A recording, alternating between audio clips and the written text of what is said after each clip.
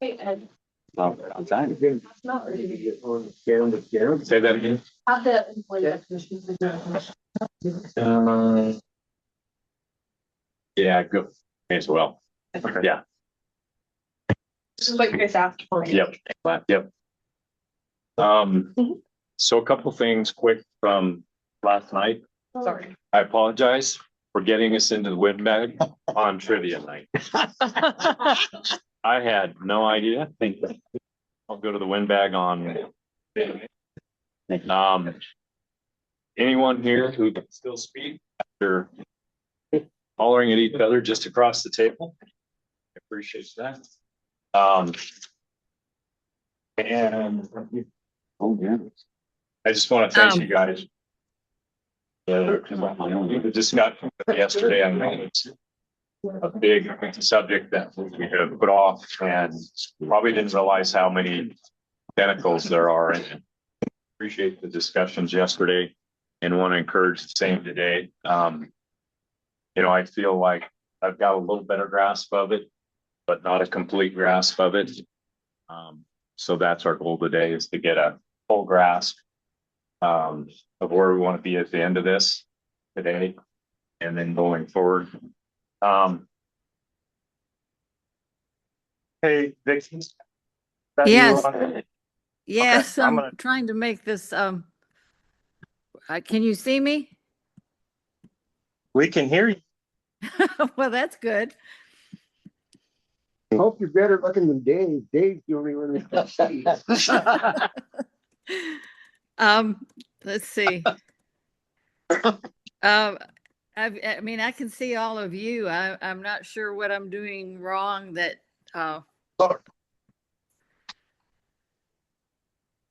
Maybe I'll try that. how's that? Bill Dave. We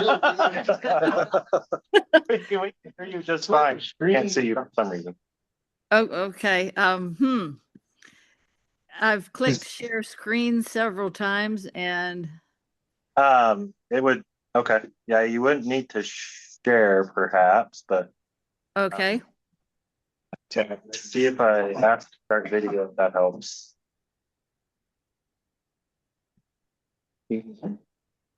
Just reminding. Then I'm just remembering. We can hear you just fine. It's fine. Okay, Q. Dave's looks pretty good. Yes, I can hear and see you well. Sounds good. Thanks, Dave. Okay. So ask Jason to do introductions here in a minute for landowners that are here to help us understand their realities. One thing I wanted to cite in public comment yesterday, one in particular, I appreciate all that we got on that from those comments. But just to clarify one point that Mike Mershon made at the end, you know, if he's on the EQC council as a citizen at large, probably, I guess. That'd be my guess. Yeah. As it used to be Dave Galt. But his point at the end was, as we get to solid recommendations, on it to Chris's point, as we get to those solid recommendations at the conclusion of our work this year down into June, July, we need to be willing and able to carry that forward with the department as much as possible, and with legislature input and effort to see those through, because these are, as we can see, the simple parts are more complicated than I thought. And if we want what we've done to be understood, we're going to have to present that, you know, in a real clear way, I think, once we get around to September of 26. So just to put that out there, you know, Mike made that point, and I don't know how much we caught that at the end. So if it's muddy still, then we're going to really have to work on that if it's important to this county. Okay. With that, So today we're gonna hear from some landowners on their perspectives around landowner preference. And then after, we're gonna chew on what we've been chewing on and try to narrow that down to thought priorities that we see. Again, more information from the department, our clarification in our work, but really line those out so we know exactly where we're going with that. Again, we'll have public comment, then we'll have a working lunch. And then we're going to be looking at our timelines for 26 in this work and the rest of the work that we had on our plan, our timeline plan. That'll kind of be the day. Could be cool. And just again, a reminder, if you can, not worried about blowing away on the way home. The Heritage Center is right next door for a final visit. All right, Jason, like to. Yeah. Well, just first, I'd let them introduce kind of their experience in their operations and what they do. But we do have the privilege of having 3 different landowners or folks that represent landowners with us today. Mr. Bird, Corey Bird's from Townsend, good friend of mine. So he's kind of doing this on a personal favor. So appreciate that, Corey. And then Mr. Ed Johnson also lives in Southwest Montana here. But like I said, I'll let these guys give details on themselves and their operations. And then we also have the privilege of having Vicki Lamb. Vicki works for Southern Pines Plantation, so not your traditional mom and pop ranch operation from Montana. It's more of a corporate timber operation that also has a lot of acres enrolled in block management as well. So all 3 of them is all on their own goodwill and their own volunteer. Just appreciate them and appreciate their willingness to come. So yeah, we'll leave us at that. You want to do just a quick round of who the list for their perspective? Lee Cornwell, a rancher from northeast Montana. Stephanie Prater, Lewistown, Montana, sportsman. Chris Faber, ranch in the Bear Paw Mountains, south of Havre, Sea River Breaks, and also an outfitter. Dale Trivy, I'm a sportsman from Miles City. Cindy Cohan, sportsman from Good. Bruce Steinberger, a sportsman as well from Billings, Montana. And Beal, sportsman, Helena. Craig Jordan, a sportsman from Missoula. Paul Ellis from Bozeman, outfitter. Rich Birdsell from Kalispell, Montana, outfitter. Go ahead, Dave. Dave McNanny, Hysham, and I represent the landowners. Fantastic. So I guess I'd turn it over to maybe Corey and then we'll go ahead and then Vicki, just kind of give us a background on yourself and your operation. Okay, Vicki Lamb, I'm with Southern Pine Plantations, and we have a ranch operation more or less in the middle of our property and also timber operations. Thanks, Vicki. Where are you from, Vicki? I'm sorry, between Libby and Whitefish is where we are, and most of our property is in Region 1. Thank you. Thank you. Okay, go ahead, Ed. All right. Good morning, Ed Johnson, retired Marine. I got to throw that in there whenever I can. Thank you. Yeah, thanks. And then I run the Cowan Springs block management down by Three Forks. All right, I'm Corey Bird. I'm part of Han Ranch in Townsend. We have property in hunting districts 380 and 391. Part of it's in block management, and I guess we have a conservation easement on part of it. Calf operation and farm also. Well,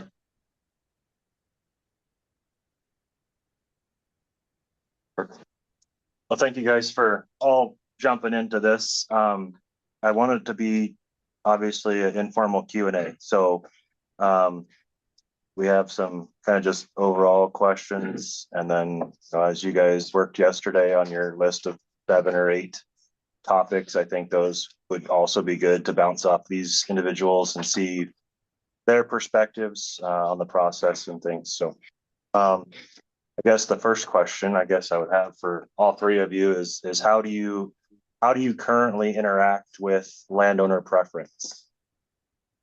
Oh, Corey, you want to, As far as how do we use it? yeah, how do you use it? When do you use it? Why do you use it? I guess we just kind of rotate through. It's pretty much the only ones really hunting my family, myself and my kids. So it's usually the kid. Just kind of rotate I guess I have a daughter in college, so she's really not using it and she plays college sports.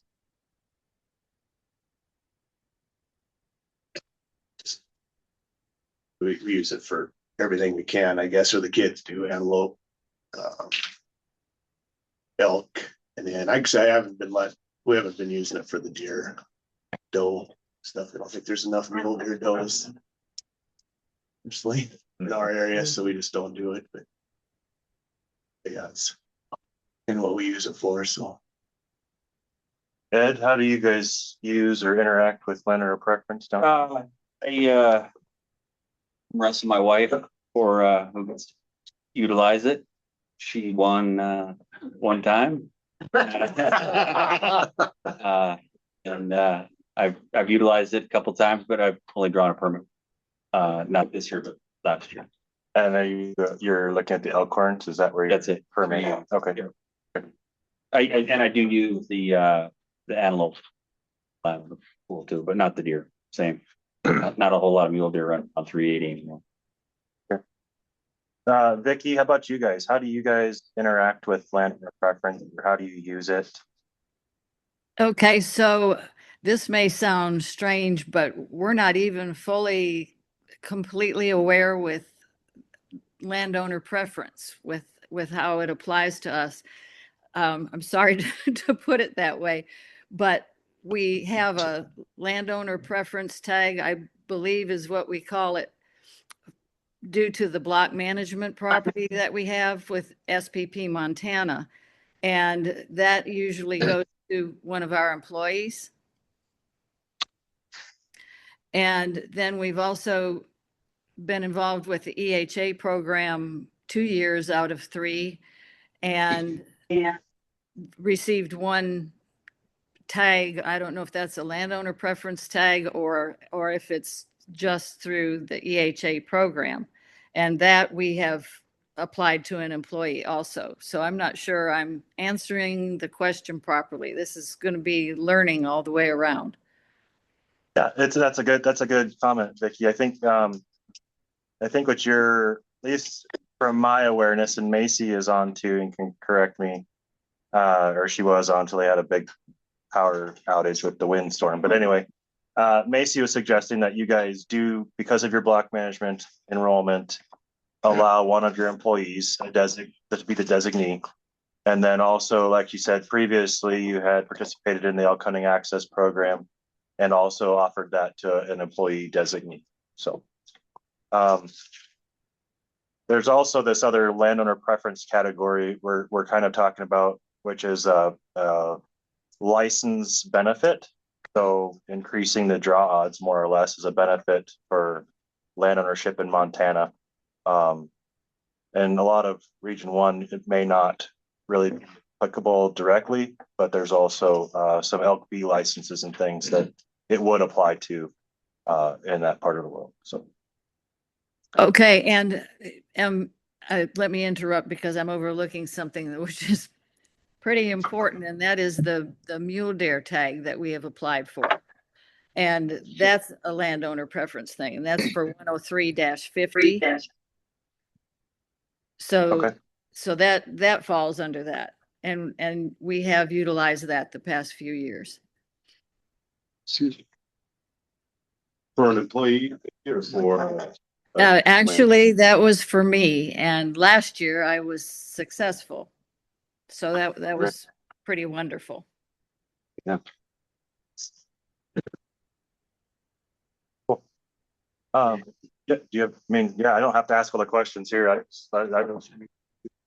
So Vicky, this is Craig Jordan, Missoula. I just was curious, when you look at distributing those to employees, if you don't mind just discussing how you handle that, is that do you- I guess what I'm curious about is in your hiring process, is that sort of advertised as a perk for working there, or kind of how do you select who gets what from an employee standpoint?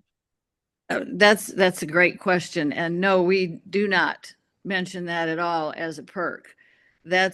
We choose an employee that has exhibited extreme loyalty in all kinds of ways, working late and loyalty and all these things. And that's how we choose an employee, and they don't know that is coming until we bring it up to them. But we've never discussed it with any pre-hire or anything like that. Thank you. Certainly.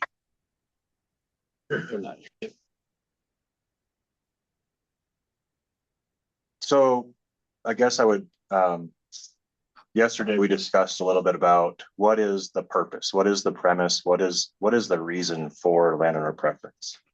So I'd ask that to Corey and Ed and Vicky. What, in your mind, what do you see the purpose of that benefit, that option? Yeah, you can start. Yeah. I guess the purpose to us is basically have elk and deer and antelope on our place. Some of them live year round, even the elk anymore. So I just think it's a benefit for us kind of being stewards of the land and allowing public access to. So. Ed, I'll go to you. Do you see those as tied together? I mean, public access and game on your place. Yeah, within reason, I'd like to limit the access where it's blocked to, but yeah, just not that it's a free for all or anything. But yeah, I think it's important to let the public, this not be an elk sanctuary or a deer sanctuary or whatever. Is that block 1 or block 2? Boy, I don't know what It's type, they have a type 1 on a majority of their property, but not all of it is enrolled in block. They were using an elk hunting access agreement as well, for other pieces that weren't enrolled in block. The type 1 sign. Go ahead. Are you in a general draw area for elk and deer? You got special permits? Yeah, it's 380s. Huh? 380. The either sex permit, it'd be 380, and they're split by the river, so you have some general license opportunity in 390, 391. So it would benefit you in 380 especially. Yeah, for sure. I'd echo what Corey said. I think it's just that benefit to the landowner that is providing that shelter, food, water, that place for those animals to seek refuge. There's other states out there like Wyoming, it's a guarantee landowner preference. I think that we have a pretty special, unique situation here in Montana where, it's not a guarantee. Although I broke out some numbers here and did a little homework, but 65% of the special draw elk, and I'm just talking about elk permits, I didn't look at deer antelope, but 65% of the special draw elk permits are a guarantee for landowners who are participating in the landowner preference program. 35% aren't, but if you look at the numbers, the odds are a lot better under the landowner preference drawing. I've got some concerns about that myself, but I don't want to get ahead of myself. If there's a different time to address those. Love to hear it. I think. Right now? Yeah. Okay. Yeah. Not to beat non-residents to death. And I'm not a landowner in, for example, I should get read those bifocals. I'm getting to that age where. Try these. 2.0. They're well used. Oh, wow. What happens when you retire? So pretty. Yeah, right. I love the floral design. It's amazing. life changing here. Wow. This was worth it for you. This is, yeah. But like, if I was a landowner in 590, looking at a 590-20 permit. I think we are all aware how the drawing is conducted, the landowner preference drawing is conducted first. And the 10% non-resident, up to cap quota, whatever you want to call it, is initiated at that point. So if you look at the quota column on that landowner preference, drawing, you'll see that 17 out of 17 non-resident landowners drew that 590-20 permit, where 57 landowners put in for that same permit and only 40 were successful. So, you know, in an extreme situation, you could have non-resident landowners eating up literally 2/3 of the permits in that landowner preference drawing, since you're not breaking out 10% for each drawing. If I articulated that well enough. So what's your suggestion matter? I would say if you're gonna have two separate drawings, you put 10, you allow the non-resident landowners 10% and you allow the non-resident general public 10%. And we do have our licensing folks here too. that can provide. If you want to say here. And I should say up to 10%, not a guaranteed 10%. First. And I could break out another situation here. I think it's, you know, unit 411-21 or special permit 411-21. Non-resident landowners took up 69% of those permits. Now that was undersubscribed, so it's not what the resident landowners got theirs. But you can certainly have a situation where those non-resident landowners really take a big bite out of that.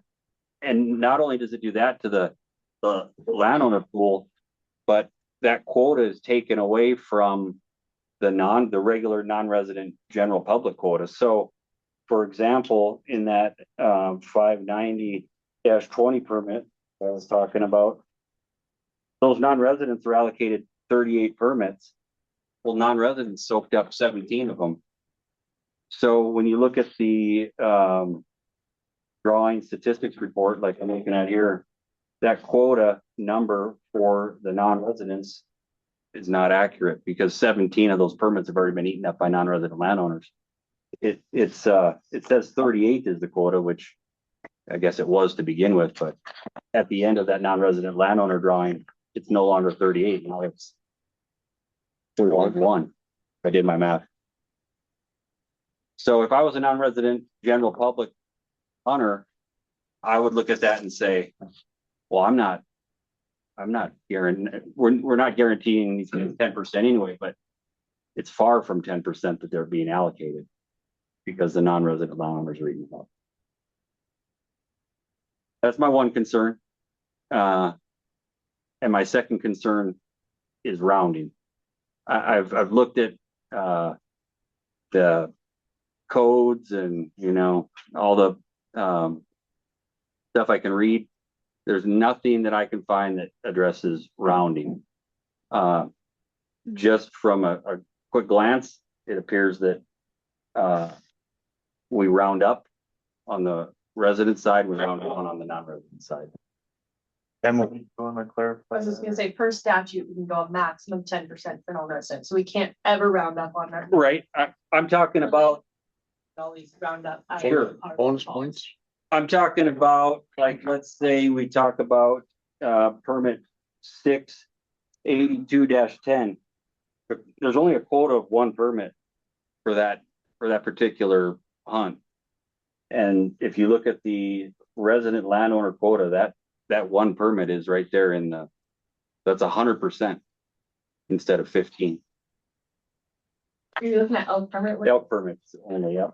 680-10. Nope, 282-10. 282. What? And then also, I mean, here's another example. Like if you look at 310-46, there's 5 permits. 15% of that is not a whole number. 0.75, but we allocate one permit to the resident landowner pool. However, in unit 310, which is the buffer zone, there's no private land there that would qualify for landowner preference anyway, so it's kind of a moot point. But if you see what I'm saying, we're rounding up, which is fine with me, but I just don't see it in the statute. Correct. It's a department policy that we always round up for landowner preference on the 15%. Can't really get a whole number on one side. Right. The only thing that we also with you, 10% that we can see more than. We always do round down for the non-resident. Looking through the drawing, you're pretty spot on the way that it works. It's fairly complex on that, but we do limit it. However, taking that non-resident land portion from the non-resident quota, the same side of the table on the resident landowners are taking it from the resident general public as well. It's the same way that it works for the 90-10 split. So here's allocating to the non-residents first before the general public gets a draw. Right. This is part of the presentation yesterday on that table where you can walk through this. Thank you for those. That's again, you know, but Okay. So Vicky, I asked you a question. What is the benefit for you all and either license benefits through your access programs or your landowner preference with deer? What's the benefit that you all see with that opportunity? Okay, with the situation that we have, there's approximately 103,000 acres in ownership, and 17,000 acres are private. That's the Wolf Prairie Ranch area that we're restoring and trying to rebuild the wildlife and the habitat and so forth. And we haven't allowed any hunting even by ourselves on that part. We've been hunting on our block management. Other than we did allow the EHA program to hunt on the private part for those 2 out of 3 years. And if it makes any difference, I'll go into why we didn't do the EHA program this year, although we're probably going to do it again next year based on some of the information that Macy has been providing us.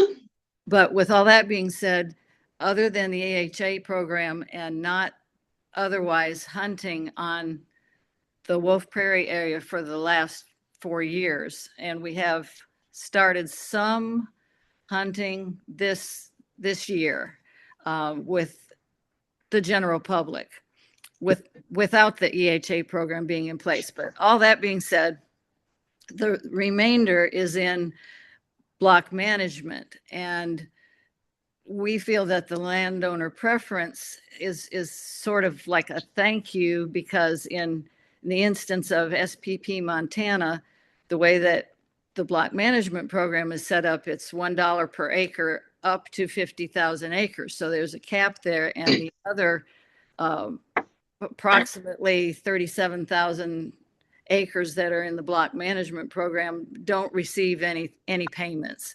So he keeps that part of the property, that part of the acreage in block management. So that's an area where we feel that having the landowner preference is like a thank you from FWP for what we're doing, because the expenses are enormous in taking care of the properties and the gates and all of the violations that we continue to deal with in terms of trespassing and poaching and, locks and gates being damaged and roads. And I mean, I think we all know how that part of things, but in the end, what I'm trying to say is it's a thank you to have a little bit of extra option depending on how the draw takes place.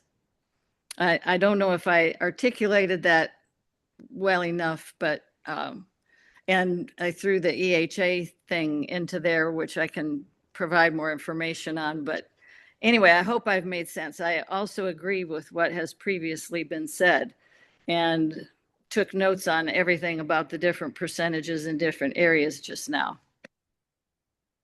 Vicky, this is Mick Cornwell. How do you manage the hunting on the parcel that you're rehabilitating?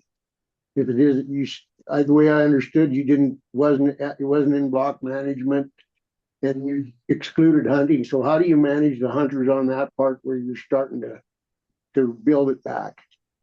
Okay. The first 2 years that area was in block management, and part of the reason why we made the area around the 2 homesteads private was because we had so many problems. But with that being said, as I mentioned, the first 2 years we made it private, we did have the EHA program in place. We had 2 HA programs, which were 6 public hunters the first year, and we had 1 EHA program, which was 3 public hunters the second year. And we worked hard at that to be able to put hunters in good hunting areas and dealing with when they come and so forth. I realized as looking at some of the EHA programs that some EHA places are also block management places, and we didn't do it that way. The EHA program that we had was strictly on our private area. So that was how we allowed some hunting while we're rehabilitating it. We're working on a youth program to draw from, and we've been hoping to get it going the last couple of years. It will be in place this upcoming year, 2026. And this was how to do it was an idea that was first put forth by John Obst. And that is to use the youth program, whoever has been involved in that year's hunter safety, and to do a draw from the hunter safety group. And that's what we're going to do in 2026 for deer and elk. And we're also working on a military program. But besides that, we're going to do for people that have an elk B tag or a deer B tag, we're going to do a draw for specialized dates of hunting on the private area that way too. So those are what we have coming up in this upcoming year. And we have allowed, let me back up. I'm sorry. I'm trying to say 10 things at once. We do take requests from people, and we keep all those letters on file and have used some of those requests that we have received to allow, like bear hunting, or for that person, deer hunting, camping, various things on the private area. So we do take the letter requests that we receive, and that's where we are allowing additional permissions right now. We've also had some people come up to the entrance, to the homestead and request that way. So we do keep everything on file. And then when we have, let's say we need to have a couple of bear harvested or something like that, then, and someone says that they want to bear hunt, those are the first ones that we'll go to, because they have come to us and introduced themselves, given us some background information on them. And so that's how we're working that right now. I hope that makes sense. Thank you. Thank you. It's really amazing. Yeah, I had 2 questions. Vicky, Drew Steinberger from Billings. Wanted to ask, do you feel like that thank you is adequate? Do you feel good about that when you get that from the department, or again, you follow it from the state of Montana, from public? And then also, I'd like to hear why you did that 1 year as well, please. Why we didn't do it? The EHA? Yeah. Okay. Correct. Okay, I hope this sounds right, but it's just being honest. Yeah. We had, as I mentioned previously, we had put a lot of effort into making sure that each hunter was hunting in a good place and had a higher percentage, a high percentage of being successful and putting them in good places. And the two things. we really got a tremendous amount of negativity from the public, from the standpoint that we're giving 3 hunters access to hunt on the private area, but we get a tag. And I mean, with all of the effort that we put into it, I think that that's a fair trade. Obviously, a lot of people don't think that way. And I mean, we got hammered about that sort of thing. And then the other thing, pardon?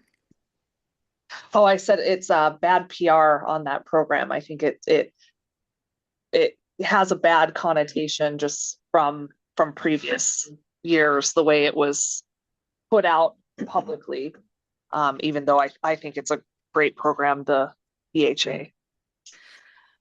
Thank you for that thought. And I think I mentioned earlier, the EHA program seems to also be applied to block management areas, which are public anyway. And we had kept ours on the private area to be able to allow some hunters access while we're continuing to build it up, because we do want to, and we recognize the whole big aspect of hunting.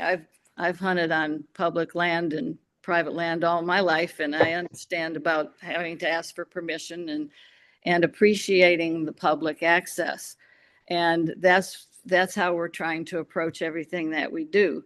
We receive so much negativity from that, plus the fact, the other additional thing that swayed us just this past year was that we wanted to potentially give the permit that we had, the 4th permit, 1 out of 4, 3 public hunters, and then 1 that we could designate or pick out of a roster, was to give to a military veteran, but we couldn't choose that military veteran, and there were certain restrictions there, but we understand that may be changing for this upcoming year, for 2006. So the negativity and whatnot was the main thing when we were balancing how much effort we were putting into it. And then the other was whether we could choose that 4th one. So that was how, those were the main things for why we did not do it this year. We took a year off to take a break and see how we felt about it. But we've had certain discussions, many discussions with Macy and the Region 1 FWP people about doing it again in 2026 or 25-26. The other part. Oh, yeah, sorry. Thank you for being really honest there. That interesting to hear. I guess the first part of my question was just, how do you feel about the landowner preference tag? Do you feel like it is an adequate thank you? Yes. And I guess I would ask that for you guys too. Sorry, I missed that part. I do think so from the way that Montana is set up. I think that is a thank you that is put out there for all landowners that are providing public access. I mean, that's the way that we're looking at it, is that, providing public access and having that extra preference as potential when we're applying for anything. Yeah, Ed or Corey, you guys want to? I agree. I think that if we asked for more, I think you'd probably see, people, flipping cars over in the streets and, running on the Capitol building here and whatever. But I think that 15% of the limited permits is a great thank you, and we appreciate it. And I hope you continue to do it. I agree. I think it's just a way of, us putting up with a reasonable amount of game damage with fences and crop damage and stuff. Appreciate it. Stephanie and then Dale. Out of curiosity, Were you guys able to harvest your elk on your property, or did you hunt district wide? For the The elk or antelope, both, sorry. yeah, we didn't get an antelope one. It was the first time, and I can't remember if my son did. But Oh, he did get a cow on our place. I have never shot a bull in Montana. really? I've lived here. I had put in 55 days last year, 160 miles on my hooves, and I just couldn't find what I was looking for. Keep at it. Right? Right? I'm 12 for 12 everywhere else, but it's just not my place, I guess, to be lucky. Were you hunting just your deeded place? Were you hunting district wide? District wide, all over, yeah. You know, on our place, the elk can be there for 2-3 days, and then they're gone for a week, and then they come back. And if you don't time it right, they're just not there. So you got to go look elsewhere. So specifically in that point, Yeah. if the landowner preference for that permit, Yeah. were only valid on private than 380. Yeah. How would that impact you? What would you think? I think that you would see a mass exodus of block management properties. Yep, that's what. I think we would all pull out. Because there'd be no incentive to, the incentive would be to keep the elk on our place. Mm-hmm. So Right, like yeah. I had a hunter, the year before I drew the permit, I had a hunter that lived in the area that our place is, and he hunted that place as hard as he could and couldn't make it happen. It's a little open country, just got close on bulls, just couldn't get inside that 100-yard type deal. Those bulls that he was chasing, very unique, you know, heavy force that curled, or fronts that kind of waved, or big wavy thirds. And those bulls, as soon as that rut ended, they were in Boulder, 20 miles away. Dang. I know, it's crazy how much they'll travel. So, yeah, I think you'd have a mass exodus in block management, and you have harboring of elk on private. How about you, Vicky? Were you able to harvest your deer on your place?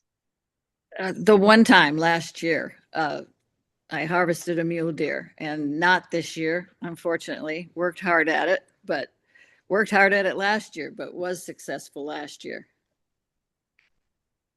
Awesome. Congrats. Corey, what do you think about that concept? That's why, yeah, I think I had asked the question yesterday. It was just a concept that was floated about these limited either sex permits being restricted to private land only, or your own land only, both those conversations. Yeah, I think there would be a mass block management.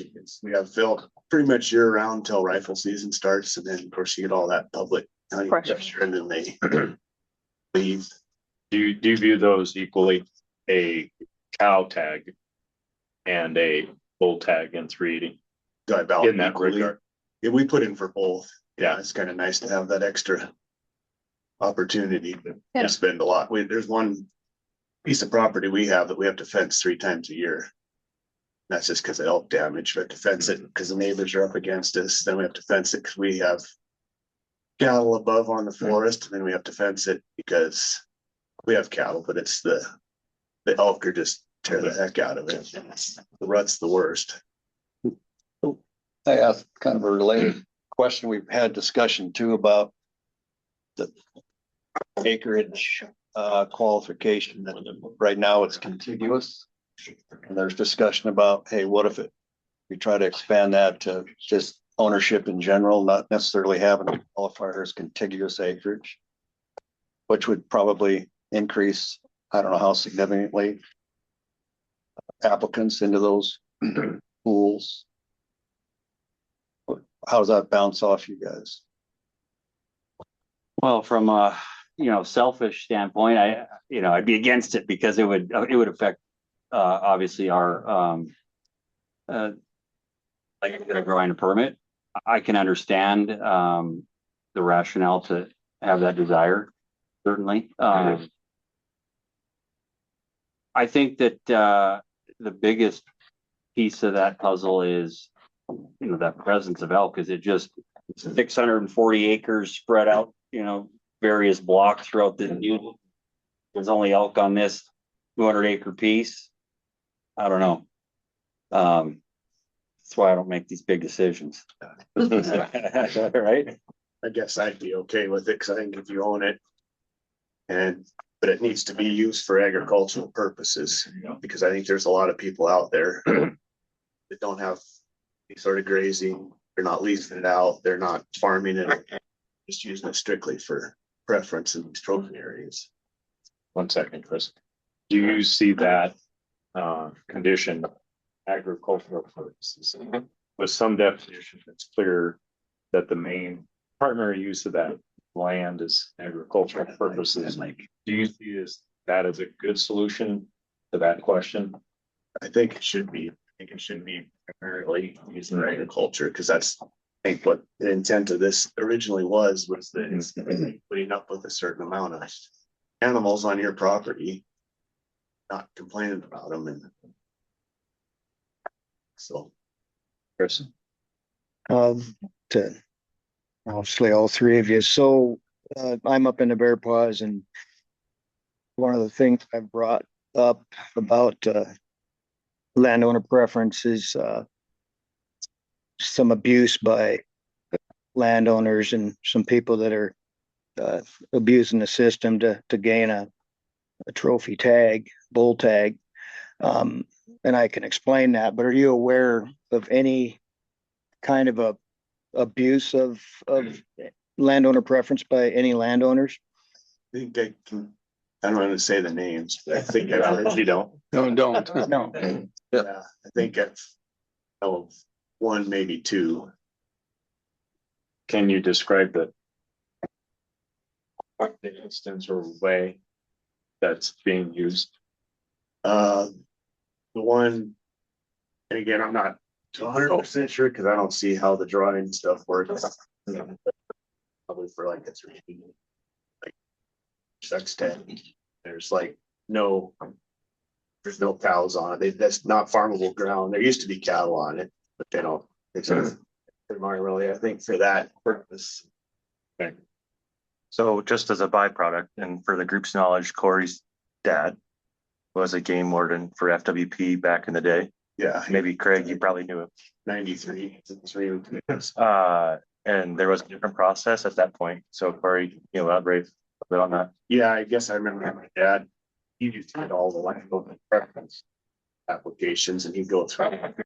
This guy runs cattle. These guys have a farm and a ranch.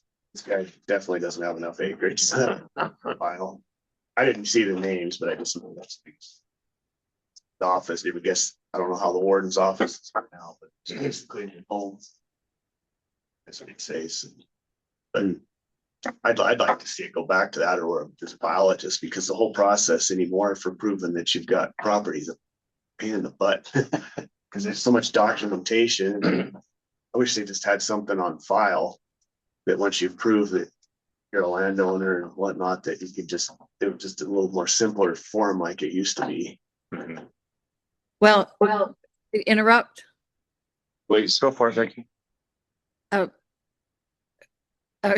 I was going to agree with that, because the way that it is right now, and there is so much paperwork to prove the land ownership and whatnot, and it is set up where for the second consecutive year, if you've applied the year before, you can just sign here and sign there and not have to go through that. But then the next year you have to go through it all over again, and that it is complicated to get all of that, to get all of that completed. But the other, I was interested to hear how the landowner preference might be abused also. And the other thing I wanted to add was that I think that the agricultural use is maybe even more important than the continuous acreage. From our standpoint, we're rebuilding the cattle ranch areas, and we have a lot of block management that is our property also that just is all right surrounding it. So we have a lot of negativity that we deal with because the elk are spending time in the alfalfa that we're growing for the horses and all of those fields had to be rehabilitated also. It was just sparse grass and grasshoppers when we started. And so, but, the elk don't just stay there. They go where they want. And as soon as the rut's over, just like you were saying, they head down south of where we are and so forth. So anyway, I think that the agricultural part of things is important in the landowner preference considerations. And then we'll give Ed a chance to respond to Chris's question, and then we'll go.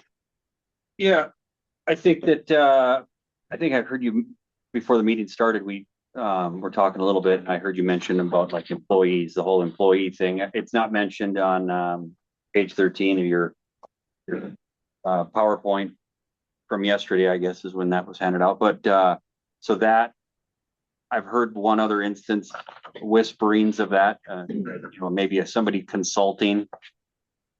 I mean, is that an employee? I don't know. It's tough. I'm not in that position, so I don't see behind the curtain on everybody's stuff. But I think on that PowerPoint page 13, number 1, dividing properties into multiple parcels. That's obviously gaming the system, I would think. How do you stop that? I don't know. I don't think you can with the current wording of statutes. Okay, Paul, then I had a question, in the abuses, you see it in the size of the acreage, like somebody just goes out and buys a 640 acre piece. I think that can be Is that part of your possibility. situation? You would have people that would, Just do that. yeah. That would fix it if we went to agricultural. As long They as, gotta have elk on the I think place. as long, yeah, because I think it's not, I thought it was supposed to be used primarily. Sure, it's gonna change then. Depends on the part of it. That's the only the requirement for deer and antelope. It's not. Okay. It's elk. Okay, because I think it used to be, if I remember right, way back when, that that was a requirement, that it had to be for some sort of agricultural use. We leased some ground from a guy, that's along there, so that's a legit deal. Right. With that, but, there's some other stuff where there's people potentially just buying property, like out of staters, or just somebody that's like, I'm just gonna tie up this piece of ground and I'm only gonna use it to get this bull permit, and I'm not even gonna hunt anywhere close to this. I'm going on the other side and hunt type of thing. So I have a problem with that. And I think a lot of the general public does too. And that was some of our discussion yesterday on should that permit be district wide, or should it be restricted to deeded land or private land? Because of scenarios like that. Same thing like on the agricultural use. It would be really easy to game that or loophole that, right? Put one cow on there and now I meet your qualifications, right? Yeah, and I think you'd have to have some sort of a.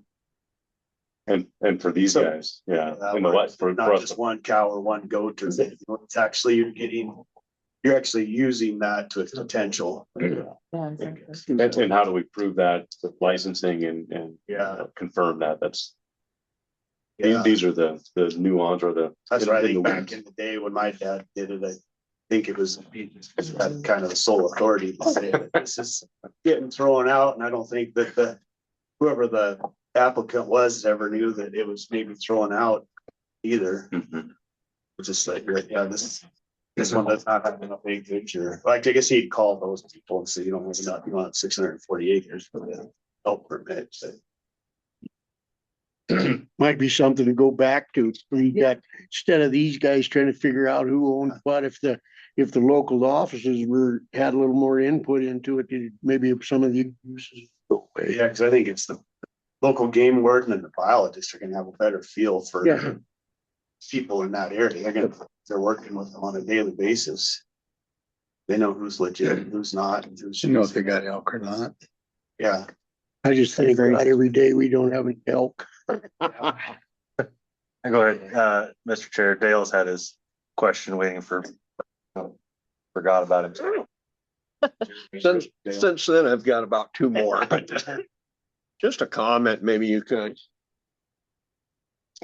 Craig or Ed or Vicky could comment on this, but someone just talked a little bit ago about dividing property, to game the system.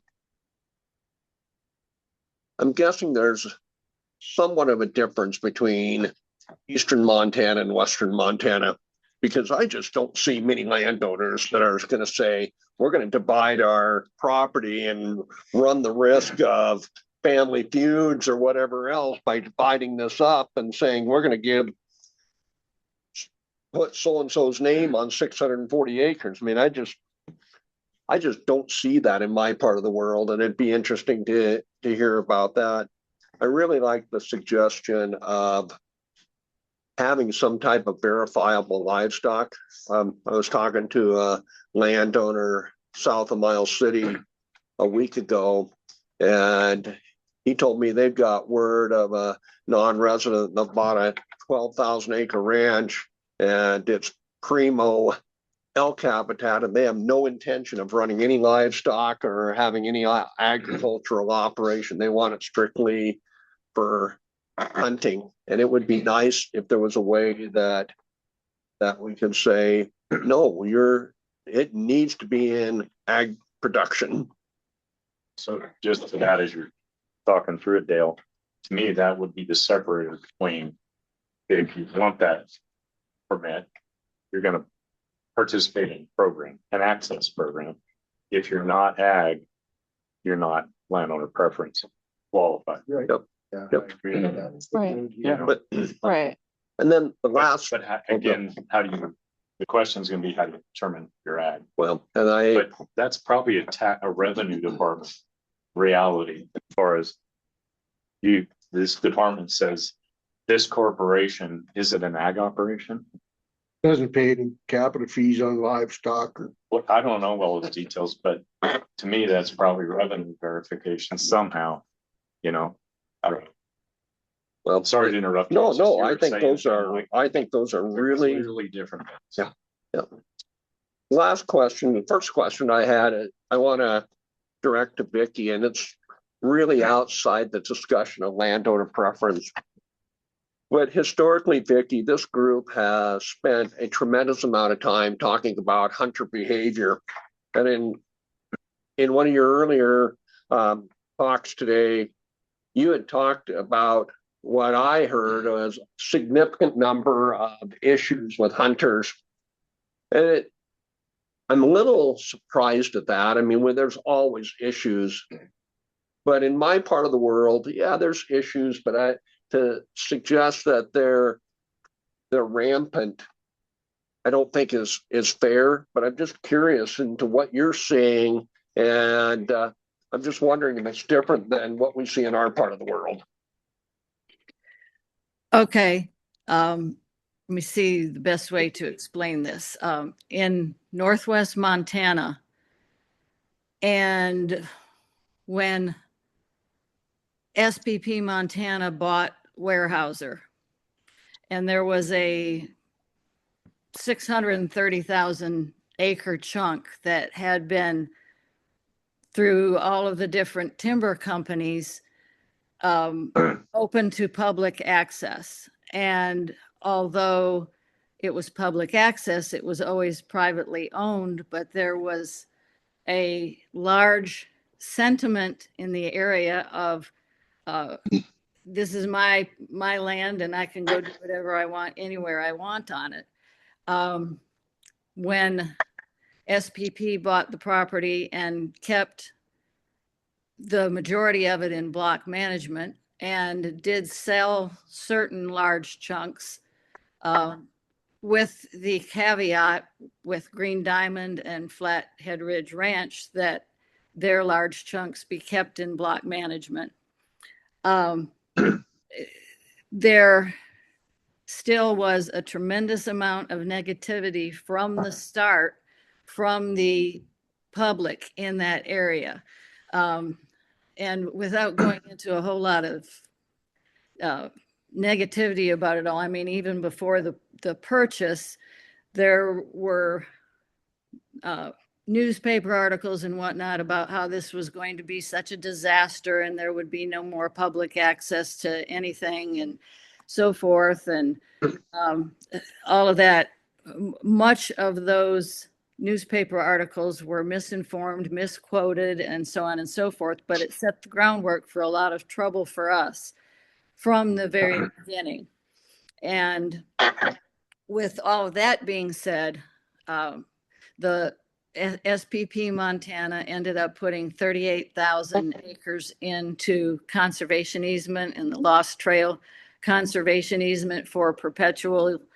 That's a perpetual easement for the public to use, and another 7,000 acres at the below the refuge in a conservation easement. So all of those things were additional efforts for doing things for the public and the public access in the state of Montana. All that being said, with the privatization of the 17,000 acres, that just seemed to escalate the problems that we had in that area. Let me back up and say, for instance, Plum Creek in 1989, I believe, I didn't bring that note with me, entered into the block management program for the specific purpose of the access of game wardens to patrol in the area because of the problems they were having even way back then with damage and violations and so forth. And so it's not something that just started happening when SPP Montana bought the property, but there has been, we've got game cameras out all over the place, and the violation of rules, going around gates, destroying gates, pulling down gates, putting super glue in locks, damaging roads. It goes on, and this is all camera documented. So I don't mean to sound like I'm being unfair to anybody. We also have a lot of tremendously great people in that area that they come and pick up litter, and they report the things they see to us. They report, give us different game observations and what they're seeing.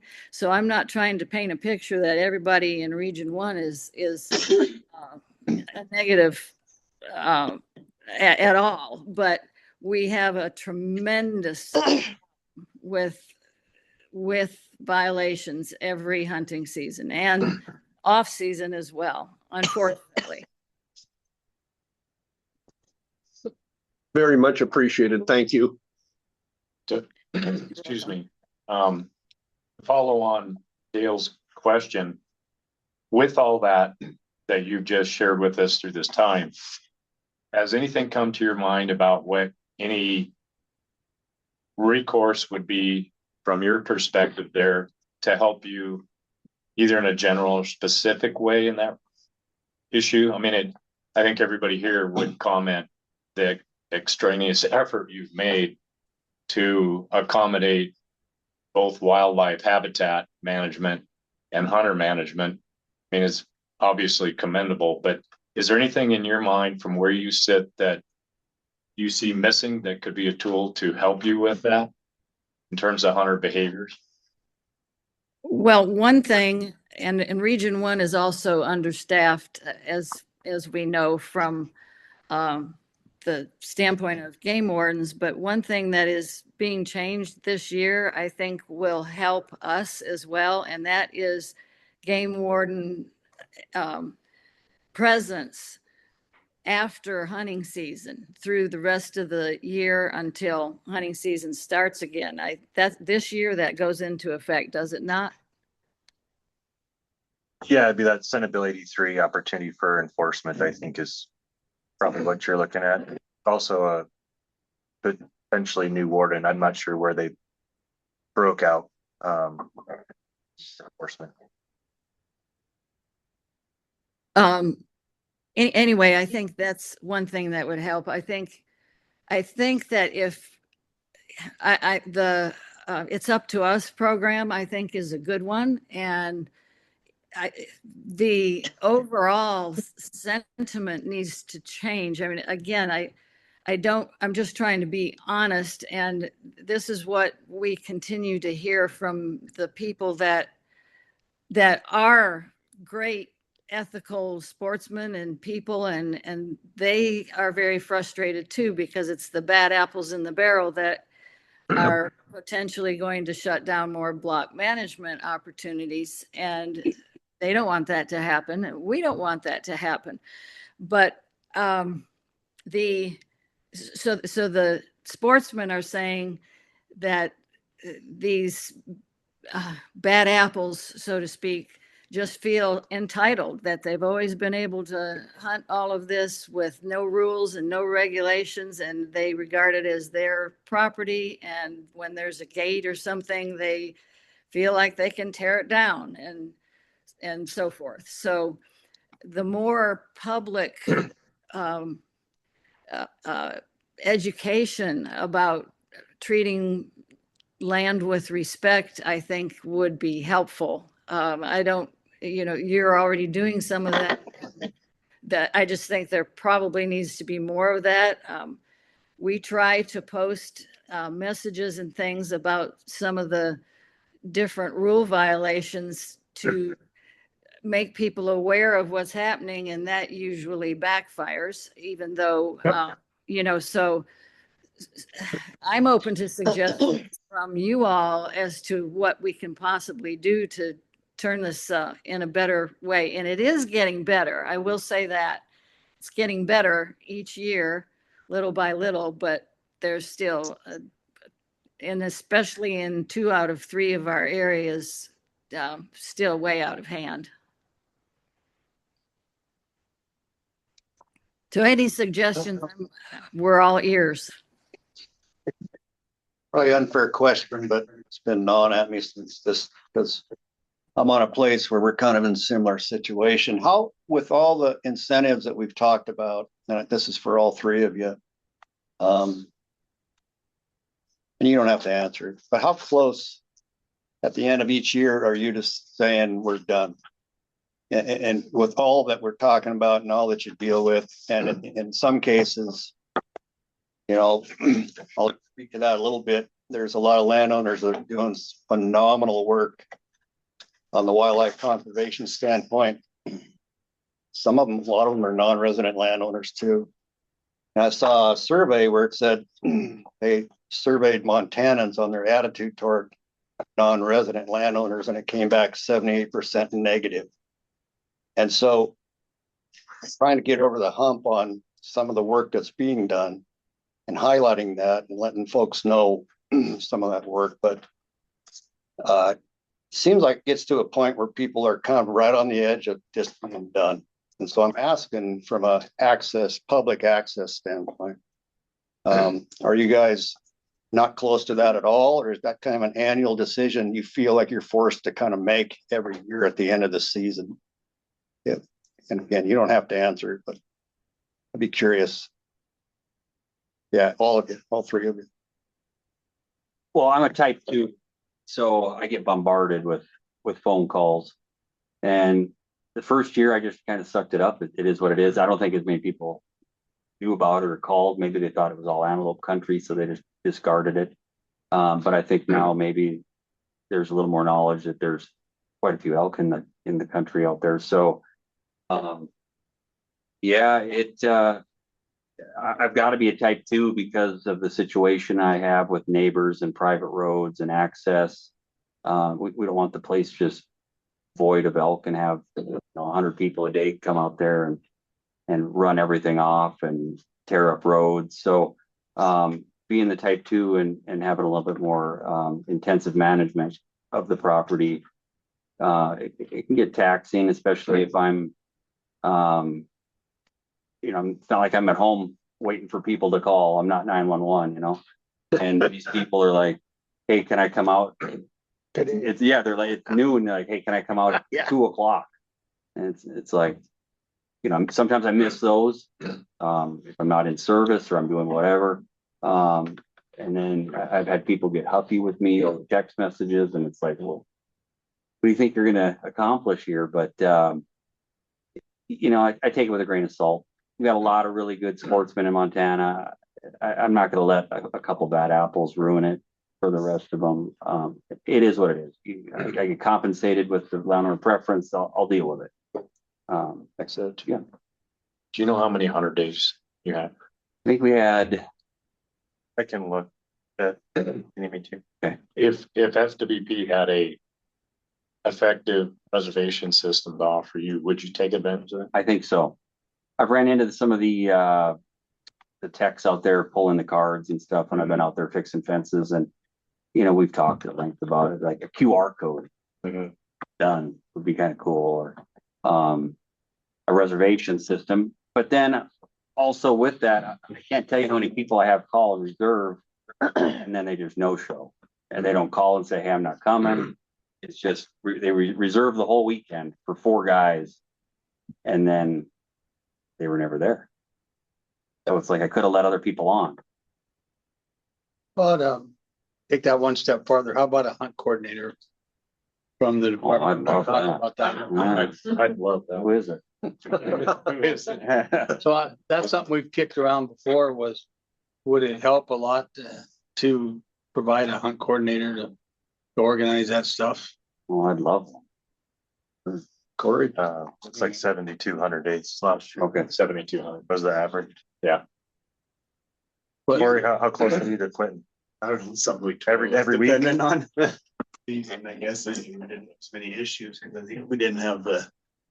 Others, once the elk kind of left, there was sporadic elk back and forth, but. We actually did pull out a little bit of our block a few years back because the hunters griping about us being up salting cows or driving up to hunt ourselves on some roads that were closed for them. Part of it out, so we did, we haven't put it back in. We do let people on some of the other ground, we let people in if they ask. Even then, like said that, people get cranky over the phone because they can't come in that night to hunt a whitetail. It's like, I've got somebody else in there. We also have a shooting preserve. So those pheasant hunters, because they're paying, they've got priority over the hunters. They're just trying to work big game hunters in. But people will be mad. They'll show up at the house or where mom lives. Oh, we could eat at a house and owned by whitetail deer or something like that. Those things, yeah. Wow. What's your name again? Because Yeah. something that's always on the table. So. There's a lot of good people too, but there's a lot of bad ones too, unfortunately. Actually, last year we had a guy, his son-in-law shot a bull elk. Well, he had the 380 tag. His son-in-law, I guess you know what I'm talking about, shot a bull elk in a bad spot on the forest. And so the other landowner wouldn't let him in. I let him in through our block to go get it. Made sure it was like 10, 11 o'clock in the morning. He drives up there, and some of our block hunters are mad because he's up there retrieving an elk. Shouldn't be able to drive up there to get the elk. It's on our property. Yes, stuff like that. They're just not so entitled anymore. Yeah. Wow. Thank you. Yeah, Vicky. From the standpoint of SPP Montana, every year we think about it. And every year we pretty much keep everything still in block management. 4 years ago, we talked about doing some sort of a sign-in system. Region 1, that's hard to do. That was what the general consensus was then because of so many different access points. So this past year, we put a couple of more sections back into private that bordered what we already had private to help us police things. But in one of the areas where we did that, it blocked off a state section, a 640 acre state section. So we set up this year it was an experiment to see how it went, a walk-in sign-in. area there where you could park, you could pull onto the private area and park and sign in and go ahead and walk into the state section. So far, that has gone fairly well, and we're still waiting for some of the input from that. But in 25, 26, we're going to a sign-in of all of our block management. And we tried to do that this year, but it was just going to be too much for FWP to get it all in place in time. So we have the understanding that we're going to do it in 25, 26. There may be 3 different names, but it's not like some places where they, and this has been touched somewhere about, breaking off certain areas so that you get more money or something. We're not doing that. It's all still the same one ownership, but it's going to have 3 different names to make it easier for FWP, like SPP North, SPP McGinnis, that sort of thing. We're going to try that in 25, 26 and keep everything going in block management. So we'll see how that goes. That's our step in trying to keep everything public access. Thank you. So I know I talked to at least 2 of the 3 landowners and they all kind of expressed some of their frustrations. And so I know we're getting close on time, but I want to make sure that they also have that opportunity. If there's frustrations or challenges through the whole entire process that they want to express or other concerns they want to express, if that's okay with. Absolutely. Back on the planner of preference, not to get away from access, but just that. So I guess whoever wants to go first, I don't care. Whiteboard. Yes, really, reiterate the whole process of that your land on all the paperwork that's involved. I think Vicky talked about that too. It's it's pretty difficult. They're time consuming. Yes, they usually come in cabins and trying to get such together. Yeah. And then just making sure that people are actually using their ground for agriculture and a legit landowner. The only issue that hasn't been brought up yet that I did my homework with and read the PowerPoint, and it is mentioned in here about the legislation that was proposed last year. I gave remote testimony on it. It didn't pass, but the non-resident landowners in that landowner preference pool, in some cases, are allotted an additional bonus point opportunity that residents aren't afforded. The representative that sponsored that legislation, I know when I was watching her on Zoom, she came up at the end of the session and wanted to make some changes, but it just didn't go through for whatever reason. The additional bonus point for us resident landowners that provide that public access would be amazing. Like I'd rather have that than the free license. So to clarify, for block, that second bonus one for preference. It'd be the bonus point opportunity for them. So the way it is right now for the non-resident preference pool, yep, they can purchase a second bonus point if they're enrolled in an access program. Right. That is what. Correct. Yeah. Not resident landowners are not afforded that opportunity. And did we determine, did any non-resident people actually take advantage of that? Was that the 30? It's not 30. That was a 30. Okay. So there were roughly 30 non-resident landowners that did that. Sure. I think it's a great idea. I like it. I think it would definitely incentivize other landowners to think about participating in block management. But if they don't have that, keep it as is. Great point. Vicky, what other challenges or issues in your perspective have we not touched on yet that you'd like to address? Well, I'm normally at a loss for words, as I'm sure you've seen today, but I really don't have any other issues than those we've already covered. Or Okay. points, so to speak. Again, the paperwork, if nothing has changed, then it just seems logical for all concerned, even on your end, to just keep, the policy in place where you can, if nothing has changed, sign here. Having to re-up every 2 years. Might ask a question. Now to clear out northeastern Montana. What kind of hunter pressure do you guys get for your block management? What's your 100 days? Like ours is probably isn't hell over a couple thousand guys. A couple thousand 100 days, is it, Jason? I'd have to look, please. Yeah, but what's the comparison? You guys put up. He was 72.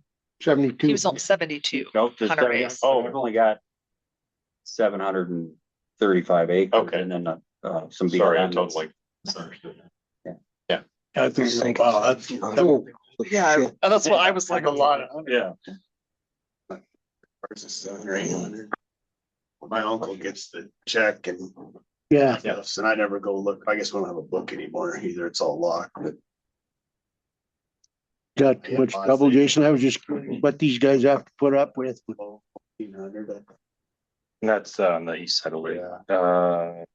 317 was what was on the Han Ranch contract, but it might be more than that.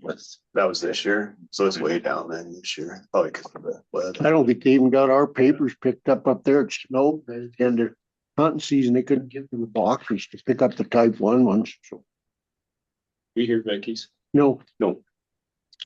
They're on a per hunter day acre model. They don't have a permission requirement. Okay. So we just take a number that we get from the region on a average 100-day per type 2s and then apply it to their 100-some thousand acres. So they're tens of thousands, 100 days. Yeah. How does ours work? Our type 1, is it? Yeah, yours will be different. Is it the average? Yeah, I thought we signed the average deal so you didn't have to keep track of all of it. There's probably a multi-year contract. Yeah. Something else you slightly off subject, but you might want to consider or as you go on today.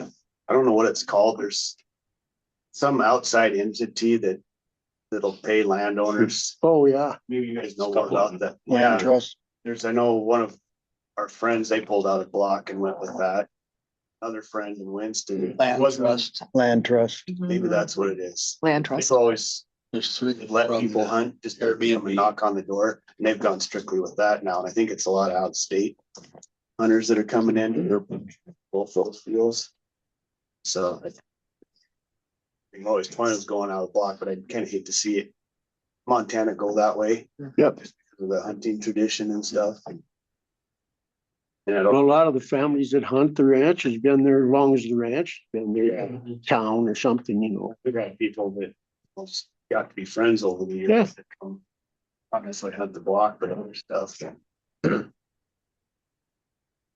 Yeah, I mean, just like the whole commercialization of things. See, if you're not careful with like the employee thing with being real specific where people could start, I'm selling you this chance, even though you're not an employee, you're gonna turn more into like Texas at that point. Yeah. Much more fun private. Do you see those guys going from block management to the land trusts or the Airbnbs because it's easier, more organized, or what do you think they're reading? That's what I was told. It was less hassle from block. The one that was in block said it's just way less hassle. You have way less problems. It's his words. It was a better quality of hunters. And you could, if you were having to work cattle or something that day, didn't want somebody on that piece of ground, you just call that place up and say, hey, we're going to take those people now because you could cancel like last minute on them. And if they weren't going to show up, they would get a call and say they're not coming in. I think the other place that wasn't in block management, I think it was just better revenue. have a bed and breakfast and stuff, and then those people would come and hang out their place and then go else. Yeah, they've been on our radar. Yeah. There's getting to be more and more of them. I think I found 4 of them total the other day. Friend in Winston, they're not even letting neighbors on now because they're strictly doing this stuff. And then we have a friend that he couldn't even hunt there during rifle season. He always hunted there. During Trent Outfitters. Oh, it's all Yeah. Gary Trent up right now. So Corey, operation, particularly in the history of that and everything. Is there any one thing in your mind you want to see to secure your decision going forward for public access? Any particular one? Like a better quality of hunter because it's tall order, but that's just what how it is. I don't know how you achieve that, but it's just the whole thing's been being talked to us. Is they're so entitled anymore. If you close one gate that had been open, even though it's private property, and you deal with the next 5-6 years of people cutting the gate. Well, I was able to drive up here and it should be public access anyway. And or if you have cows here and you don't want people hunting.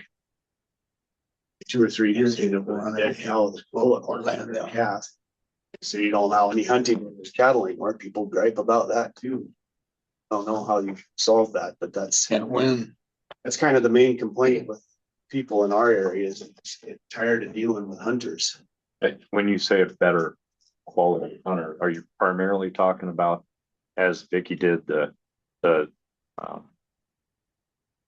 entitlement, or is it also an effective hunter, or is it mostly the behavior? Do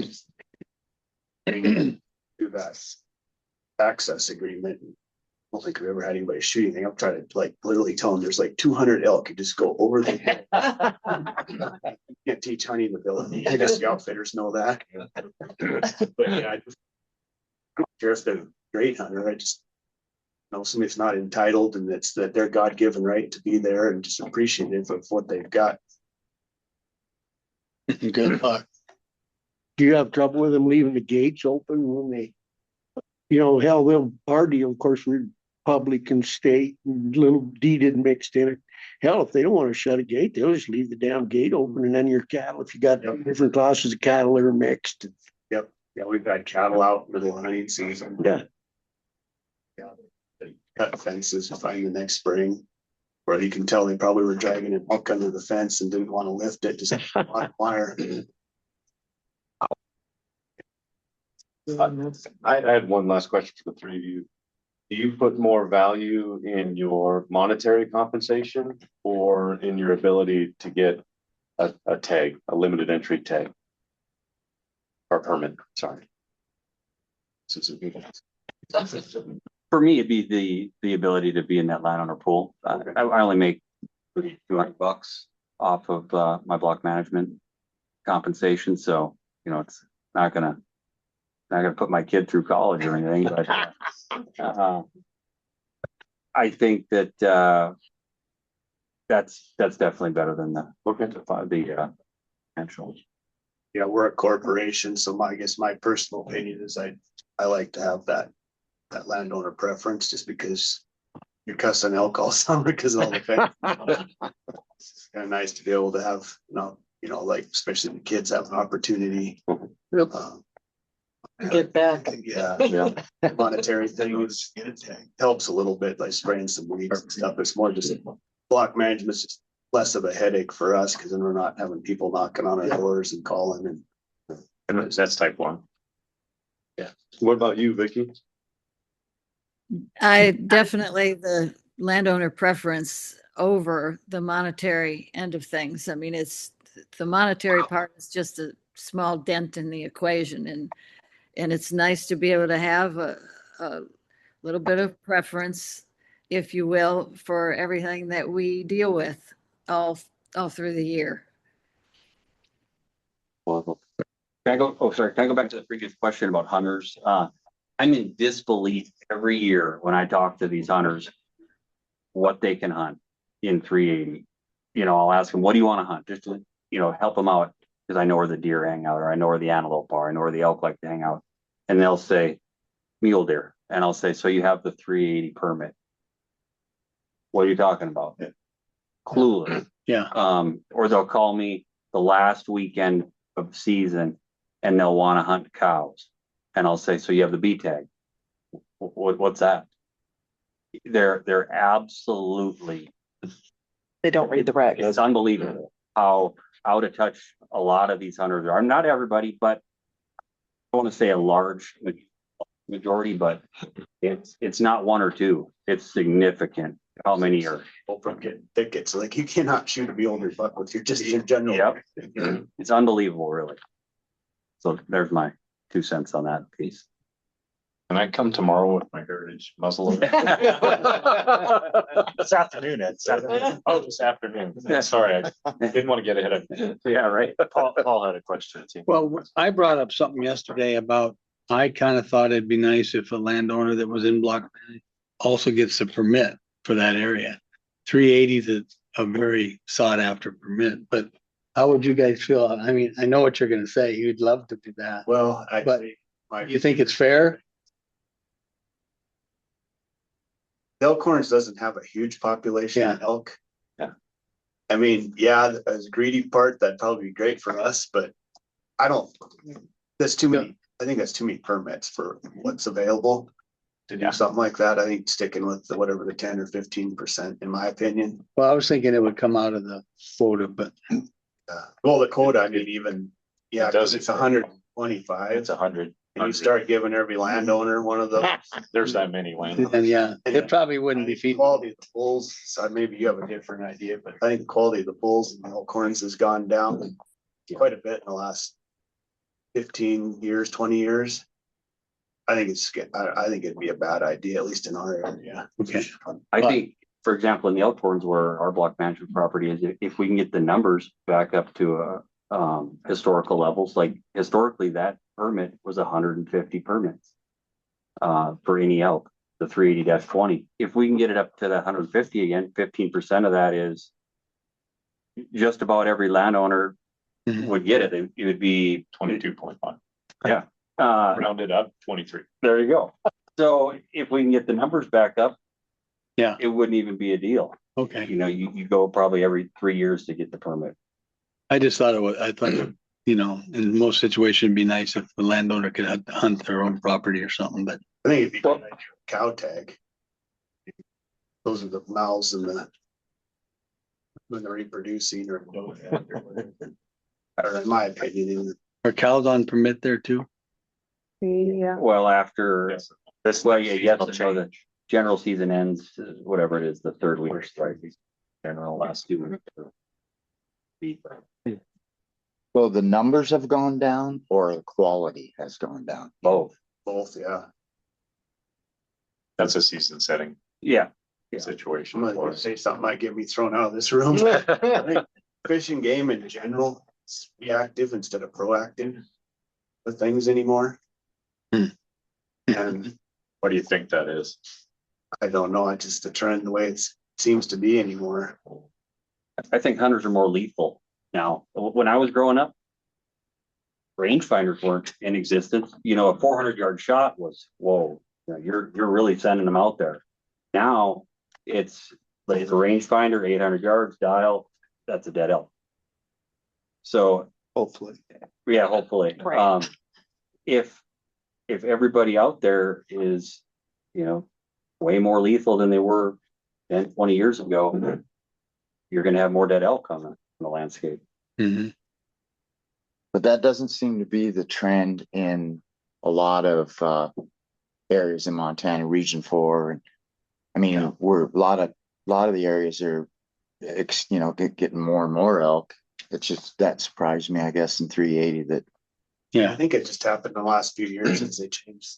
Have that general tag, you could shoot cow elk for the first 2 or 3. I don't know. it's first 3 weeks on a general license. We actually stopped that on ours at the end of season. Because we didn't want to. So then basically anyone with a general tag can go and kill the next coming crop of bulls. There's a shootout where they really could shoot 60, 70 head of cow elk in one spot. Most of the herd. And so there's 3 of us landowners in that area. And so 2 of us, talking to biologists, said we don't support that. I support permit cow hunting. They basically drew a line from Indian Creek and said you can't use that. And now I don't know if I got it changed either. They took it the wrong way and did think we didn't want any cow harvest. And then I'm just reading that even if you have a permit this next year, I don't know if that's already been through or not, that wasn't going to be any sort of cow harvest between Indian Creek and Beaver Creek. And it's like, no, I'm okay with like permitted, just to regulate it more instead of having, because everybody can see that whole property off the highway. You get 200 or 300 head elk down there and then they trap them and then they just free for all. That's disgusting to me. I'm all about getting rid of some cows or does or whatever, but not that way.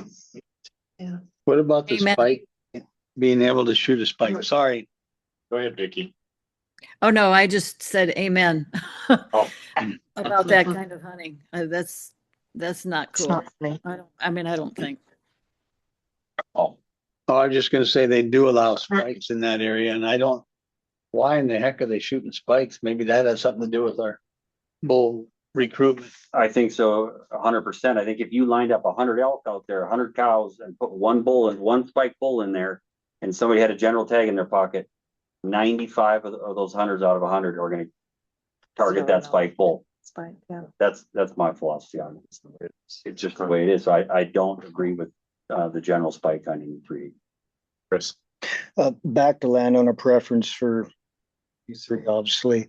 I'm trying to find a way to stop the abuse that's happening. I know in the Bear Paws with the landowner preference.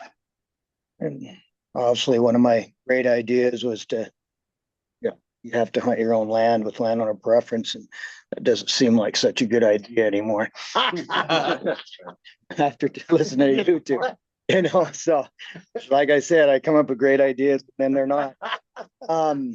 But do you have any, or moving forward, we're trying to figure out a way to stop to reward the landowners that actually have elk and are doing everything right and not doing underhanded things and getting paid under the table and stuff that's happening in a Bear Paws to gain that landowner preference test. Someone saying I'm a land manager and never even steps foot on the ranch, and it's getting worse. It's not just the Bear Paws. There's some other, we're hearing about some things, and buying 640 acres or 1,280 to get 1 or 2 landowner preference tags, and then hunting anywhere in the district. I'd just like to know if you had, or moving forward, if you give us any input on how you could stop this abuse from happening, because we're trying to do something, but we're gonna have a tough time getting it done without upsetting, the good people. I think the gentleman that sat next to you had the same question, and I know it's addressed in this PowerPoint presentation, the splitting deal. Like, you can look at a property, it doesn't take a genius to figure out, arbitrary name, Blue Sky Guest Ranch. That's one block of 6,000 acres or whatever. And then the next one right over, same tax address, Blue Sky Guest Ranch LLC, same tax address. Was it done that way to take advantage of the landowner preference? I don't know. I'm not going to get behind the curtain people's lives, but I'm sure that's why the licensing folks ask for. I've seen the verbiage, the exact property name, right? And I'm sure that's why, because you can see some of these properties that there's the portion that's the exact same, but now we just add LLC to the bottom, or you throw a partnership LLC in there, but you look at it and they take up this big chunk of ground, but again, that same tax address. I don't know. It's definitely, it's been identified, but I don't have the answers to curb that type of thing. Yeah, I don't either. I don't, that's what you guys are here for. But yeah, I gotta wash my hands when I walk. You sit there and micromanage what you guys did, right? Make it egg. Yeah, I think you know, Chris, to your question on that. What I'm hearing shake down through this.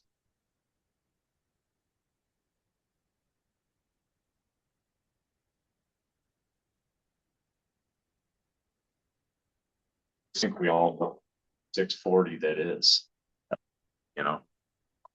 And yet, you know, what is that definition? So I think if we can do on that in a way that's effective, and then also this is just a sidebar to that, but I think the point of for block management cooperators to consider that second Bonus point. bonus point. That'd be great.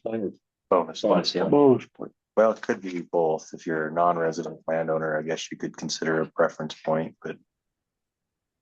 And I mean, to but really you're tighten, getting a license, so it Yeah. doesn't really.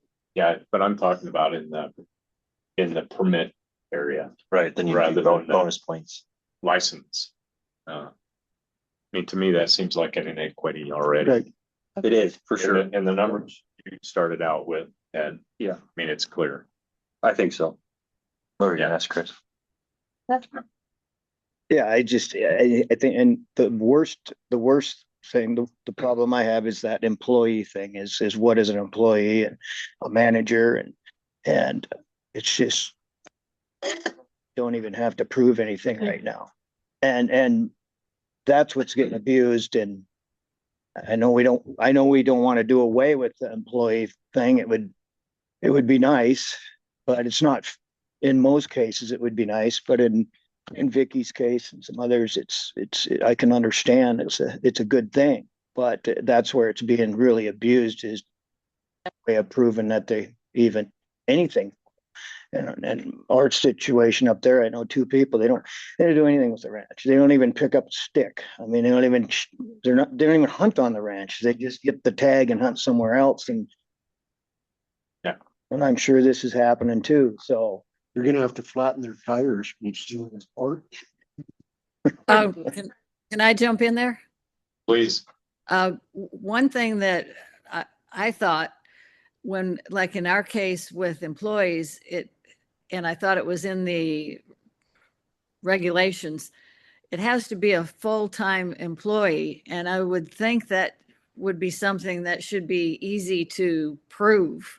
And in terms of otherwise someone who just says, oh, I work there, and like you said, picks up sticks one day or something like that. There's a huge difference between that distinction. The full-time employee, I think, should be mandatory or some way to document that. I mean, we sure can document that. And we do also, we don't just give that to an employee. On 1 year, it might be a family member. I didn't mention that. And so might be a family member, it might be a full-time employee, but it's always otherwise a full-time employee. And I mean, maybe there's some way to set things up where that can be documented or has to be documented, or, you know, what I'm trying to say in order to do that. Boy, I got a text after the meeting, someone was listening in. They directed me to the Indeed employment website, and they actually have a how to write or how to verify past employment, and they had bullet points about what that would entail. It was actually informative, but offer that up. I can send a link around or to you, Ed, you can send it around. I got the same one. Okay. Yeah, and the case in that point was, you know, if you apply for a loan, you may be asked for an employment verification letter. So that's the first part, is some form like that. That an employer is willing to certify or verify. And the second part is what's the consequence if you falsify that data? And we talked about that a little yesterday. And somehow maybe, Chris, in those two aspects of it, you can get rid of the majority of it. I don't know. It's something that exists. scare some people off. That, Right. yeah. The full-time part I wonder about, you know, because a lot of ranches now and farms, they've got seasonal employees that come. They have guys come, help brand the calves or put up the hay, or if you're a farmer, they come and help with the seeding and the harvesting. And I don't know if there's that many people that have a hired man anymore that's there 12 months out of the year. How do you do that part of it? You know, if they're a legitimate employee and come and work and they've got a work history there, it looks to me like the full-time part of it would be hard. We do have full-time employees, but there's not a lot of the neighbors that do, and they're legitimate businesses, you know. So Yeah, we've only got one full-time hired guy, but we hire seasonal ones, but yeah, I guess potentially we can give it to a full-time one, but I've never even considered giving it to a seasonal. right. Right, so exactly. Why would you? I mean, not everybody is going to qualify. for it. No, That's Yeah, it's just the way it is. Yeah, right, it's supposed to be special. exactly. I could go to sleep at night with that.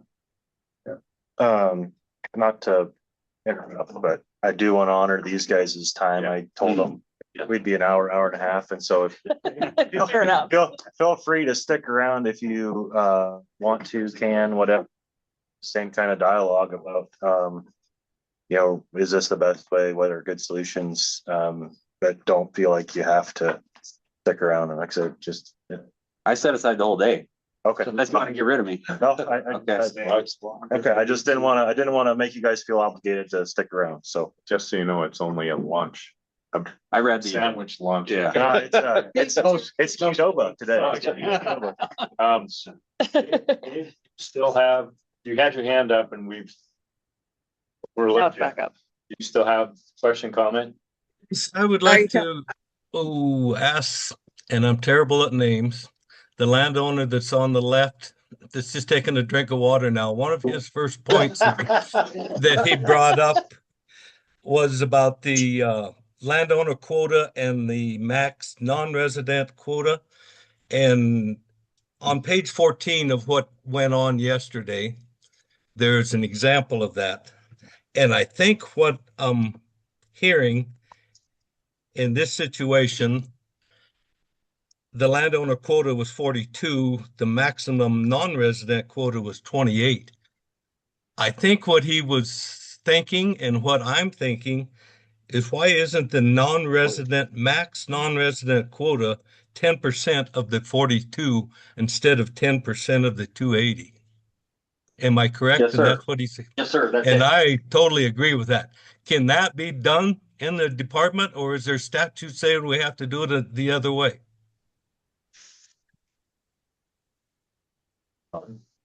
So according to statute, it's 10% tax, so there would be some, so there would be. For that to read how you want it, for the 10% of the percent. The legislature. Yes. It isn't that way now, 10% of the 15? No, it is. Oh, I 10% always thought it was. So the maximum non-resident quota is 208, or sorry, not 208, 28 of that 280. So it sits on its own outside. I didn't know that. inland. So it hit 6 in that specific example that I shared. And then we hit the remaining 22 in the general portion of the garage. And who that affects is the non-resident DIY person, not a landowner, correct? Correct, which, you know, you can look at the same side, your same thing happens to residents, Correct. you're taking the resident. The landowner portion, and then you're leaving the general DIY residents, same amount. I would also add it affects the resident landowner in the landowner pool. Because now you have an increased number of non-resident landowners that are allowed to soak up those tags, those permits. Whereas if you limited them to 10%, that number instead of 28 would be 2.8. Or 2 or 3. We always round down. Okay, so okay, So it'd be 2 instead of 28. So your resident landowners in the 65%, excuse me, in the 35% of those permit areas are competing against those non-resident landowners at a significantly higher rate. Go ahead, Dave. Just one thing that I would like to see changed is I think the maximum non-resident quota should be 10% of the landowner quota, period. In my opinion. Second. Oh, that's not how this works? Oh, Run property. oh, okay, yeah. Vicky, you had a comment earlier. I wanted to make sure you have that opportunity to bug out if you need to. I'm. Oh, well, wait a minute. I don't know what, I've been fooling with my, are you all still there? We're Yeah. still here. We see you. We can hear you. We can't see your face, but we can see your name. Oh, okay. I was trying to figure out how to make it all work where I could, where you could see me and I could see. So I was trying to do that again here in the last few minutes. But anyway, I don't think I have anything else, but I can stay and listen for a little bit longer if you're still covering some of these things that were on the agenda. So that's where I'm at. Okay, thank you. Thank you. We didn't have a break built in, but whenever you Yeah. want to. We need Brent. We just do like 5. Yeah, let's do 10. Then I got one. You're still there? Yeah, go ahead. Go ahead, Vicky. Oh, no, I Mike, thought someone was maybe asking. I think you already mentioned this, but the 2 landowners in here are in a special draw area for elk. Are you in that's not a special draw. You're in a general area up there, aren't you? Special draw for mule deer. Just special draw for mule deer. Right. That's all I want to clarify. I wasn't sure on that. a non-resident. Okay. Got it. I just wanted to be sure about that. I was that in context. Sorry, Cindy, go ahead. Sure, I was just wanted to comment that, part of the reason there's so much paperwork, correct me if I'm wrong, is to keep that falseness from happening. You know, asking for the deed and all that stuff. It's to try and keep fraudulent activity from happening. I know it's, but can we get a better system? That's the way they're trying to keep that fraudulent activity down. Just a comment.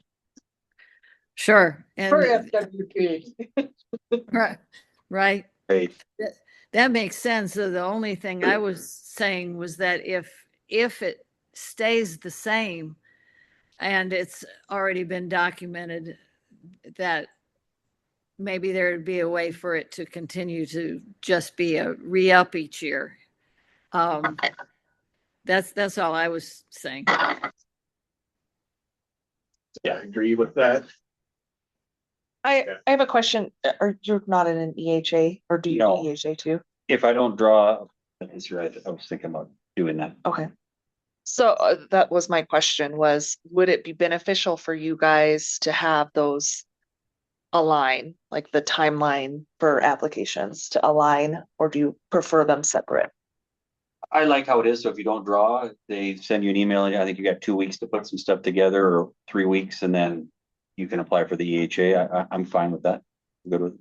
Yeah, I like it a little separated because we've just been using it for cow tags. Yeah. My kids doesn't draw cow tags, so we just use it for that. And I can always draw cow tags. I don't draw general.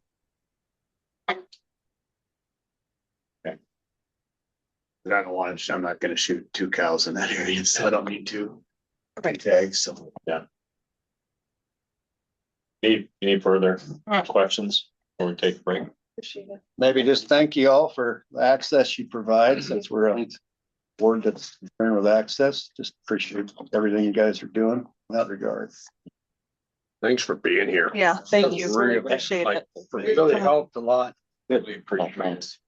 Yeah, like Jason said, you don't have to leave, but if you want to leave or need to leave, we respect that.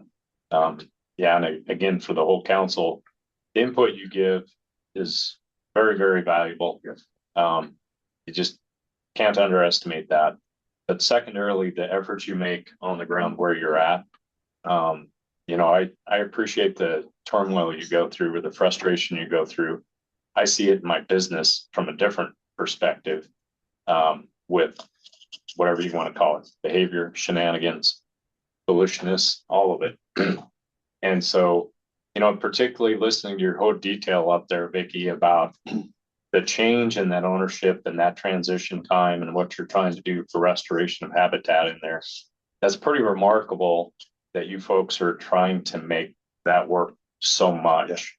You know, I think it's what every hunter in the state of Montana really appreciates, even though they may not know it. Yep. And then for the existing landowners that have been there historically, I think we all know that's Montana's habitat has come to be what it is because of that heritage over this time.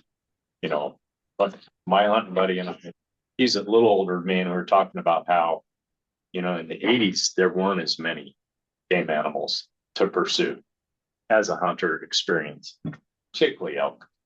Maybe there were more deer than there are right now, or whatever that is regionally. But I just think that all the ways that can be recognized, landowners should be recognized for the habitat and the work they do on their own place, we take for granted, knowing that you're 365 in that effort, and we're there to bug you for whether it's 11 weeks or 6 months, Yeah, I was gonna August say, 15th to February 15th, depending on where you're at. Then we might want to, you know, chase squirrels or something. I don't know. Spring bear. Greatly appreciate it. And I know in my business, the vast majority is like, we really appreciate it. You know, clearly, it's just, man, that squeaky wheel and that poor observance of rules and ethic, all of it. You know, it's like Chris talking about, you know, trying to get rid of fraud. You know, I mean, there's these little areas of fraud and everything that's done.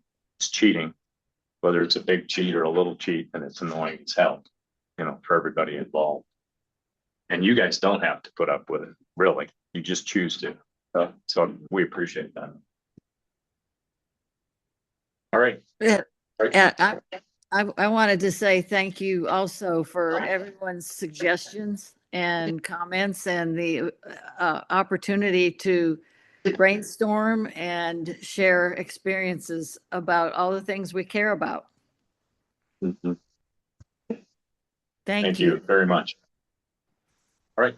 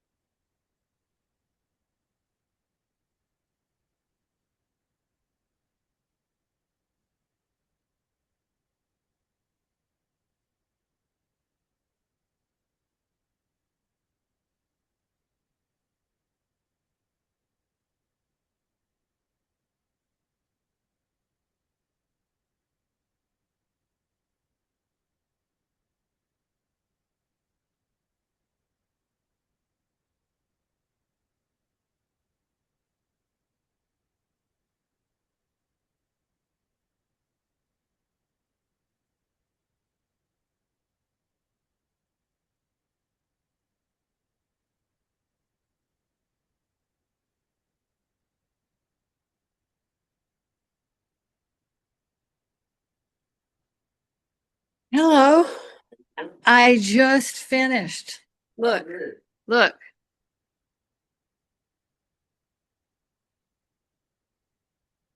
I just finished with this just now. Everybody's taking a break but they're done with my part, our part. Yeah, Vicky, you're welcome to stick around around the break. So this is on the phone. Thank you. Okay. Yeah, thank you.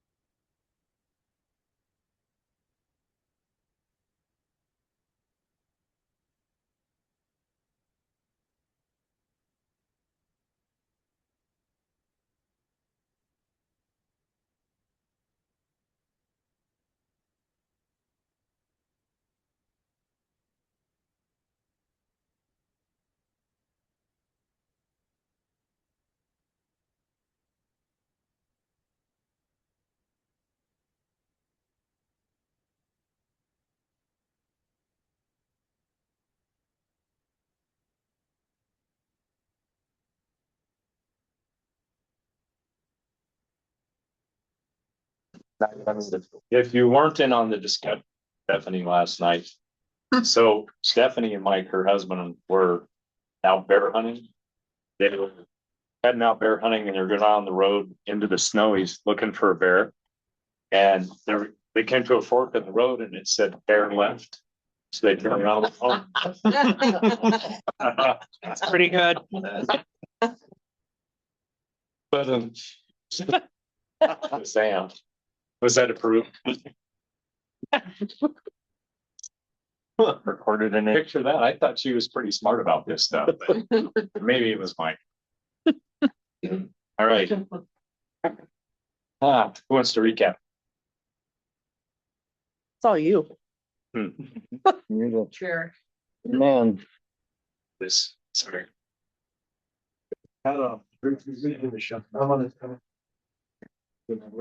If you had hair on your head, it would doorball that. You gotta stand behind him. Well, you said last night yours wasn't long enough to share it. Not yet. Okay. All right. The I hair, think LPW. we need to shake some of this down, but does anybody have any bubbling thoughts at the moment that they want to interject before we start to take that down where we're after this hearing and everything we Dale? Well, there's key points there that I thought were really key that were brought up by our speakers, and it changed my perspective on how I was looking at some things after yesterday's discussion. The first being, I think we need to, or I think we should consider trying to provide some language that says if you are a non-resident landowner, you've got to have some ability to show proof that you're in the agricultural industry rather than somebody just buying a chunk of land and then getting permits and being able to hunt anywhere in the district. That's one. I think the employee thing yesterday when I left here, I thought we should away with employees. But after listening to Vicky today, I don't think we should. But at the same time, thought that struck me was those people that are gaming the system to hunt to get that trophy permit. If it were such that they committed fraud and said, hey, I'm working for here, and they're not, if there was a violation that was essentially the same as a poaching violation where you lost all your hunting privileges for 2 years or 5 years, it may make people think twice about signing a form and says, yeah, I'm a full-time employee. It isn't, it's applications right now for, on your application for license. Same, right? License falsification. It's the same thing. It's part of why the game orders make sign your license permit when you have it. All part of that same process of verifying the information. You sign that on. Out of curiosity, what is the punishment for, like, if I'm a non-resident and I say I'm a resident or something, if I game the system in licensing, is there any punishment to me for gaming? So in that circumstance, yes, and I can't speak exactly to that, but I think that you can get your license, suspended for a certain amount of years. As a game warden, I'm sure that you know that you can get on the interstate compact that you, like, everybody is part of that. And you can't get your licenses in other states. As far as on the ground citations, that's court stuff. There's not an easy answer for that, but it is fraudulently giving information to obtain licensure. So we can if you are charged with that information, you are unable to purchase application for licenses for depending on the period of time based on enforcement in the courts. So then we couldn't process your application because you'd be uneligible to apply.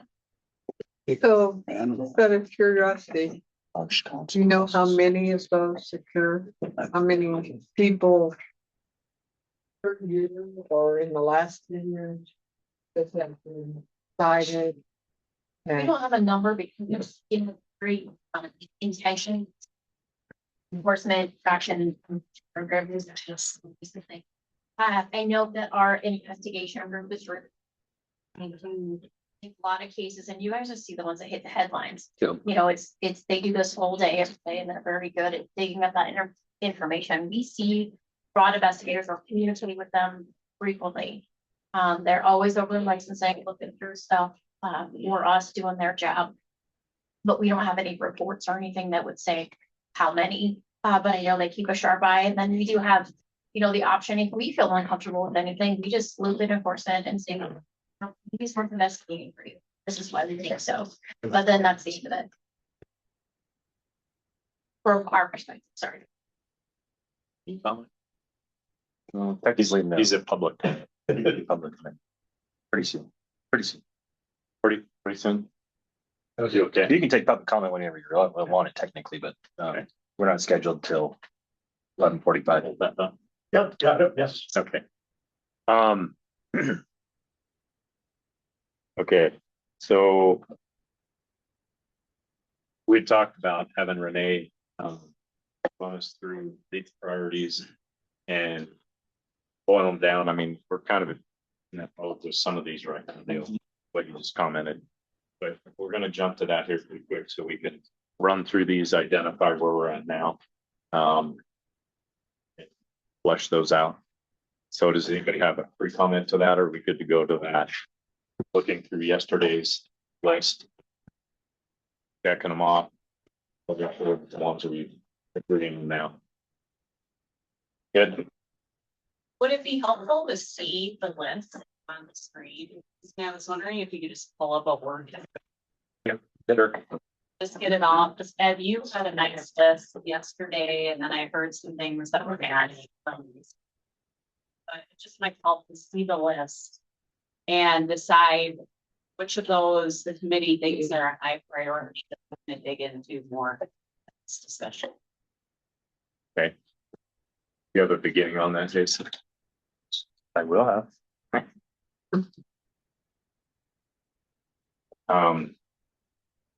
One I'll just throw out that maybe we just check off, like we checked it off. And that was, one of the first ones was the concept to hunt on your own property. I think that's went away when this talk there, that's a little bit, because they're allowing with the elk or deer, you're allowing by signing up for block management, you're allowing everybody to disperse it. So if you've got a deal where you can't, if you don't get the preference, then you'll just say, oh, I'll wait till they all come to my place and put in for the license. And I think that one went away. At least that's the way I understood it. I don't know what you guys think. So just a nod. You're there, Stephanie. Yeah, I think do away with that Sure. idea. We're back to Chris. that. I'm still trying to figure out, yeah, I mean, we can't just. Yeah, Do you want to Probably not. discuss the, I'm just trying to figure out a way, that work and, because I agree, we can't do that. And I'm just, not just these people here, but there's gonna be many more people that don't like that idea and for good reason, so. Yeah. so are you good with scrapping that one, or do you want to discuss it more at this point? Yeah, we can scrap it for now, but I'm gonna try to come up with some other idea. Good with saying, or do it not, taking that one any further of hunting on your own land. Yeah, they were. I'm not fully convinced. I don't disagree with tabling it. And the point I would make is that, yes, the point was made where you would pull out of block management, but not all landowner, but not all LOPs are public access cooperatives. That's the nuance. It's not as simple. It's not black and white like a lot of it. None of this ever is. And that's the nuance there. It's not all landowner preference permit holders like Ed are public access cooperators. So, but I am okay with tabling that issue and we need to discuss more later or. Guys, that's great. Yeah, and maybe if it's couched with the future discussions about acreages involved and also with, we talked about agricultural operation as a qualifier and some of this moving forward. I think bringing those things in might help with Chris's issue too. I'm not speaking for you, Chris, but that might help find things a little tighter for all of us. Yeah, I agree. I don't think we can do that, on your own land, but I do think if we make some really stiff penalties, I don't know if we have to do that legislatively or not, probably. So I think we need to start working on that. If somebody's gonna lose their hunting privileges or they're gonna lose that, they're gonna confiscate that bull. I think these would accomplish what, well, we've been talking about this for years, is these abuses. I think we table this one and focus on the other ones. I agree completely with Paul. I mean, stiff penalties. But you know, this idea, you know, people, if someone's gonna come in and buy 640 acres and for the reason of getting a trophy elk permit, for example, and whatever, no matter what whatever would qualify them to do that, it just seems like they're gonna find a way to do it. You know, they just will. If they gotta turn it into ag, you gotta, what are they gonna put 2 cows on there? I mean, I don't know. It just seems like people are always gonna skirt the system. I do believe that, like many things, you have to have stiff penalties if somebody's fraudulently obtaining tags or skirting the system, and it's all, I don't know how you deal with it or how you find, you know, exactly the right way to catch them, but yeah, stiff penalties or yeah, but I would say we table that idea for now. How far are you, Jason? I'm getting it. Okay. I think we do that towards the bottom of the list. Hearing a few concerns about it, continued discussion, we just put it towards the bottom. Where did the list go? He's working on Oh, okay. I It was up there for a while and I was like, I didn't want the world to see my files. fair enough. Not that I wouldn't disclose them, but see how my mind works. Okay, so I think 1 and 2 are just similar. Yeah. I think that number 3. I don't think there's very damn many ag operations that have full-time employees that are year-round. There isn't anybody in the bunkhouse anymore. What's all different? I would think that the ones for the LP tag.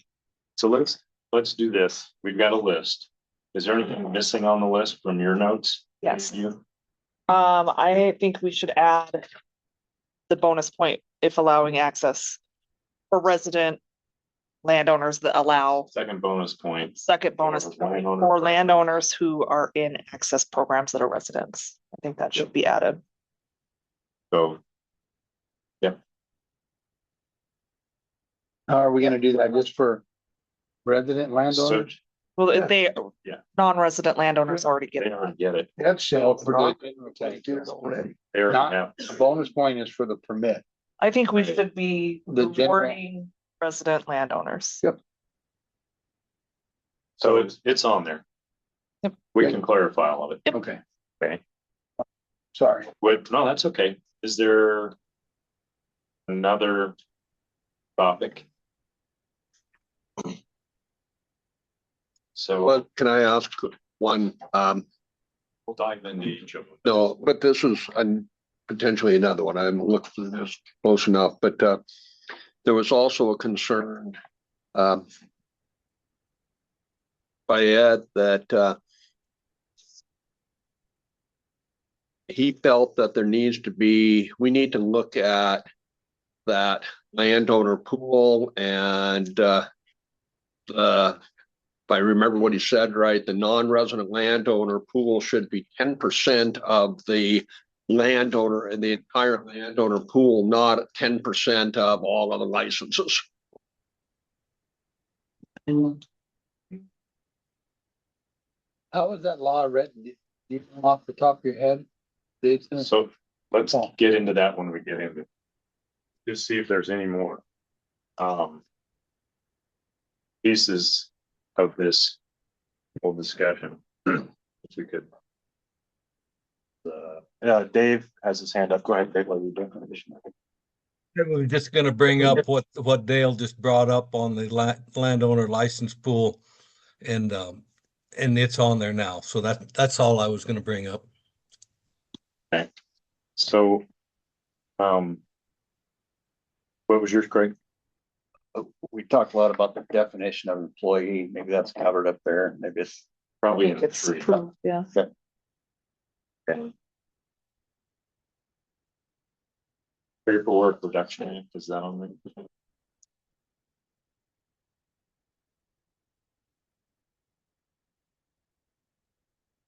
If you notice, every federal form has that it complies with the Paperwork Reduction Act of 1665. And you gotta go get that notarized so they know you owe it. The acreage amount, part of the. Yeah, I think that's 5 and 6.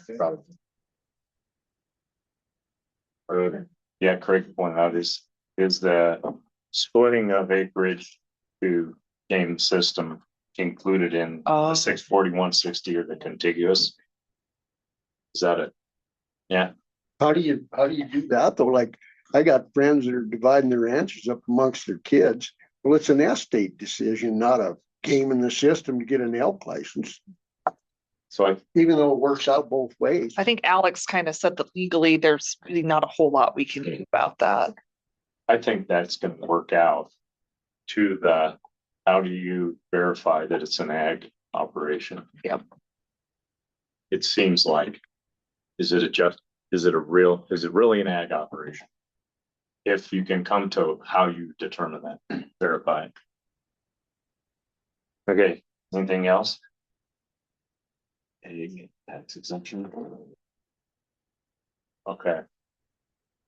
I think that's good.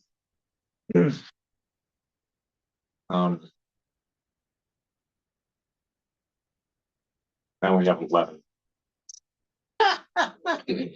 That's all right. They're going to shake out. You want to start with this, Renee? Yeah, so Shake this. So do we want to, I kind of like where we're going with just at a high level. Do you want to table this for later, or do you want, is this something you want to talk about? Or during can we this rank them? meeting? Yeah. I mean, 11's a lot to rank. Well, it sounds like some of them you might be able to pretty quickly say, you know, that Yay or we nay. don't feel like this is one we want to deal with at this moment. I think 1 and 2 are the same. Yeah. I think they're Under both each other. together. If you're talking about doing that.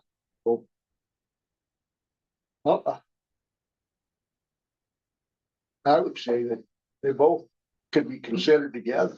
Right, you could just say concept of hunting private. Yeah. Or private land only, or hunting your own land, just combine them and then just table They're it. kind of different though. No, but why are we restricting Montana resident hunters that are landowners to hunt on their own land when everybody else in the whole damn state can wherever they want? Looks to me like we're holding those guys to a higher level than the rest of it are, guys, you know, just because there might be a guy or two cheating. Well, if somebody knows somebody's cheating, turn them in. Good one. There was a stiffer penalty for turning him in.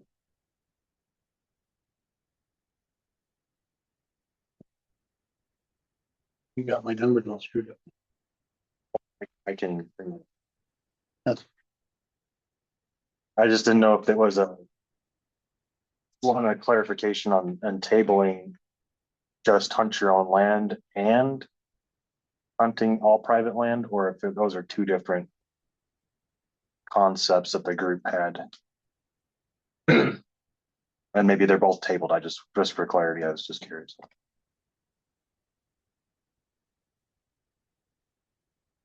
And just because it's tabled doesn't mean you can't talk about it in the future. Right. So does anybody think that 8 is a priority? I do. 8, yeah. I don't know how you do it, but I think it ought to be, somebody comes in and buys a chunk of real estate. Should lease it to the neighbor kid or something with it. So it's got still an ag. It's not just a place for a fire. If the spirit of the LOP is for that intention, which sounds like we all agree that it is, then I think some sort of verification, it might be as simple as, are you an ag exempt on your taxes? I don't know if it's like, nothing's ever simple, right? But it might be something like that. Mr. Chair, if it's okay, can I ask licensing what Sure. for verification on the system here and We go to Montana National, we look at your land classification that DOR gives you, which has an agricultural classification. However, just want to caution, like the portion of Western Montana is classified forest, which is not classified ag. So, DOR decision, but that's how we say that you're an agricultural operation. Otherwise, it's a personal attestation, which is the part that you can cheat very, very easily. Is your land used for agricultural purposes? Yes or no? You sign on the line, that's where it's super easy for fraud. We're gonna take your word for it. Well, forestry would be the same thing. Some people use that. It's not defined as. We're not gonna be out this many. Only for those particular ones that require a classification, and you do look at the control and see what the your next one is.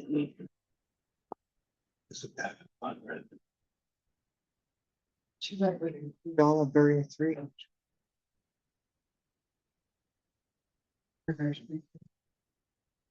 So I think we've got to rank these.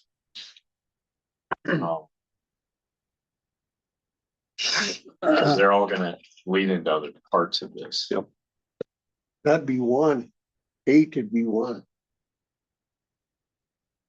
Want that to move up? I think 9. I would agree. I feel like part of it is at the end, this like kind of all drills down to penalties for falsification. I mean, that feels strong to me, that falsifying that it's agriculture or falsifying your applications, your employees. That seems like a priority to me would be 9. The agricultural operation application seems a little bit gray to me. I mean, what if somebody has a chunk of land and they're raising a crop that attracts elk for hunting, but it's raising a crop? I mean, I guess They're going to qualify. Yeah, they're going to qualify, even though Maybe they only had 100. that's what we're trying to avoid here. It's a hunting block. Got a pivot and the irrigated elk. The elk are coming in. Real damn sure they're going. Well, they're a farmer. Yeah. But they're attracted. Their purpose is to attract elk to them. To me, that just is kind of all Lots. How do you gray do in it? there. Well, I don't know how you address that. I think. Well, If we're, what you say, agricultural idea, then area 3 would be primarily classified as forest. Lots of regions are being, right? So that's a way that we can verify independently other than the personal attestation for the applicant. What we do now for landowner preference, so those folks that thinking about that the system, they lie on landowners. Doesn't mean their license that says they're employed. So both of those things have happened.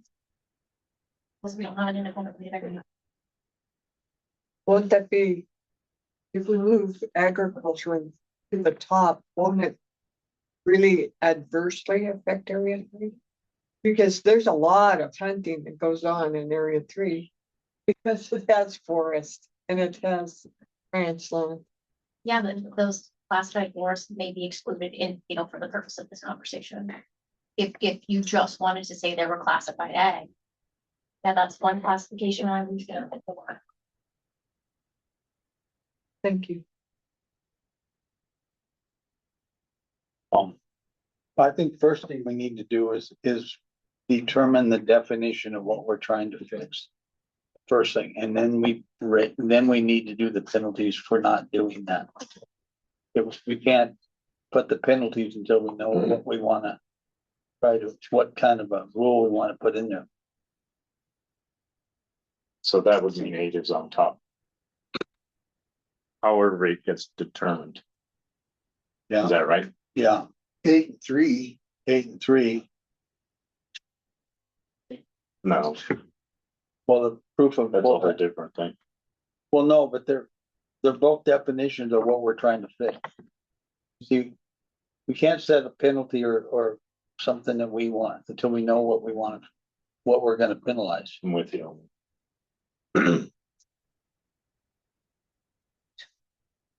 So penalty becomes number 2. Yeah. Number 3, probably. Well, number 2 is year-round employees. Right. Okay. That's one of the things we want to enforce. That thing needs to be straightened up. There's 4 different ones. Yes. Okay.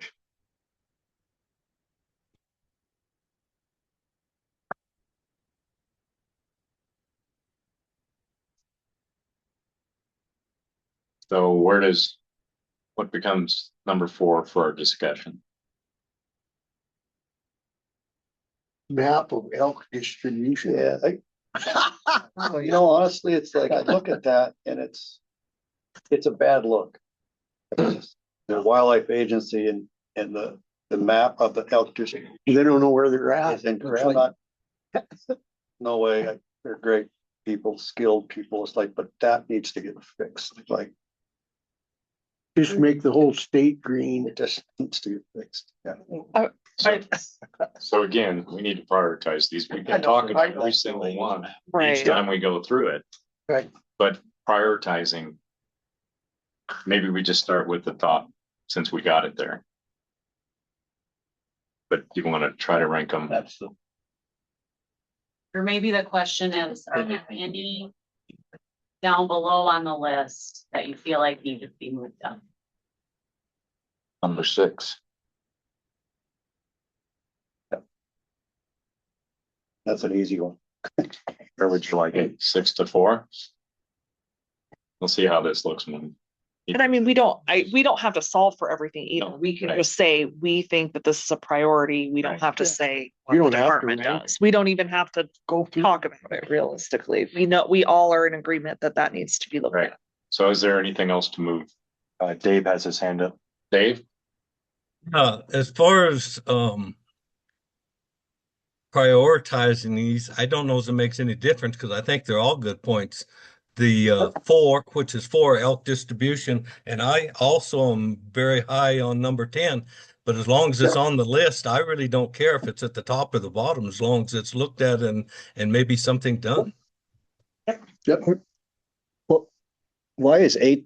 What is 8? Contiguous? That's at 25. Contiguous, so that's the one that I added. It's there's some ag producers that their property may be 250 acres are over here and 600 are over here. There's a mountain range in between. Right, and there's a landowner that for whatever reason has That's 6. a chunk between. Yeah, I just think there should be a contiguous. Nope, I what I totally, believe. it was, Then the guys agree. it was brought up to me by a landowner to roll it up to this committee, so I was doing that. Because real quick, I already know how an angle could work really well for people to go by. You're just a skeptic. You know what? 600 crappy acres down by Big Sandy that never had an elk on it, and 40 acres up here. Nope. And then they go hunt the whole world. I just see another, well, I can punch a hole through this. So 100%. I mean, it was a landowner brought it to my attention. I rolled it up to the committee. So We discussed it and we could table it. We're not really to. we want, Oh, sorry. I just trying to move it Sorry. way down. All the way to the bottom. It's sort of, Get me down if you want. No, you're fine. They're all on the table. Okay. but it's sort of related to number 4. Okay. Map of distribution area too. no, Well, yeah, if it's somebody's got 40 acres down by Big Sandy that's never had an elk on it. Depends on the. Or it's Right. section, it's- whatever. Okay. So We want to move up speculative. to item number 10, Yeah, I think that, above what? right under 3. Right below 4, maybe. So we're still right. Just right there. Where's you're at? Okay. Obviously, All right. try to. I think that the number 10 seems like it's an important thing for the landowners participating in access programs. And I feel like that is something that 6. is obtainable. Yeah. Without a whole lot of work from the department. I agree. This one, paperwork would be easy to do. Can we just move it to 7? Mr. Chairman, go ahead. Ready for a question? Go. Number 9. In this setting up of that legislation, policy stuff on the different acreages, are those acreages really bound to something that they're trying to achieve? Are they a little more?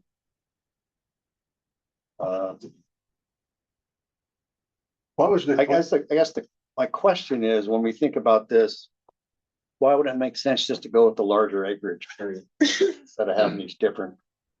Those are for different programs. So Deer versus elk. I understand. Yep. Yeah.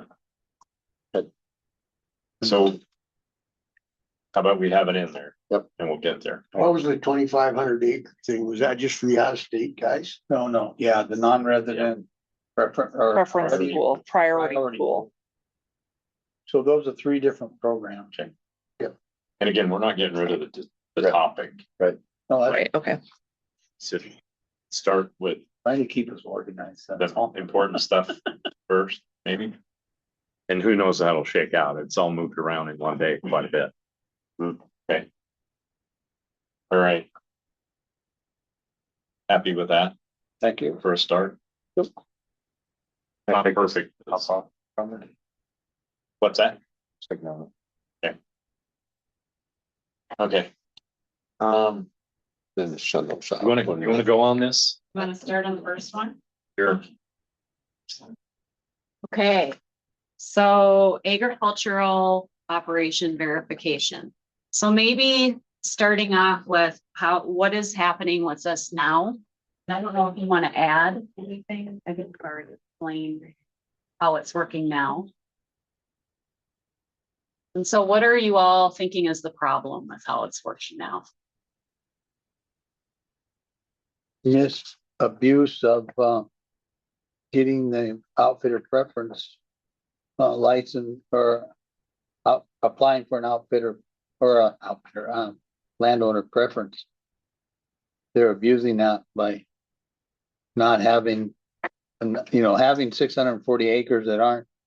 They're just getting that to be able to put in for they might not have any elk or anything. Does that make sense?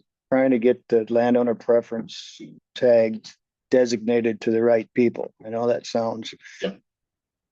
difficult, but to go to the right people and not the wrong people. It's easier said than done. But and I know I'm skeptical, but I'm in the risk management business, and every day I have clients, I have guides, and I don't want them to do anything wrong. So I'm very skeptical because people are always looking for angles, and I've been in this business a long time, and it's not always public hunters, it's everybody.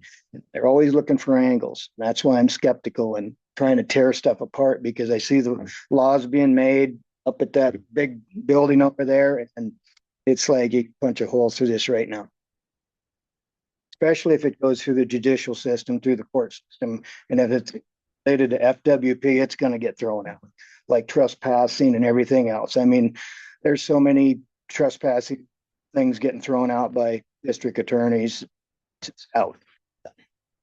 So back on this, I think the intent of landowner preference is that those who have ranch farm property, it's a recognition, potential reward for that. That I think is concern about it. And so then as we've seen the dynamic of the day change, and it's not traditional resident landowner property that is applying for this. It's all these other factors, splitting it up to gain a permit through this application process, this landowner preference, right? Is that? Yeah, I think that's largely true. Just for me, thinking about that yesterday, I just have a value system, I guess, that I just want to preserve the Montana way of life. And when I see these parcels being purchased, and then basically the only reason they're purchased is that so somebody can draw or have preference for a non-resident hunting license, or potentially even a resident hunting license. I think that's wrong, but I also don't like the fact that all of a sudden several hundred or 1,000 acres are purchased and they're pulled out of ag production. That's just not who Montana is. I don't think that's where we want it to go to.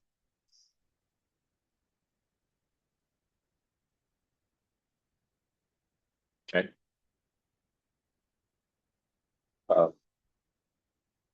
I would bring up our situation. I hear every word you're saying, Dale, and yes, we're a ranch that doesn't have livestock. You have center pivot, but it's not in the course of producing hay. The hay that's produced is actually, people come on and essentially cut it and haul it away for their own use. So it's like we're not really considered in That's egg production. What I would say is, just because of how we're built, we know that we have native bunch grasses on our ranch have been reduced by almost 40% in the last 12 years, and the elk herd is a part of the reason for that. And so it's like, okay, so what does that mean? And when we're trying our best to reduce this elk population and allowing a fair amount of public hunting opportunity free, I'm just throwing this out. There's people like us that own ground like us that are allowing a lot of public access that may not fit into the traditional agricultural category. So I'm wondering if it's ag, I know ag is super important and that's the focus, but how about, is there hunter access, public access? Could we fold that in somehow for the people that don't necessarily, is there another way to get there, I guess, beyond just agricultural operation? Do you apply for a landowner sponsored license?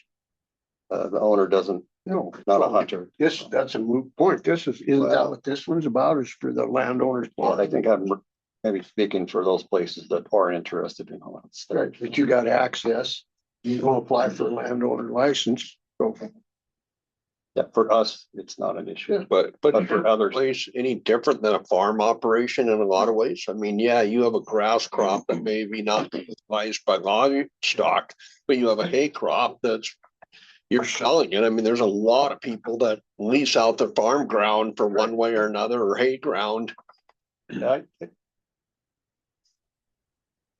my point is, I think native vegetation gets a short sale on this thing, but I think elk are having an impact on the native range on this ranch, ranches, and I understand it's not a cash, but I'd like to make the argument that but it's not actively being harvested mechanically, if that's what we're talking about. No, but the forage on the ranch is worth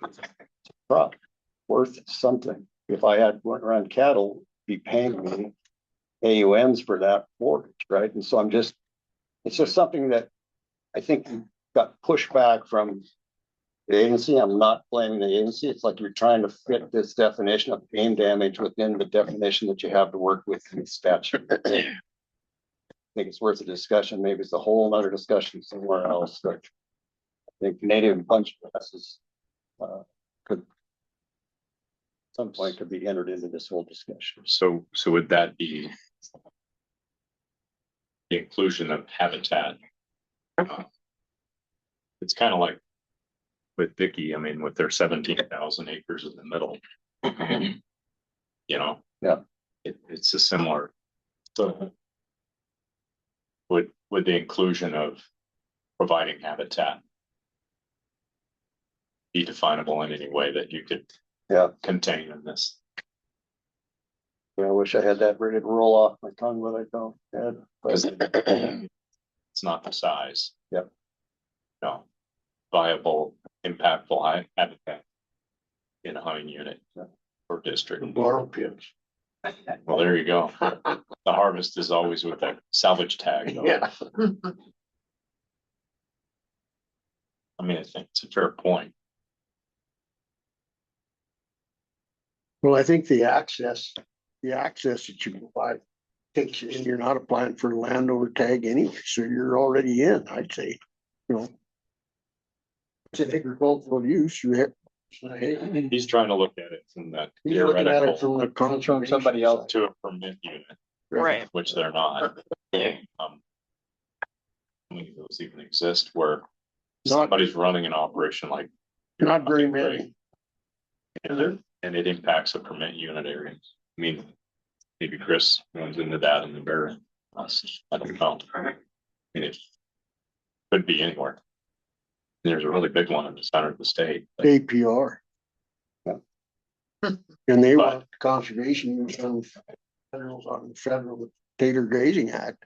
And that's not applicable. And if they operate it that way, that's their choice, but you can't apply for a conservation use because then it's not multiple use anymore. And so I don't think we want to go there. I don't. And I think it's your choice with your real estate, what you do. But I don't think that we should give conservation on the Taylor Grazing stuff. There's no way to do it. It's not legal. You can do whatever you want. If that's what you want to do, run a half stock or whatever. You know? Again, this is a landowner preference. Yeah. Application. They're not doing it. Consider. So, well, I guess the first thing we need to do is define what we want to fix or don't want to happen. I mean, we all kind of got an idea, but how do we do about that? You know, Dale, I guess. I mean, it's everybody's good. There's always an exception to everything that we come up with. It's how do we pin it down? Write the rule and then catch the crooks. Vote for it and then read it. So is there any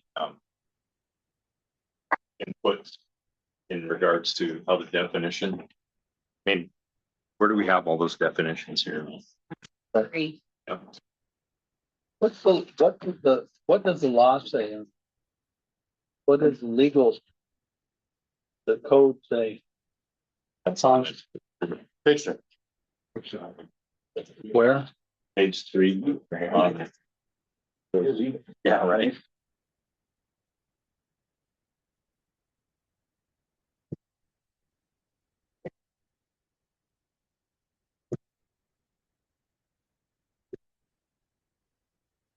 Ed, Please.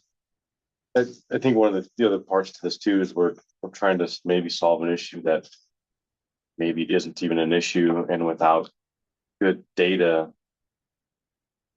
because we're doing everything so manually, it'd be impossible for them to go through all those applications and sift through and say, here's the ones that are potentially not in agriculture.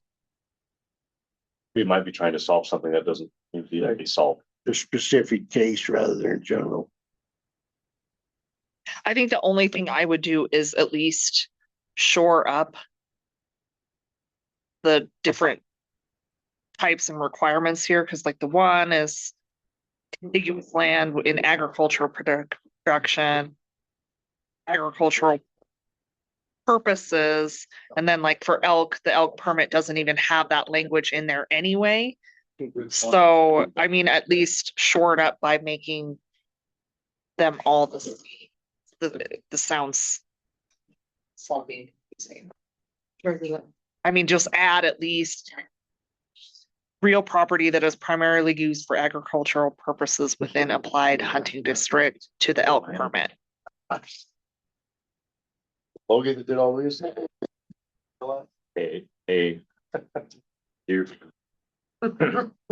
Well, the elk permit itself doesn't even talk about having elk on it, which is used by elk. The B tag is used by elk, so that's one of the main things. It doesn't say anything about necessarily about agriculture there on either one of those laws. So I think we gotta focus on what the law says, and if somebody's getting a piece of ground that doesn't have any elk on it, that's what we ought to focus on, right, Chris? Can we do that? How do you know? Yeah, like at least How the hell some of do which, It's so vague, I don't know. at least some of which is used by elk. Doesn't that have to be approved by the biologist? It seems when we had this discussion several years ago, wasn't there some verification by the department that lands see some level of elk use? I know plenty of landowners that don't have elk on their property. There you go. Landowner preference. It's the elk layer, the map. They don't ever have elk on their property. So how So do we fix? how do we fix that problem? At least some of which is used by elk. How do you? Can we penalize them somehow for that, for lying about that? Who's going to catch it?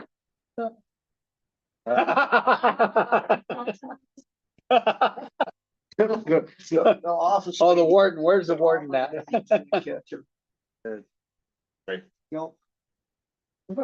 Back, I know, I have experience with it the old way, what Corey was talking about, and you know, like. Yeah, the game warden should. The method to the madness there, because those local folks, if they've been there in any length of time, have the best institutional knowledge about who these people are or aren't. And I'm not trying to make more work for them, but it's like, is there a way of working them into that sort of verification where you're not dealing with however many thousand you mentioned, Emily, but it's divided out over 60 or 70 game wardens, for example, and maybe that's doable. Yeah. Maybe that's some time, or however you direct a budget to that to actually make that verification easier than you folks in Helena just having to hope they're telling the truth, right? Yeah. So our process, so you know, this is gonna speak to a couple things. Our process is right after we get all the applications in, we spend several days, we have to clean up all of that data. And we're working 15 hours a day to clean up that data. Once that's cleaned up, then we send it over to the wildlife manager for each region to have their confirmation. Do these people really qualify? Back when the wardens did it, there's a reason why we don't do that anymore. One of those, it's not a bias for system. Yeah. Right? Anyway, and the second reason is we turn around a drawing in 15 days. I need to drop everything and look at everything I got right now, and sometimes it's not a priority. I give them the opportunity to do that. Some of them can and some of them can't. I mean, I need it in a day. Like, I need you to look at this and confirm it. I can get that drawing rolled out, which is maybe not in this room, but collectively statewide. People are literally like calling us every hour, every day. Done the drawing. Are you going to do the drawing? Is it today? And then you guys can just watch anything. That's what people wait for. So the longer we put off the drawing, the harder it is on us. So there's a reason we switched. We try to do something similar. Do they get many denial from the regional offices? Yep. Yeah, we get some. I have a couple in mind, just in my pocket right now, where the wildlife manager said there's some elk on this property. And so we sent them a letter that says that it's we're denying it for that reason. So I just need feedback from some field to do that. Is there a way that it would simplify and help streamline for you guys where Ed here submits his application, you know he has elk, you know he qualifies, where he doesn't have, his is just already verified. So when you get his, you don't have to go through that whole process of rereading his deed and this, that, the other, where you can put, well, he was verified, he's in this pile, and then you would have less to go through every year. Frequent flyer. Thought about that too, but I operate where Sorry, Chris operates all the time. Looking at holes, like, I'm looking for holes in that, there's holes in that. Right, property changes hand every single day. So, and you're gonna, I'm gonna take your word that your property hasn't changed hands since last year. And I'm not gonna verify that, so those are difficult for us. But I think when you look at this, the continuance of a previous application, there are so many forms that you can check, sign, and then it couples with some penalty, which doesn't exist right now, right? Right. So clearly a penalty needs to come out of that. But I mean, now we're on this next subject.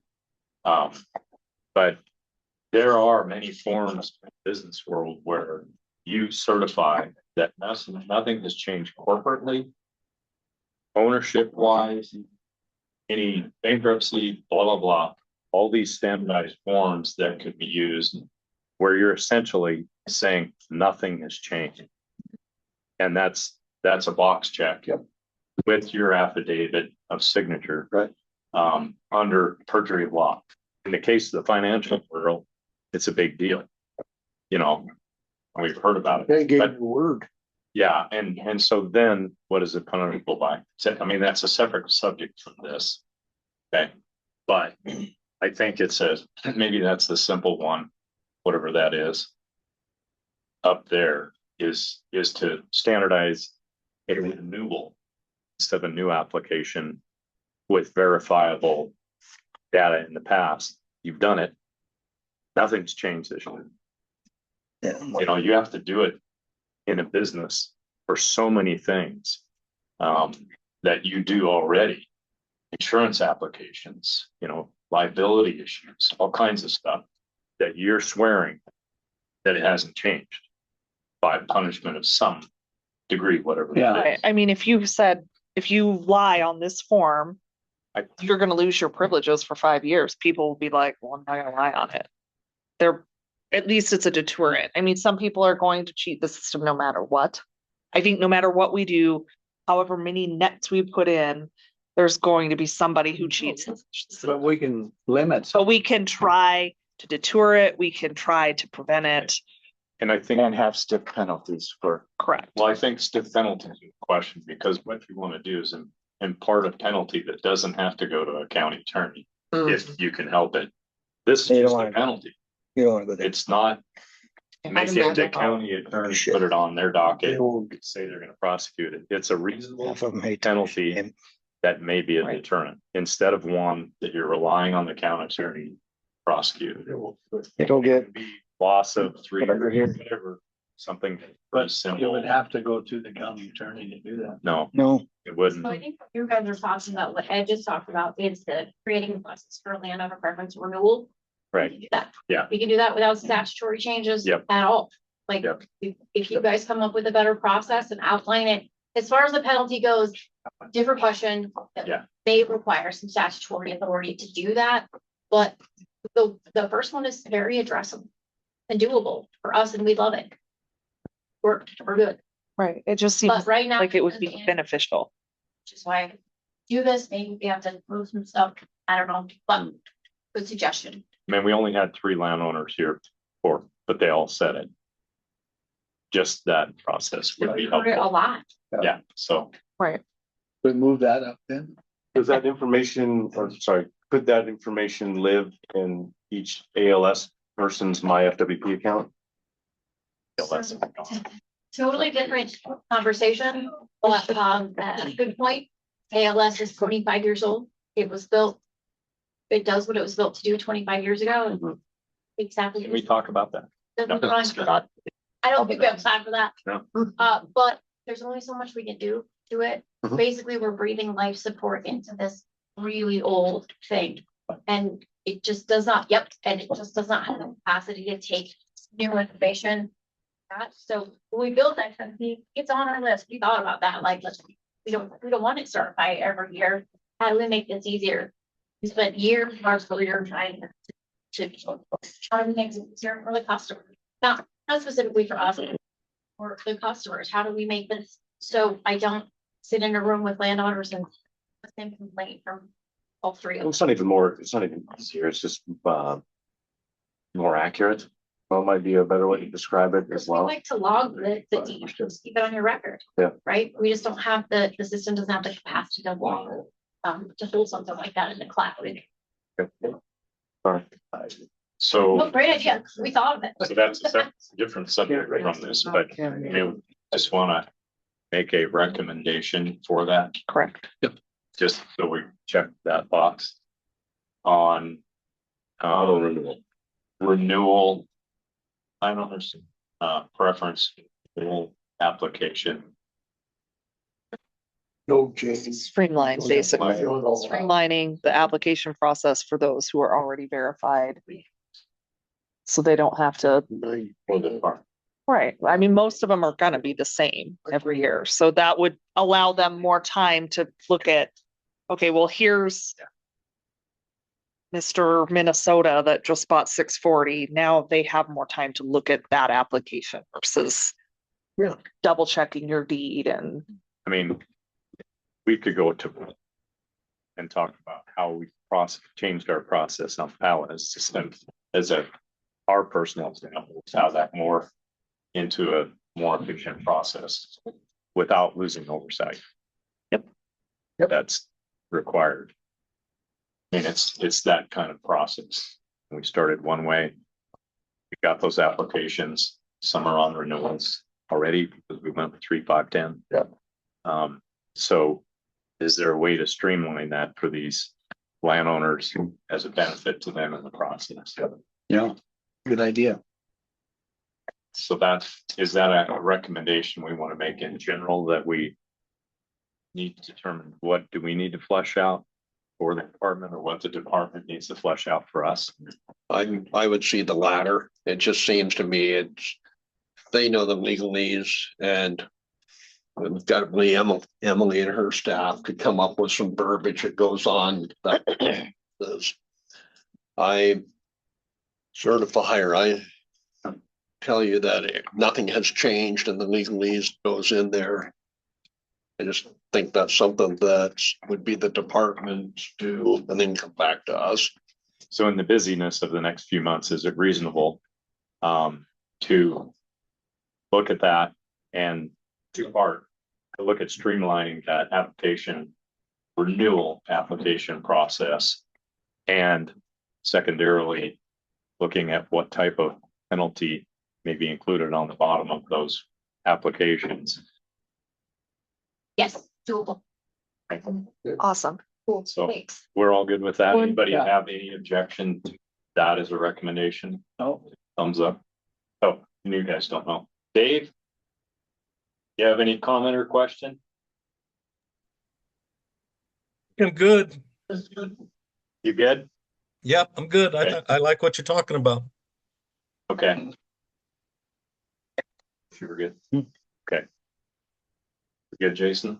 Do you need clarity on that? I know what you're looking for there. I don't know exactly how it fits into the ag production, but I'll leave that for No, it doesn't. different discussion. It's nice to sidebar off into stuff. And actually have a solid record. Yeah.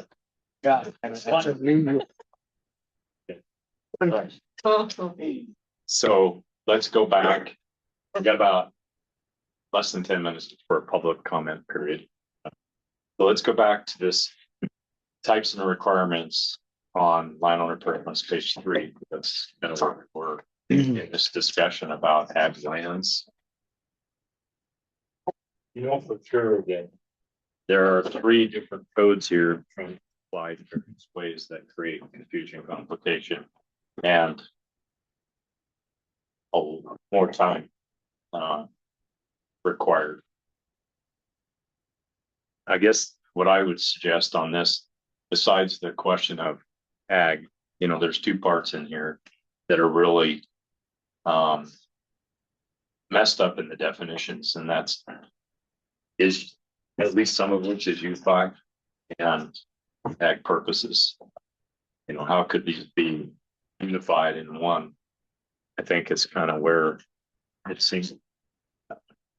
Is that? Yeah, exactly. Right. I was hearing the problem, just to reflect back, that you're worried about the fraud and abuse. That's what this real issue is about, is that you want to stop the folks that really aren't eligible or don't meet the intent of landowner preference. So just kind of bringing you back to the problem that you're trying to solve. I think they do meet it right now, but I don't think we like the definition of landowner preference. I think it's, I guess, again, I'm looking and it's three very different. Yeah. I mean, realistically, so I can own 160 acres in town that obviously has no antelope on it. I can get an antelope permit. So I mean, realistically, I mean, that's also the reverse. We keep talking about elk, but I mean, how am I getting antelope permits when, you know, that's also kind of a, the three don't align. They're not apples to apples. The common definition. Correct. Like all of them say requires X number of acres or more of contiguous land, at least some of which is used by antelope, deer, elk within, that is primarily used for agricultural purposes within the applied hunting district. This one doesn't say what used by, does it? No, and that's what I'm saying. So if that was that would be like what it would say is requires 640 or 160 of contiguous land, at least some of which is used by species Game species. that is primarily used for agricultural purposes within the applied hunting district. Would kind of even that out. And again, we're trying to define agricultural, but I feel like that would be the department to say, hey, Stephanie Prater owns 160 acre parking lot in Helena. That's obviously not agricultural. How about species habitat, like elk habitat versus, I mean, some guy might have a ton of great elk habitat, but maybe they're not agricultural. I don't know.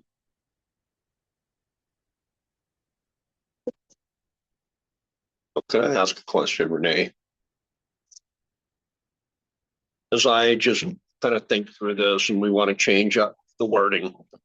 Let's just say we needed to change the wording on all three statutes.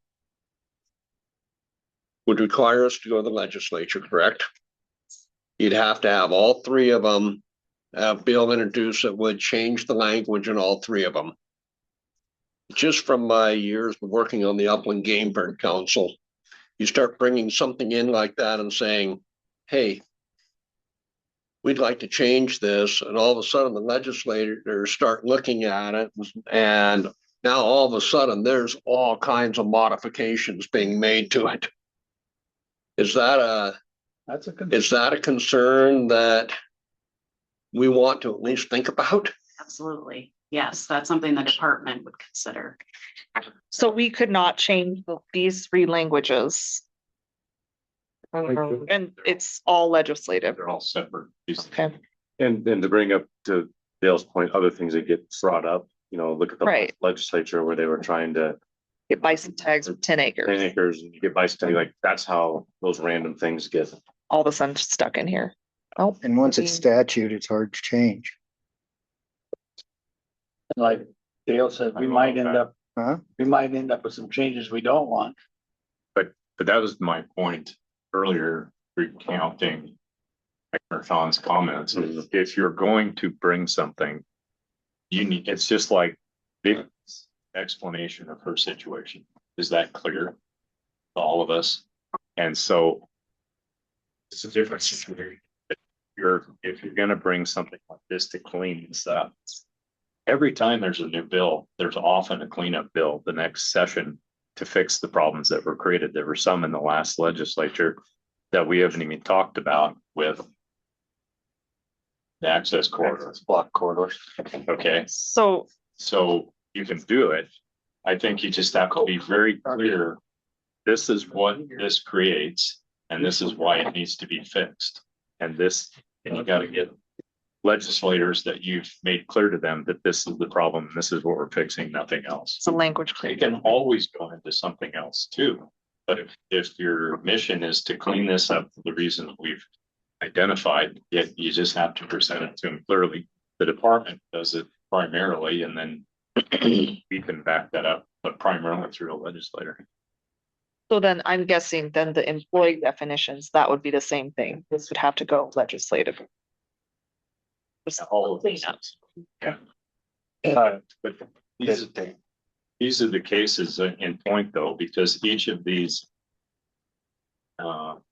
programs have been brought at a different time for a different reason from a different angle. And that's why I have 4 definitions and 3 definitions. Correct. With its own individual contingencies to qualify.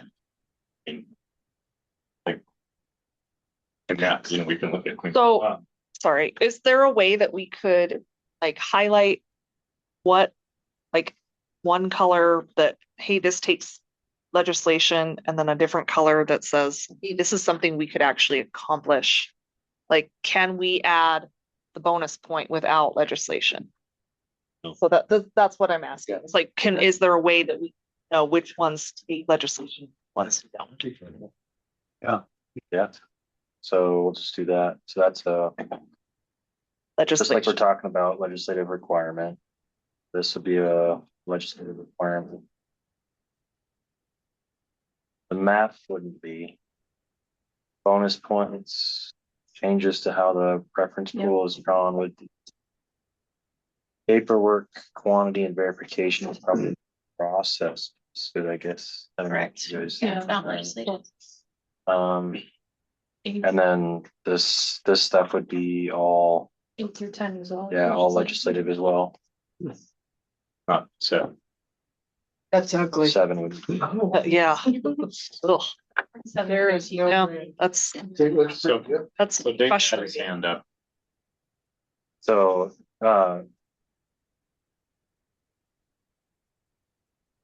Dave, what you're saying? Yeah, you're talking about the 3 different wordings here on the paper that was emailed out on the non-resident combination license pool. What I read that's a different one yet. It talks about contiguous land that is used for crop production purposes. Is that still in effect? It is, yes. Yeah. So And I actually, you got at apologize, least. Steve, but I think you have the PowerPoint presentation that we sent yesterday with, which is what we've been focused on, not the priority. We got 4 different definitions. Can I ask the department question real quick? Can the department change how they interpret by rule, change how they interpret these laws?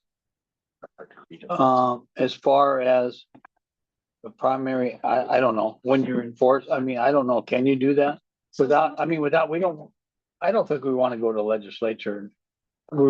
Things could really end up in a big can of worms, but. It depends on the law and if it gives like authority or not. Very specific, each law says, in some fashion or another, whether it gives the department rulemaking authority, then we can be more flexible and we can create our own administrative rules, but some of these don't. Some of those don't actually say that. Can we ask another favor of you and have you look at those and see which ones are and which ones?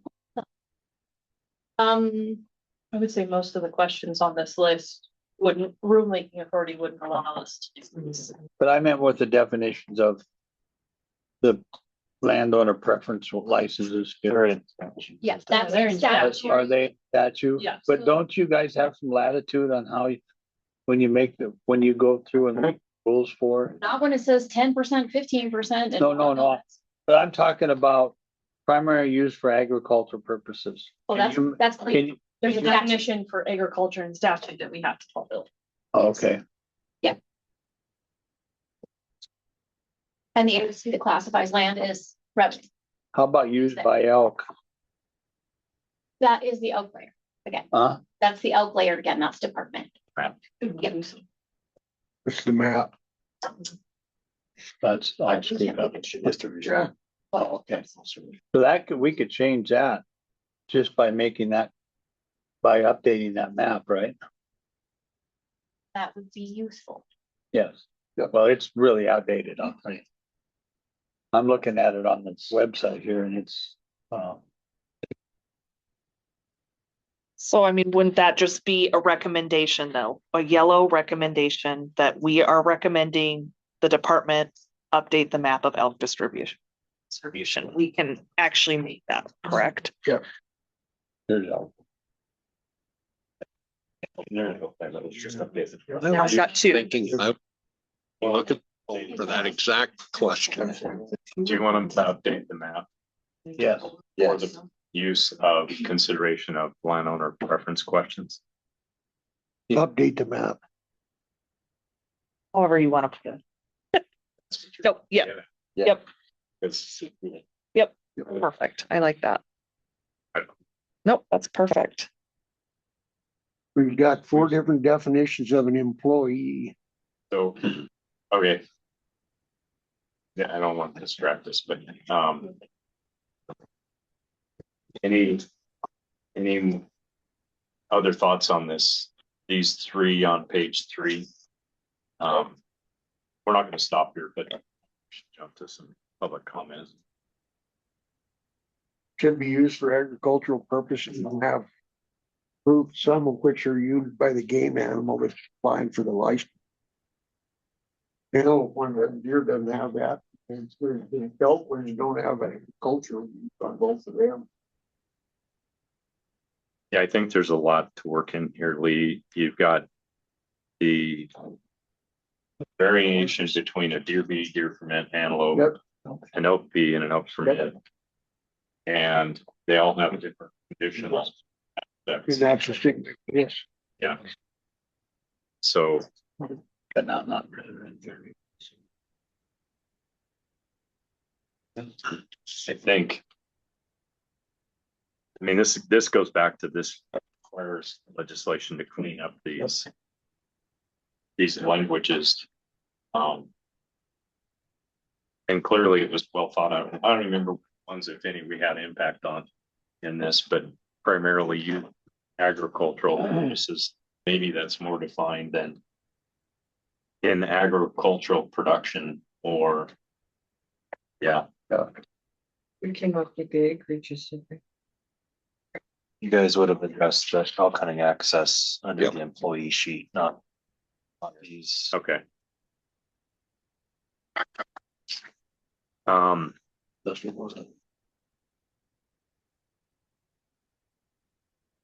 What do you need on this, Renee? Because this, to me, is just mired in the 2 descriptions.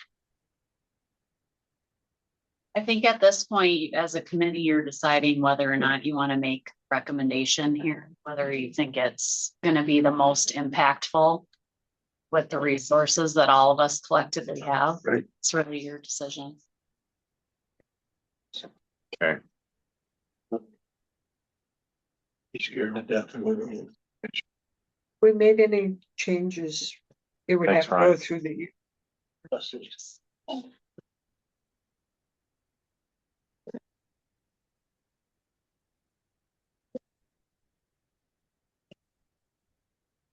Yeah, I mean, when you look at this, it doesn't, the one landowner preference program that falls under the same guidelines. Instead of, essentially, there are 3 or 4, 5, 9. 4 definitions. You could have a standard definition for all of them, could you? Presence of the game animal, use, agricultural use, however you want to do it, and go forward with all of them. That acreage deal can be whatever you want. Yeah. I'm opposed to ranching for wildlife, because there's a bunch of these guys that'll buy a piece of property and exclude the livestock and impact the community. But there's nobody paying the taxes, nobody. I don't want ranching for wildlife. That's a personal choice. The guy that owns it, they want to stock it complete with cattle and grub it to the ground, whatever. That's his choice. But I think if people leave the agricultural designation in there, and they should be, like Stephanie said, they shouldn't be present. Okay. Whether the habitat's there or not really is a moot point. I think that's just my own pointy headed personal opinion.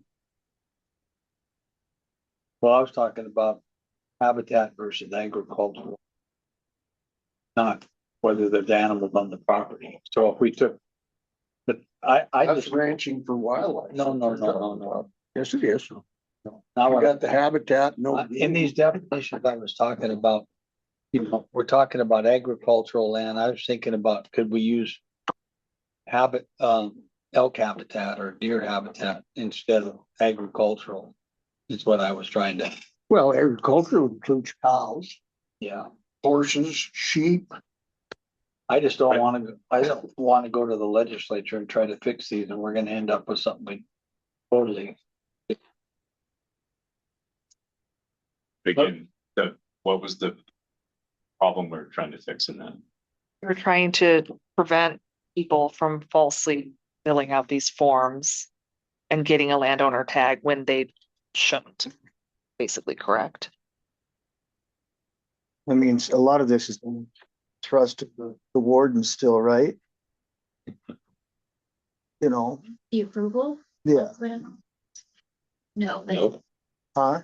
in the wildlife manager, not the workers. But you do Penalty. rely on the warden, or do you not rely on the wardens anymore to give you information on whether they qualify? Oh, I didn't know that because I used to talk to them all the time about it. I wonder they don't talk to me about it.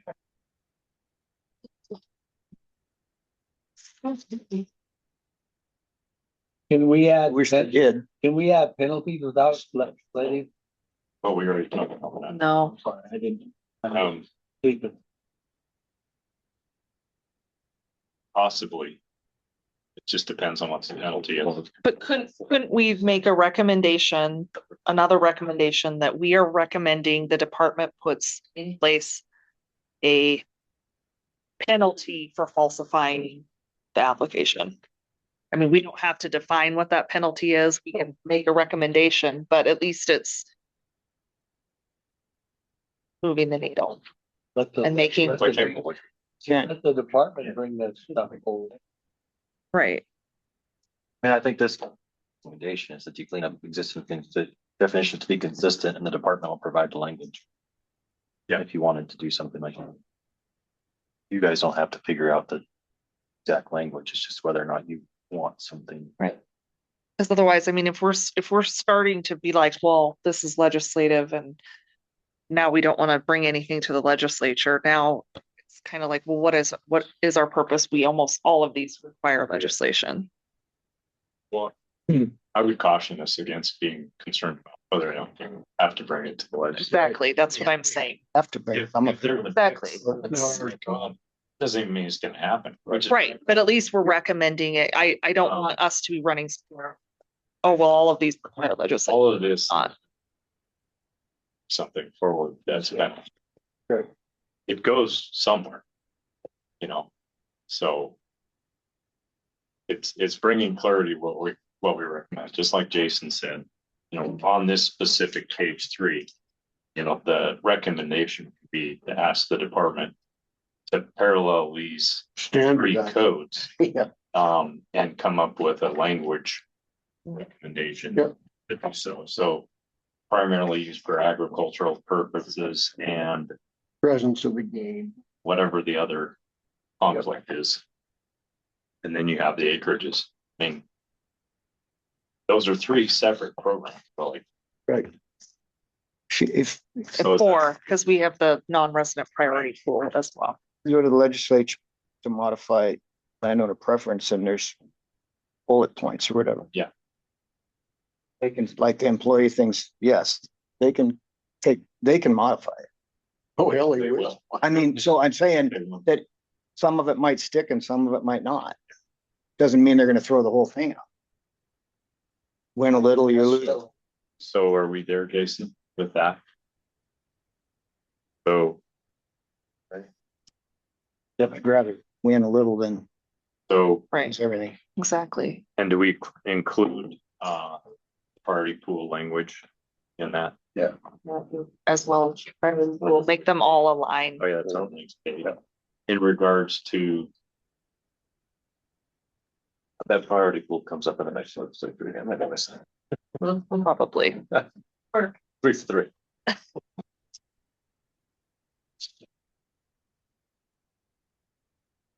For sure, those three. Priority pools is video. Okay. You good there? Hey, are you following that and good with that?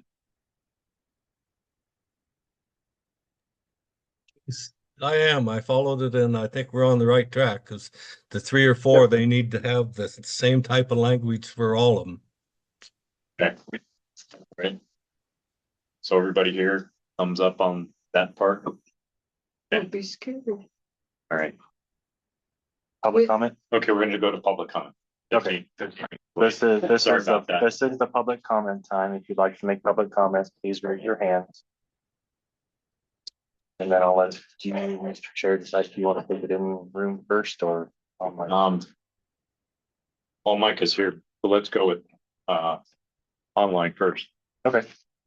So like I said, this is public comment time. If you'd like to make public comment, please raise your hand. First up will be Kevin Farron.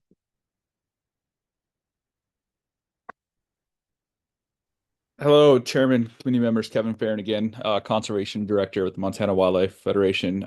First, I hope you all get out of there ASAP and get home safe. Not sure about Helena, but we're experiencing some pretty crazy winds here in Missoula. We had a 90-mile-an-hour gust recorded this morning, down trees, down power lines, closed highways. So please be safe out there. Great conversations today. Thank you again. It's great to hear from some landowners directly.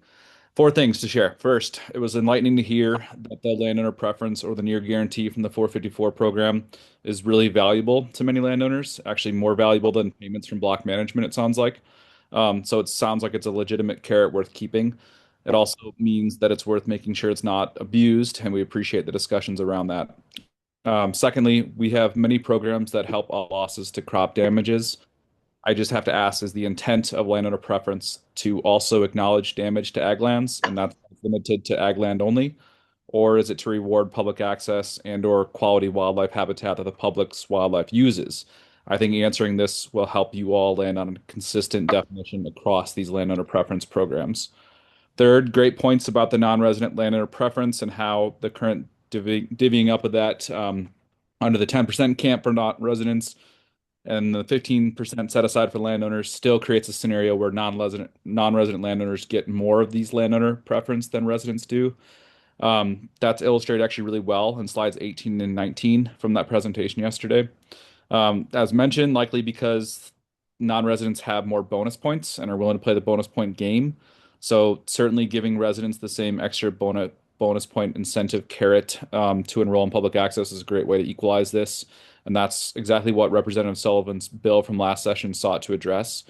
Another thing worth discussing is that same bill sought to address the other part of this, and that's that non-resident landowners are getting guaranteed base licensing without providing access or any defined value to public wildlife. Fair or not, that's also making it harder for resident landowners to get these landowner preference permits because it's creating a scenario where all of these non-resident landowners are now eligible with that base license each year, which hasn't always been the case. So we recommend a change that takes that guarantee away and instead incentivizes public access for both residents and non-residents who want to take advantage of landowner preference. I will say though, however, in regards to capping the 10% of the 15%, that actually might be too restrictive, especially in some cases where these non-resident landowners with significant acreage own far more than 10% of the unit. It's just something to think about. The last thing I'll say is we're really glad to hear that Miss Lamb, that the game warden presence year round should help her operation. We were happy to help champion that bill throughout the legislative session. You know, collectively, we've increased we've increased penalties, increased enforcement, and with most credit to PLPW in the department, we've also revamped that voluntary course to help improve hunter ethics as well. And I just want to say if there's anything else we can do, Miss Lamb or Miss Johnson or Mr. Bird, or any other landowner who provides public access to help improve public hunter behavior on your properties, please let us know. And again, thank you for the opportunity to chime in. Please be safe out there. Thanks, Kevin. This is the public comment time. If you'd like to make public comment, please raise your hand. Next up is Ben Lamb. Mr. Chairman, members of the PLPW, again, thanks for a wonderful discussion today. Couple of things, just off the top of my head, there's a lot of discussion about non-resident landowners, what they bring to the table, what they don't. One thing in the discussion that, I think would be really helpful for PLPW is maybe have some more conversations with those landowners to see what motivates them to open their lands and what dis excuse me, what disincentivizes that. And I think you'll be surprised to hear, a hand outstretched versus a fist is a great way to start a conversation about what public access on some of these lands can look like. That's been a focus of what the Montana Conservation Society has been working on for the last couple of years. We are starting to see some of these landowners open their property if they feel like they have a little bit more control. And yeah, if they feel like they have a path to getting the same kind of guaranteed base license that a resident landowner gets by being able to go buy your big game combo or your sportsman's license or whatever. So while some people may not like that ability to receive a license, I would note that the 635 program is still under the cap of the 17,000. Those are full price licenses. And so we're moving people off of those by giving those to the landowners or allowing that process to happen. But secondly, I think there's over 200 and some over the cap B10 licenses that are given through block management. Not a bad thing at all, right? Like those go to family members, they go to some non-resident landowners, whatever. Love that they're enrolled in block management. Was one of the folks that helped champion that bill a few sessions ago to give landowners free licenses if they do enroll. So I think to put a little bit of a finer point on that, what you do to one side of this coin, you're going to end up doing inadvertently to the other, like we've seen in the discussion about definition of employees or what does crop production mean. And so if you're looking at ways to kind of simplify and standardize some of this stuff, like having those folks, whether it's the ranch manager or the landowner, be a part of this conversation is a great way to get some insights that otherwise you're relying on second and third hand information from, and that may not be correct, or it certainly may have its own bias. So, with that, happy to help pull together some of those folks if folks find that helpful. I think it would be really eye-opening to hear from their perspective. I don't think there's a lot of folks moving into Montana to buy a 10, 20, 30 million acre or $30 million property to get an $1,100 tag. If the tag is the issue, they're going to New Mexico, Utah, Colorado, other states where it is a guarantee, and they can get a lot more for their money than you can in Montana. So, it's really important in these discussions, just involve everybody in this. You're on the right track with so much of this, but I think it's really important that those voices get heard, because at the end of the day, what you're asking these guys to do is open their land for public access for a permit or for a tag. And they've responded positively over the last 3-4 sessions. We're seeing some of these things open, and it's because we've been listening to them. So, please invite some of those folks. I think they'd love to come in and talk with you guys. A few other things, the idea of bringing that extra bonus point in for resident landowners, 100% behind that concept. I don't think anybody would be opposed to that because, quite frankly, resident landowners deserve that opportunity. If you are enrolled in an access program, you should be able to purchase that extra bonus point. Like, kudos to you for doing that. Some other things too, again, great to hear the game warden presence has increased. There were 7 new warden FTEs in the last budget. If we start looking at cutting license revenue, cutting some of these things, you're going backwards on that. So, all things happen at once, and the butterfly effect does occur, even if we're just looking at landowner permits. So please continue to be this thoughtful, this engaged, and this open to all of these different concepts. I think you guys have done an amazing job, and thank you so much for your service. Thanks, Ben. That's it online, Mr. Chair. Okay. Anybody here any questions for public commenters? Oh, we had Don. Let the professional go first. We don't want a sheep. Sorry. Yeah, thanks again. Micah Fields here again, Montana Chapter Backcountry Hunt. Just wanted to thank you again for a good conversation. Again, it's refreshing to see a productive, civil discussion with these issues. Also just want to echo statements earlier by Kevin Farron and some other folks at the table about non-resident landowner preference. Our organization represents thousands of hunters across Montana. And I just know anecdotally, but also from data from our membership, that there's a growing sentiment of frustration over, priority of resident land. I think a lot of people at this table can understand and agree with that. Right now we're prioritizing out of state wealth over resident hunter access and opportunity in some ways. And I think that's something that needs to be solved. And then I just wanted to echo what was said yesterday by Mike Marchand, that, you guys are doing great work here today, and this is the time to be making those sort of forward thinking solutions, whether you want to go to a legislative session or not. If you don't have a plan at this moment or, good recommendations, it can get really messy in the session. So I think this is time to be solving those problems. And I've got to head out here in a second, but thank you again for letting me sit in. Thanks, Micah. Don. Yep.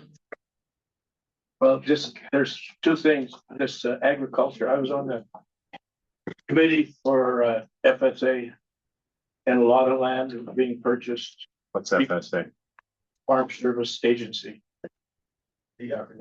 So a lot of land is changing in our county because of hunting. So, and then they want to participate in the farm program.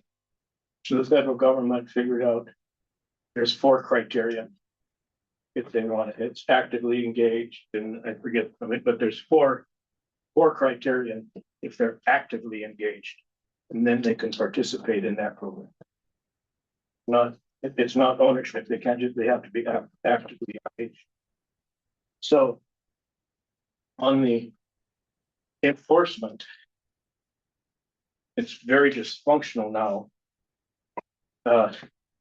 I had just a small problem one time. I was checking bins, and I looked in one of my barns, and I saw there was 19 head of deer hanging there, and 3 of them had permits. So I called the game warden, and he came and said, I said, I don't know. I see some license plates and stuff, but there's people that I give everybody permission to say to me. I've never said no. Sometimes I give them a poor alternative. But anyway, so he called me up and said, I said, well, just wait. So he waited there, and they showed up with 3 more deer. Anyway, I was driving the combine the next day, and the judge called me and told me all this, and they got $100 fine. And then they called up next year to see if they could hunt again. They got a really poor alternative there. So you have to figure out what the game warden can do and what this commission can do to say, and not go through that process. So I don't know how you do that. That's something that you can solve, because the game warden, he did his job. Then when it goes to the company, it's dysfunctional. Yep. I mean, so you have to do it with, if you can take their license away for a lifetime or whatever. But somehow you have to, because you can't change that, but if you can create what the game warden and the Fish and Game Group. Thank you. Thanks, Don. Thank you. You like my notes? I do. Very good. Thank you. From the council, any questions on public comment? Then I asked, what happened to the deer? They offered it to the Valley County Food Bank. But they were just taking elk, Oh. so it went to the Fort Belknap Reservation. All right. So we're gonna take a break, lunch. All right. And then we'll work through the lunch, so take a break, grab one. Back here, let's continue on. Thank you. Okay.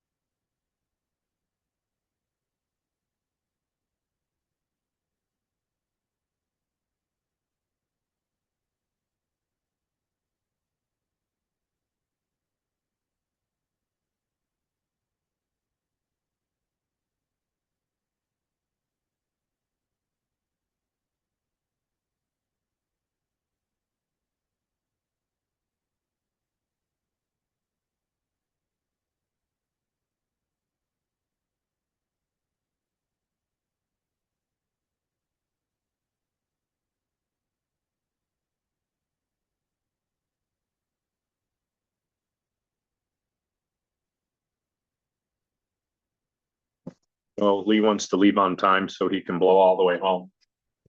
I'll explain everything to him what happened. So our plan was to adjourn at 1:30, which is 45 minutes from now. So then Jason's gonna get us back on live. Yep. So. Yeah, I think we finished that types and requirements recommendation well enough for the recommendation of the department. Yep. I'd like to just throw out that we do the same with this. Yep. I think So- that we should, sorry to interrupt. I do think though, we should discuss the full-time, keeping it full-time and keeping that recommendation there. Just so it prevents that abuse, because if we just say, the department will define it. I think we should have our recommendation be whatever it is that we recommend. Couldn't you use verified by maybe they can't do it, but what was going on W-2s. LB? For the purpose of this section, employee means a person who's paid by a landowner to do work and has state or federal taxes withheld. Isn't there a way to look that up or not? So my suggestion is we make a recommendation to definitions, to the best of their ability. Full time, for sure. And I think whatever else in each of these languages that is the most definitive. I like it. Yeah. I mean, you could try to do, I think when Chris was chewing around this, you know, if you have an employee benefit package, often it begins at a point, and usually it's 90, 180, 1 year, full-time benefits. Just depends. It's not something codified in law. I don't know if we want to go there or just say full-time regular employee. Still know the other now. What defines full-time? Won't they bring the proposal back to us at one point? Yeah. What So defines a full-time? we would be recommending to the department to take these languages and I guess redefine them, so they're the same. All one. And the most forcible meaning, something to that effect. Are we talking W-2 or W-9 employee? I don't know. That's something them. Well, contract labor is And then W-9 is a little contract. simpler and I a think lot easier to, here I go again, I'm sorry. We're getting, There's a difference between an employee and a contract labor. what? There's a difference between an employee. I know that, Paul. One's filled Well, out one of of two and one one of out of W-9. so one of these has, so let it's in here. One of these has who has state and federal taxes withheld from the payment of the work. Right. That's a W-2 employee. Yeah, perfect. So I Like think that we let language them and full-time. see what language they want to make as clear as it can be. Yep. And this is defense. Just to make sure that it's a full-time employee, and how do you define that? I mean, you just start them a month before they fill out the application. I'm full-time. You just paid me for a whole month. Yeah. Then he gets some cash back under. I know I'm digging. Well, no, that's part of it. But I think That's what I would do. if you want I was trying to, to have a qualifier like some federal regs are for certain types of benefit programs. 1 year or 1,000 hours of employment in the past year. I like that. Add that would be nice. We can give it a suggestion and see how that Suggestion, tests. wink, wink. There you go. and all you really need at the end of, like the end of the year before you apply, if you did it that way, is just a pay stub and your totals everything. You don't have to give them a pile of paperwork, do you? It proves it. If you have a W-2 language like that, any contract person be less would never fill that. Kind of what we're saying. Yeah. I think that's true here. And by the end of January, employers have to have their W-2s out anyway, so you'd have your right there before you apply for this stuff. You want to put a suggestion that we put that qualifier in there. What's it, why not? 1,000 hours. There are federal guidelines for benefit programs that fall on that. And we can look that up too, For but private. I like that. Chairman, I know that several years ago, we had discussed this, and I know there was in this council. And the concern that Lee brought up was there's a lot of people that don't employ people 52 weeks a year. And we addressed that. I can't remember verbiage we came up with or how that was done, but I really like what you said. 1,000 hours is essentially you're working at least half the year. So here's the other part-time one that I'm aware of. The other part-time one that now qualifies for certain benefit programs is 2 consecutive years. This is part-time, 2 consecutive years of 500 hours. You know, there's a lot of rent. Without full-time guys anymore. Grandpa's doing whatever, and then they bring somebody in. What do you think of that? I definitely think it's good because the huge problem with the part-time, the way it is I could fill out the paperwork this month and, yeah, what month is it? Oh, December. I could fill out the paperwork a month before the application. Yeah. Part-time, $200. Ranch Yep. rodeo. And it's all legal. PRCA calf roper to $200 is part-time. 2 weeks. Part of the ranch. Does that apply in, will qualify in those? I don't have employees, Okay. not great. Him and his wife arm wrestle for the tag. That's right. Okay, so That's it. So we would put a recommendation forward to the department to unify the language in these 4 employee definitions under these landlord preference and access plans, right? With those 2 part-time, full-time additions How are they to come up with it? as a recommendation. Yep. I like that. I like it. Repeat those for I Jason. have a 1 year, 1,000 hours. What was the other one? Um, 2 years, $500. part-time, full-time would be that 1 year with 1,000 hours, right? And part-time would be, this is a part-time regular employee because they made it 2 years, consecutive years, Oh, yeah. 500 hours per year. I see what you're saying. So they're a regular part-time, which conflicts with some of Put this, me on the but maybe payroll. answers that. I don't know how you do it, you know, there's no bunkhouses anymore. We all got wives in Right. town. I mean, you might as well friends. just get an outfit it out. You're in and out. We're also in a, if you can compensate, a lot of people have, you know, Acreage. like 1099. Yep. 1099. Yep. I guess they're not. Mine are just my. They can. Yeah. Somebody else. The problem with all this is somebody can still have to go through all that extra steps. Yeah, but there's no way to prevent. Still, yeah, we. If they want the tag bad enough, Yeah. they're gonna find a loophole. They'll shoot one regardless, so- night if they want one bad enough. But at least we can put it in place. You're from Boulder. Yeah. How you talking about penalties? So I'll just brought up, and I'm sorry, I'm jumping in here, just trying to get through. So the question of the consequence for falsifying.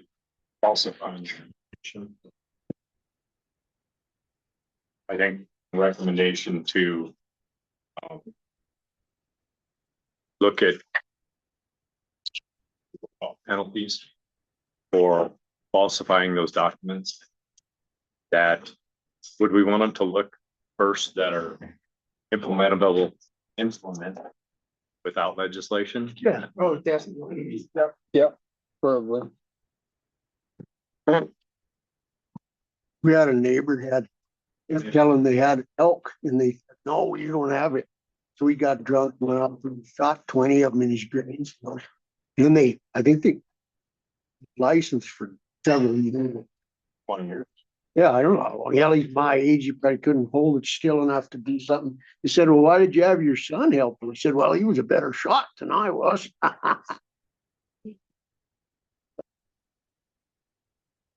Steph. I would ask them to look at what penalties. And when they come back, they can tell us we can do these without going to the legislature and maybe provide feedback to us and say, where do you go with this? So Craig has one he wants to suggest. Wasn't that you? Yeah. Yeah. Again, it's a recommendation. Well, correct me if you follow this. Well, you have to be honest about how we apply for whatever we apply for. And if there are, we're subject to an illegal animal essentially. And I think if we follow that through with this whole process, if they lie to obtain a license fraudulently, then that animal is unlawful. And so not only should there be some penalty privileges, which are more impactful than money in most cases, in my experience with enforcement, but the fact that they can't keep the animal, in your case, in your neck of the woods, Chris, it's even more important that if they do whack big bull, then they aren't going to be allowed to keep it. So I think that would be even more possibly of a deterrent. Anyway, I don't know how that fits in with where you have to go lawfully. I think we should throw that in there as a consideration, whether you'd have to do something about it or not. Yeah. Would it be, it wouldn't be wasteful, would it? Right. Would we want to say too, like, look at things that don't require necessarily going to the county attorney? Yeah. So what happens now if you have to take them to court if they say I'm a resident and they are not, and they get caught, they have to go to court over that too, don't they? I don't believe that we do take them to court because our capacity, that's my understanding. What do you do? I mean, if you're gonna fine them or something, some judge has to rule something, right? I was just curious. I'm sure he's saying probably what that fine is. But I mean, they would have to do it to us. And this would probably. I know when we've seen that with people who validated their license that they're a resident and they weren't, and we needed to supply data for that. They were issued a citation. And go before the judge. Go forth and sin no more. Okay. So everybody's good on. How's that read, Jason? He's got a mouthful of food. Look at penalties for falsifying documents, implementation of legislation not to county attorney. And privileges with also a loss. Again, these are just outline notes. I like it. This isn't the true verbiage, obviously. So my notes.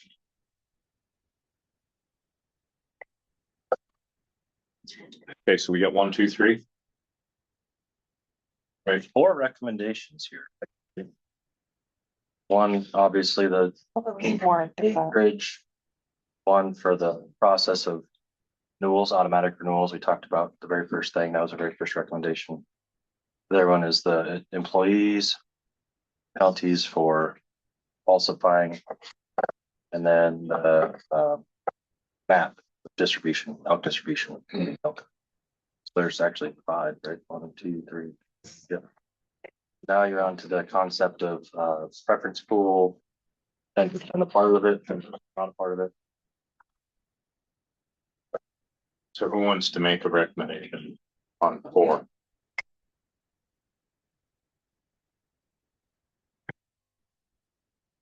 I don't understand it that well. All right, yeah.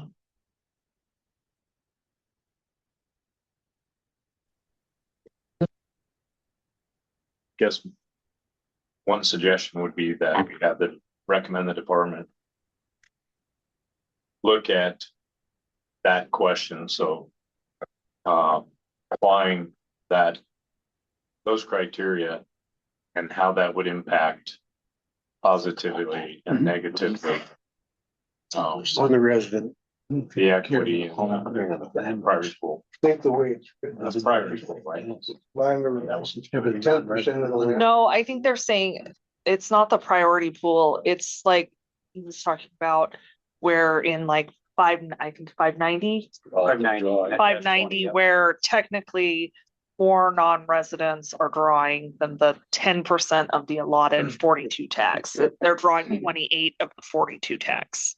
Okay, so to look at criteria and look at impact of equity. To Resident landowners and non-resident hunters who are not landowners. Because it takes away those tags from the non-resident hunter pool as well. This does. Non-resident landowner, hunter. No, it would be hunters, non-resident hunters who are not landowners would be the ones that are affected by that change, by the way it's currently. Yeah, right. Well, And also resident landowners are being And resident impacted landowners, also. right? So equity to resident landowner and non-resident hunters who are not landowners. Why don't we just make it simple? Is it, we want to make it 10% of the 15%. They get 15% of the licenses. We recommend that you get 10%. so 10% of what? Of the 15%. Which are what? 1% It's 10%. Who gets the 15? What are the 15? Landowners get 15%, correct? And of that, the non-residents can only get up to 10% of the 15%. Now is everybody clear? No.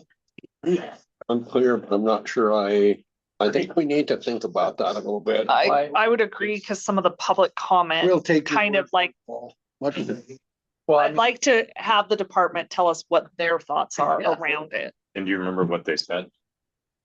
It's applied that way already in the other aspects of the drawing. Okay, So the equity in that regard is there, okay. just not in the. So just not in the landowner. That's okay. I see what It's you're a saying. disparity between the resident and the non-resident owner.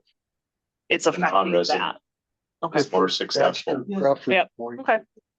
And I thought that's how it was. That too. That's how I thought it was. What would be the drawback? Well, like the gentleman that spoke earlier during the public comment period, he said, there's some non-resident landowners that allow for some pretty significant access. And if we're gonna, I mean, let's just say, for instance, that you have 100 bull permits in a unit, and 15% of them are for landowners, but only 10 of that 15% can go to non-residents, and they're rounded down. That means one tag gets awarded to a non-resident landowner. And I'm not saying I'm against it. I guess I just would like to kind of know what that means. I mean, what's the unintended consequences of that? So all we're asking them is to look at that criteria and impact. For any candidate for further discussion. Dave's got his. The one side. Okay, go ahead, Dave.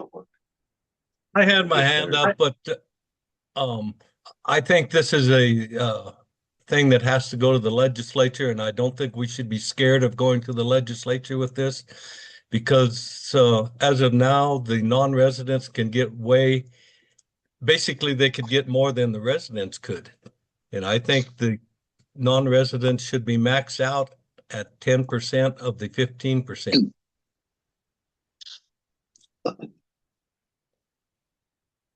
Or we can get it written up, and then meanwhile, we can go talk to some landowners. Somebody get shoe holes. And see what they think. So again, this is a recommendation to the department to look at it. And give us some feedback in that discussion. That's where I'd like to go. Jason, is that? Big section that you gotta see. We can always watch back. Probably don't. Meanwhile, we can talk to some landowners and. Okay. Everybody good there? Yeah. Second bonus point for resident landowners participating in bidding and access program. I think that's just a recommendation We want that for block, PALA, and EHA. Because in these, there's different qualifications that we've seen amongst these programs already.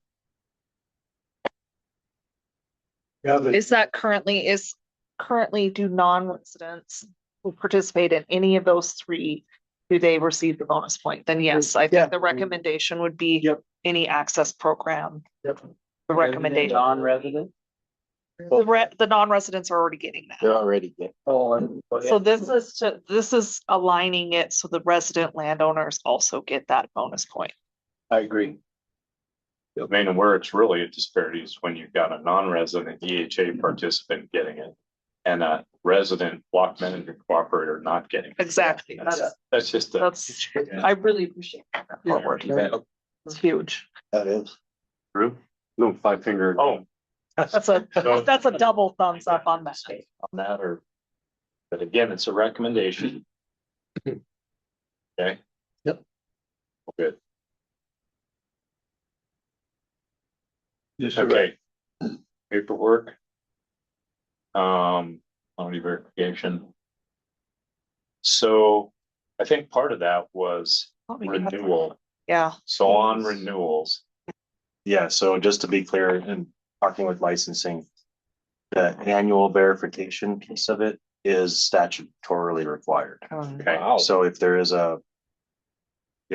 something to streamline in terms of a renewal process, I don't know all the parameters, I'm not them obviously, so. But that there is an annual verification piece. So can we recommend that the annual renewal verification be streamlined in consideration of the landowner's application? So on the landowner side, streamline the application. There's no changes. There shouldn't be any. Isn't that recommendation already up there? Yeah, it's kind of the part of a one you guys already. Okay. The very first one. See how I can't remember again? Get all this here. I can take it out because it will be standalone. By the day. Today, thank you God for another day older. Okay. Moved it up there. So that was the recommendation from. Okay.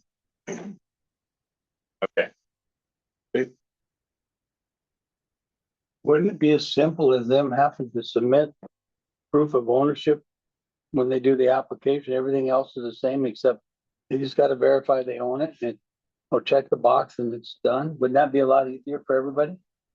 We're gonna find out. Okay, just a thought.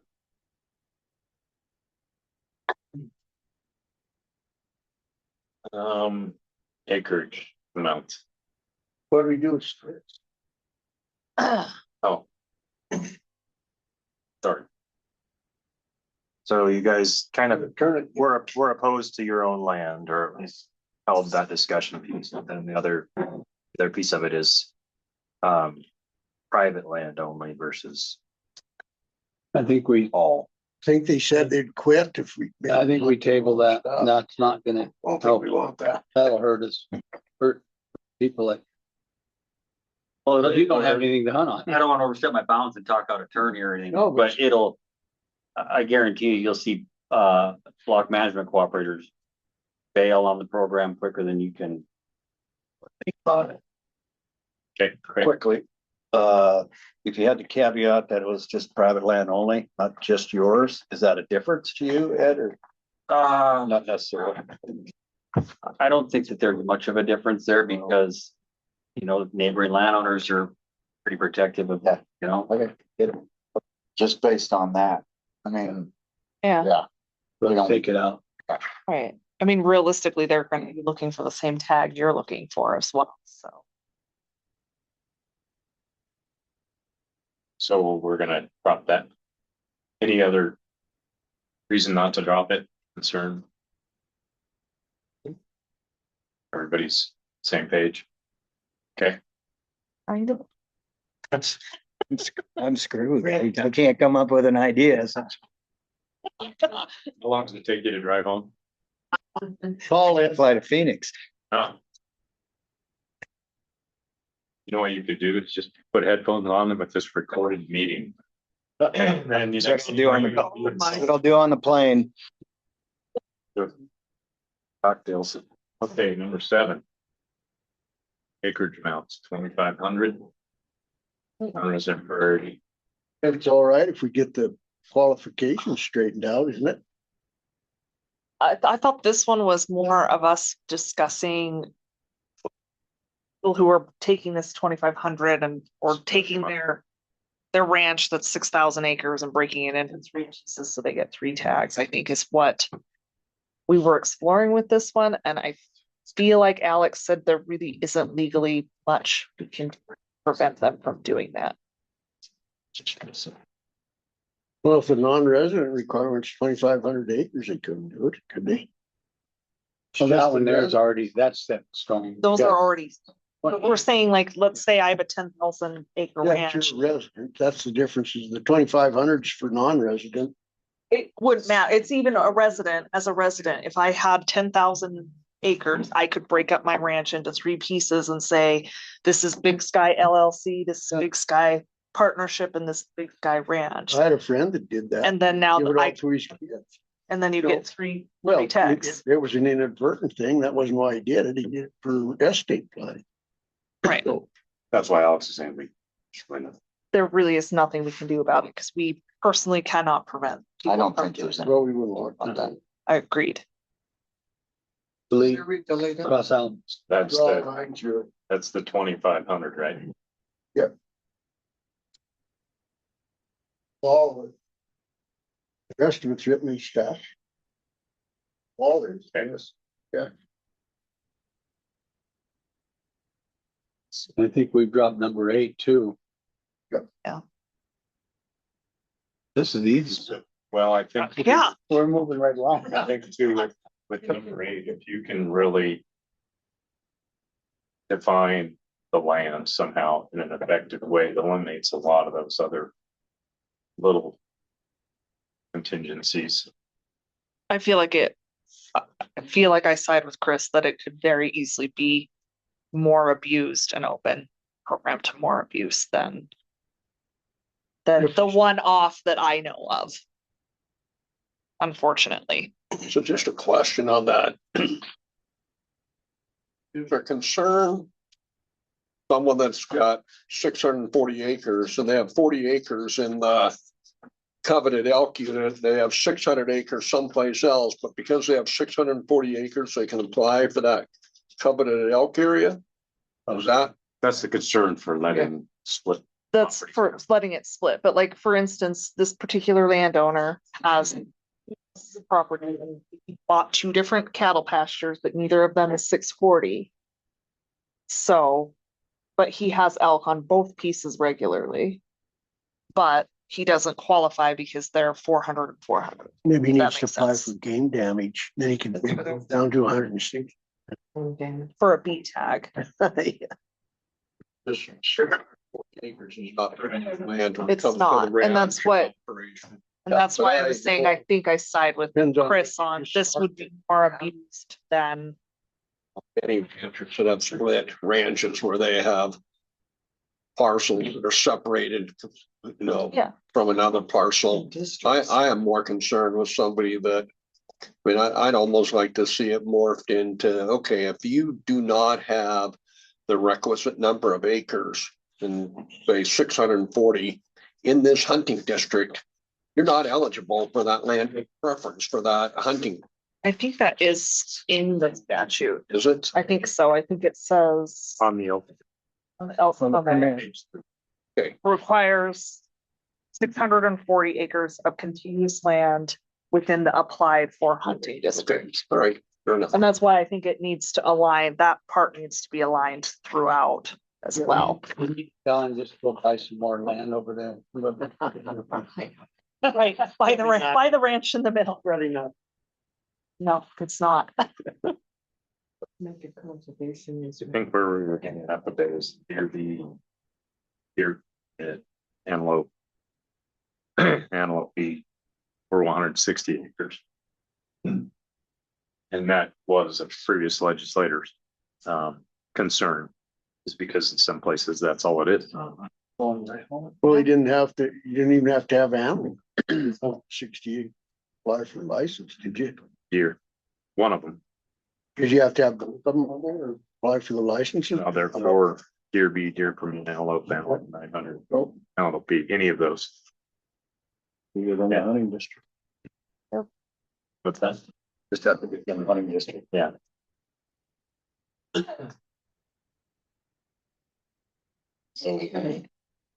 Cross that one out. We're done. No, we're not. We're done with that. Is the map on it?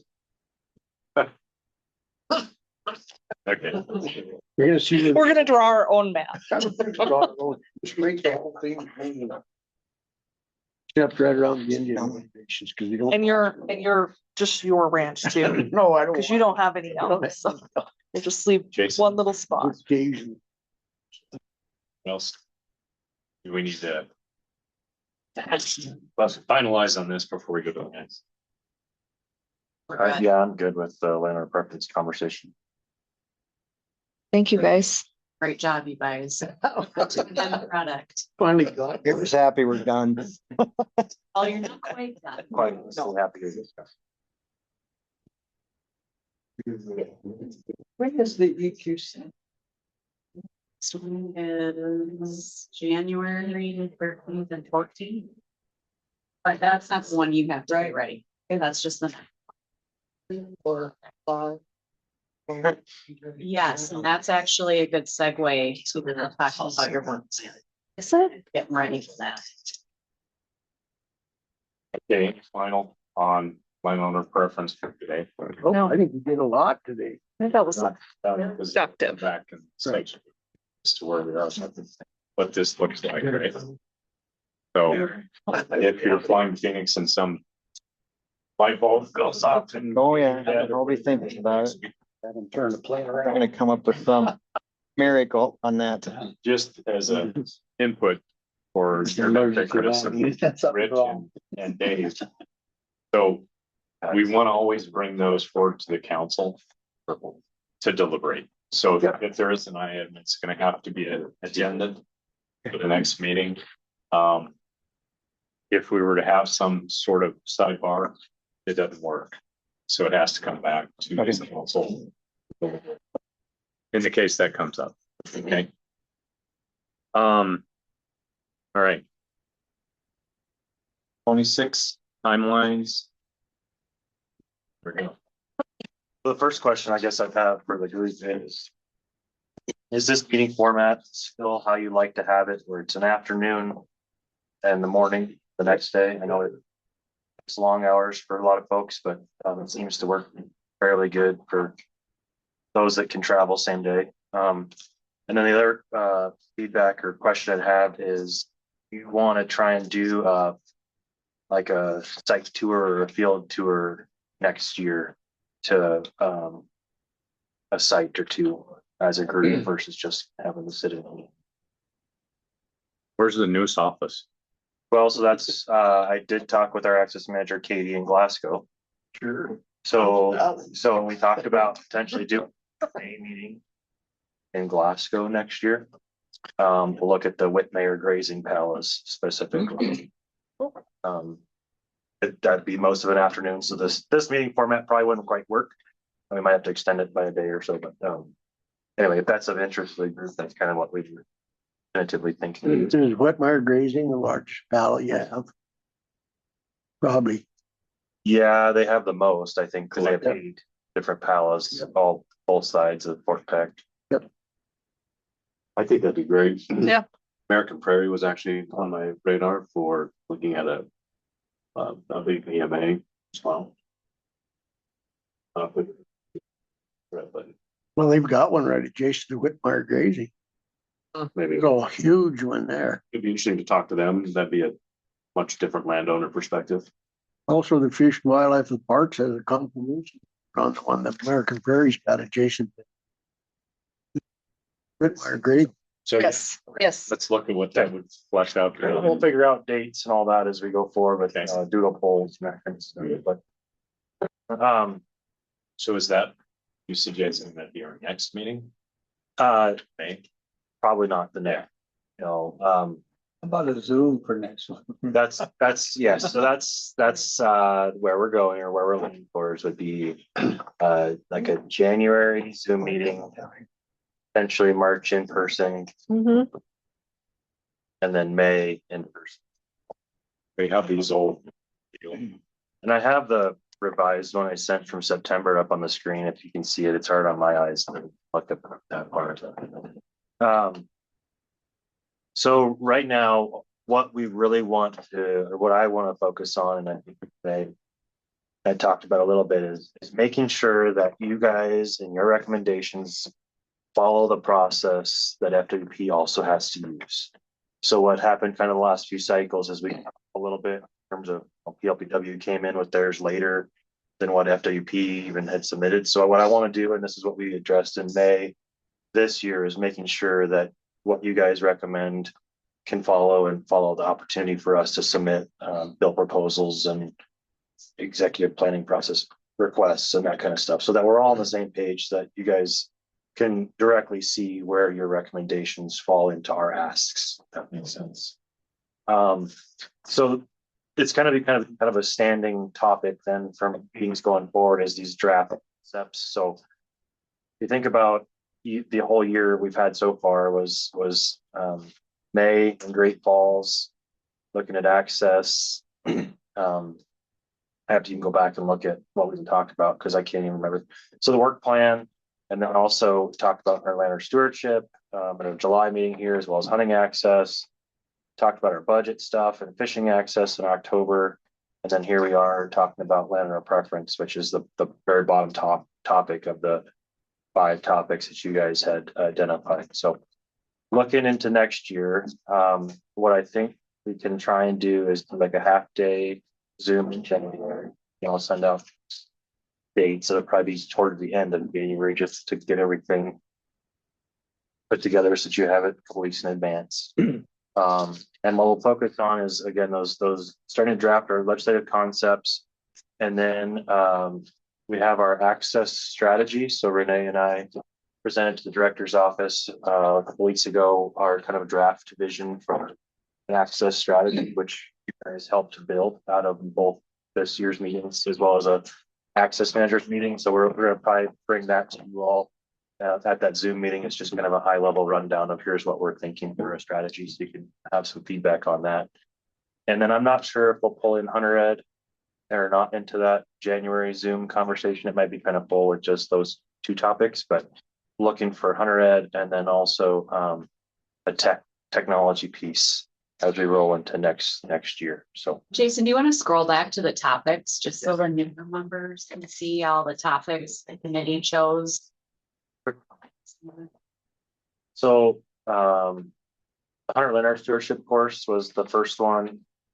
FWP technology, use of technology, access programs both for hunting and then the fishing we talked about in October. Hunter education and landowner preference were kind of the top 5 topics that the committee chose to address.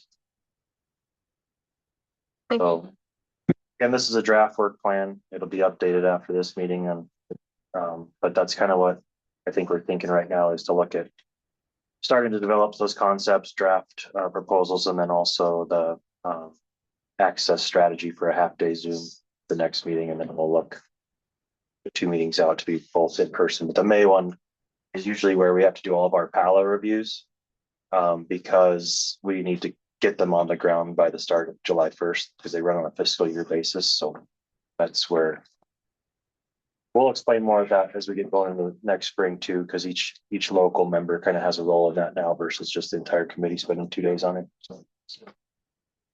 Question. Since fishing has come back into our arena, now what are we doing in order to support the fishing access?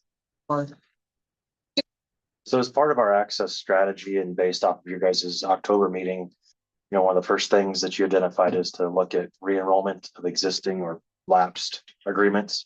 So we're working through identifying who all those are, what it's going to take to develop a potential budget ask going forward. So we're working on exactly what you guys identified for a recommendation as of now.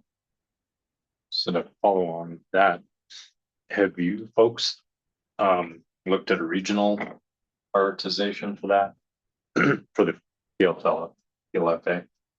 We haven't yet. We're just still finalizing what we have, where it's at, when we had it, who expired, Because that wasn't a very good list that was kept. Okay. The idea is to reach out to all of those landowners that were historically enrolled in the Right. program and then their agreements expired and they're still providing access, but they're not getting the benefits. So we really thought that was great feedback from you all to really focus in on those landowners.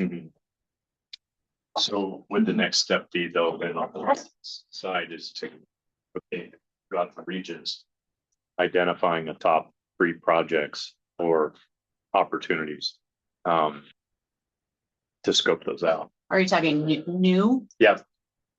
Culminating after securing the heritage opportunities that.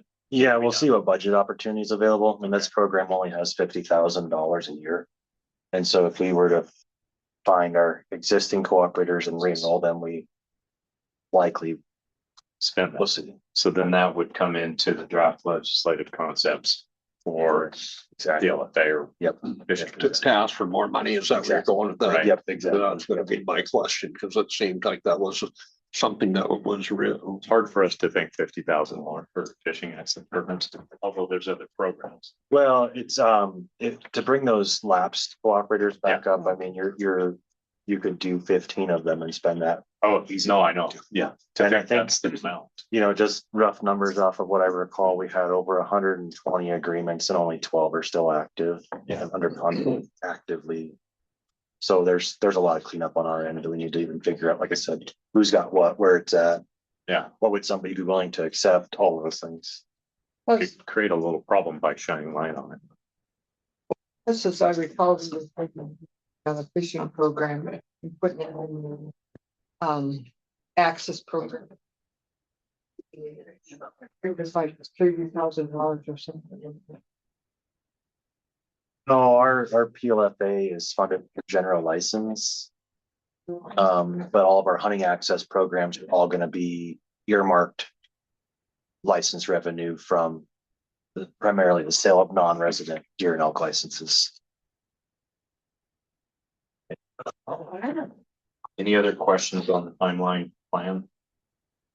So we'll get dates out as we get rolling into next year. Okay.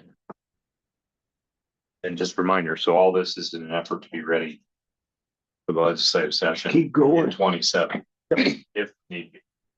Okay. Okay, final comments on the schedule priorities.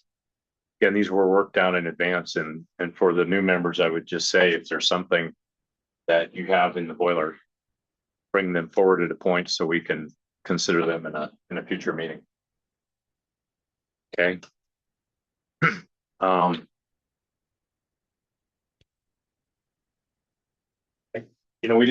don't know if there's any folks left on that wanted to give any final input in just the last few minutes.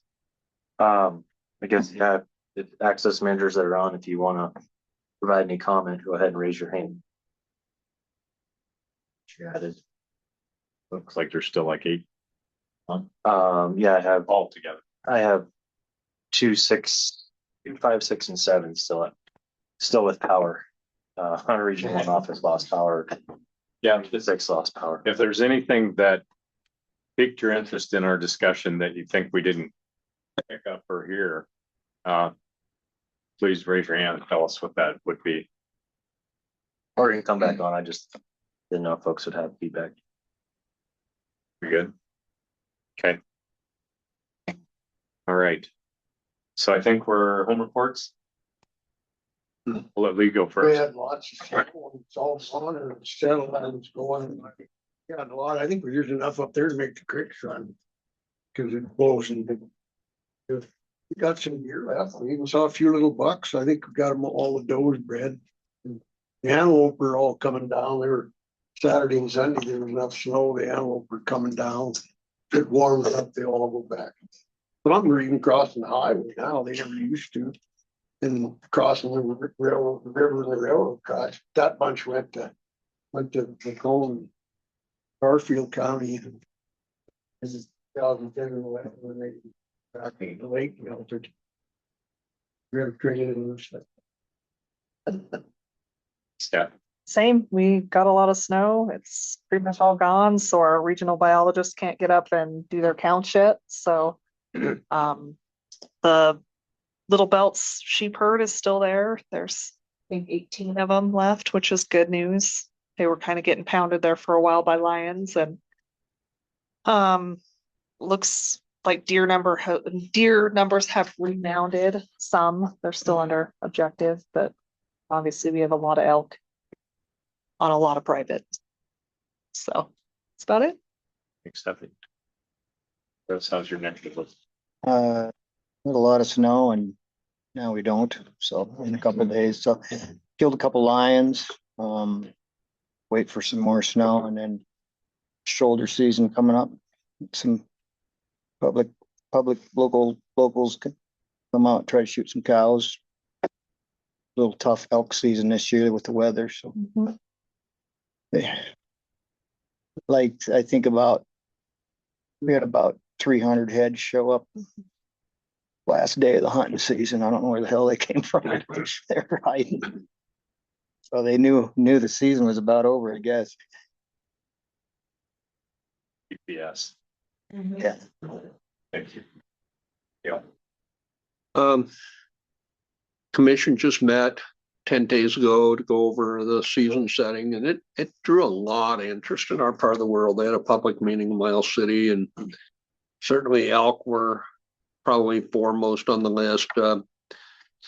Some of the internal conversations I had, black bears in southeastern Montana, there was interest in black bears just because of, not from landowners where they climb into their stock tanks and tear up their floats on their stock tanks. And I heard from several, yeah, please increase the quota. We'd like to see that number whittled down.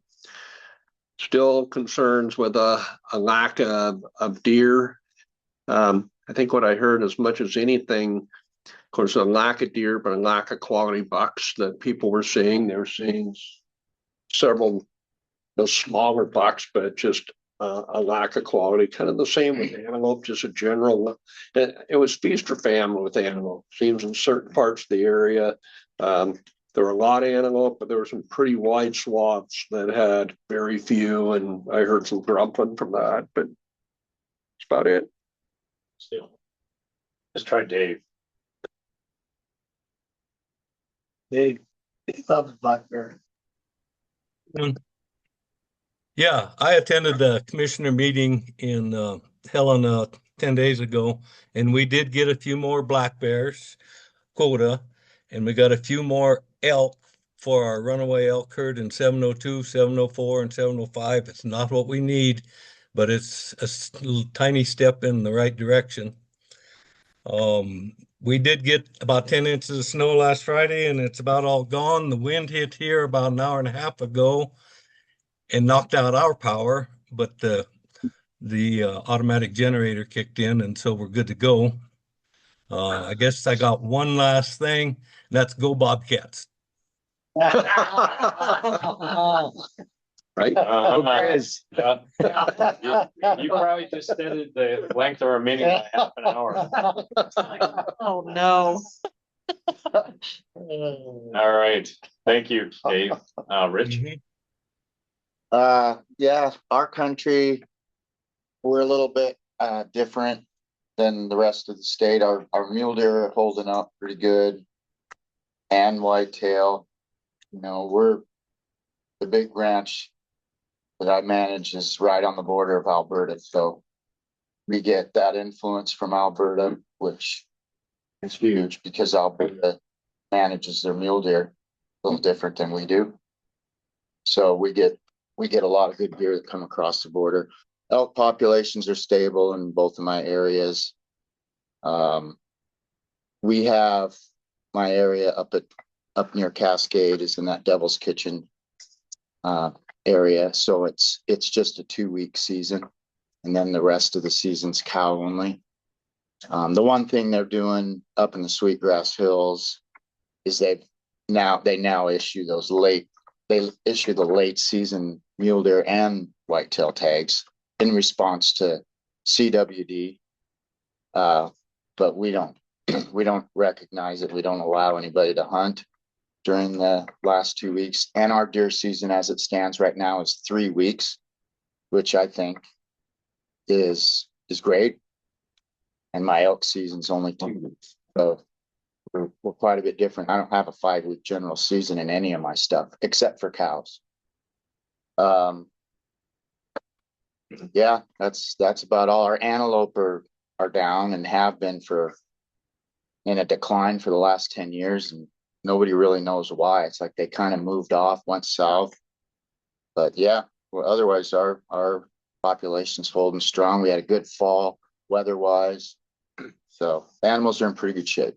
So all is well in our country. I spend the summers in the Flathead fishing, and yeah, that's all good too. Our number of guests and tourists are down a little bit since COVID, but now we're holding steady. All is well. Thank you, Rich. Pretty much the same with mule deer are way down. Predators are way up. I think the department somebody has to do something about these, especially coyotes over there and mountain lions. I don't know how these deer are gonna come back. Looking at these elk counts, I know Dave's been talking about the elk counts down there, and I don't understand. I'm looking at the map here that they put out, and it's on the website too, but there's areas that have a lot more elk than they're reporting, and I know they're not counting all the elk, Dale, and I've had a little conversation about that. They do trend areas. They're missing a lot of elk, and I think when they go to look at their objective numbers, they aren't being reported accurately. I mean, up in your area, I know they don't count the elk on the Wilkses. So, I mean, I don't know how I think it's not really a true picture of the number of elk we have in Montana.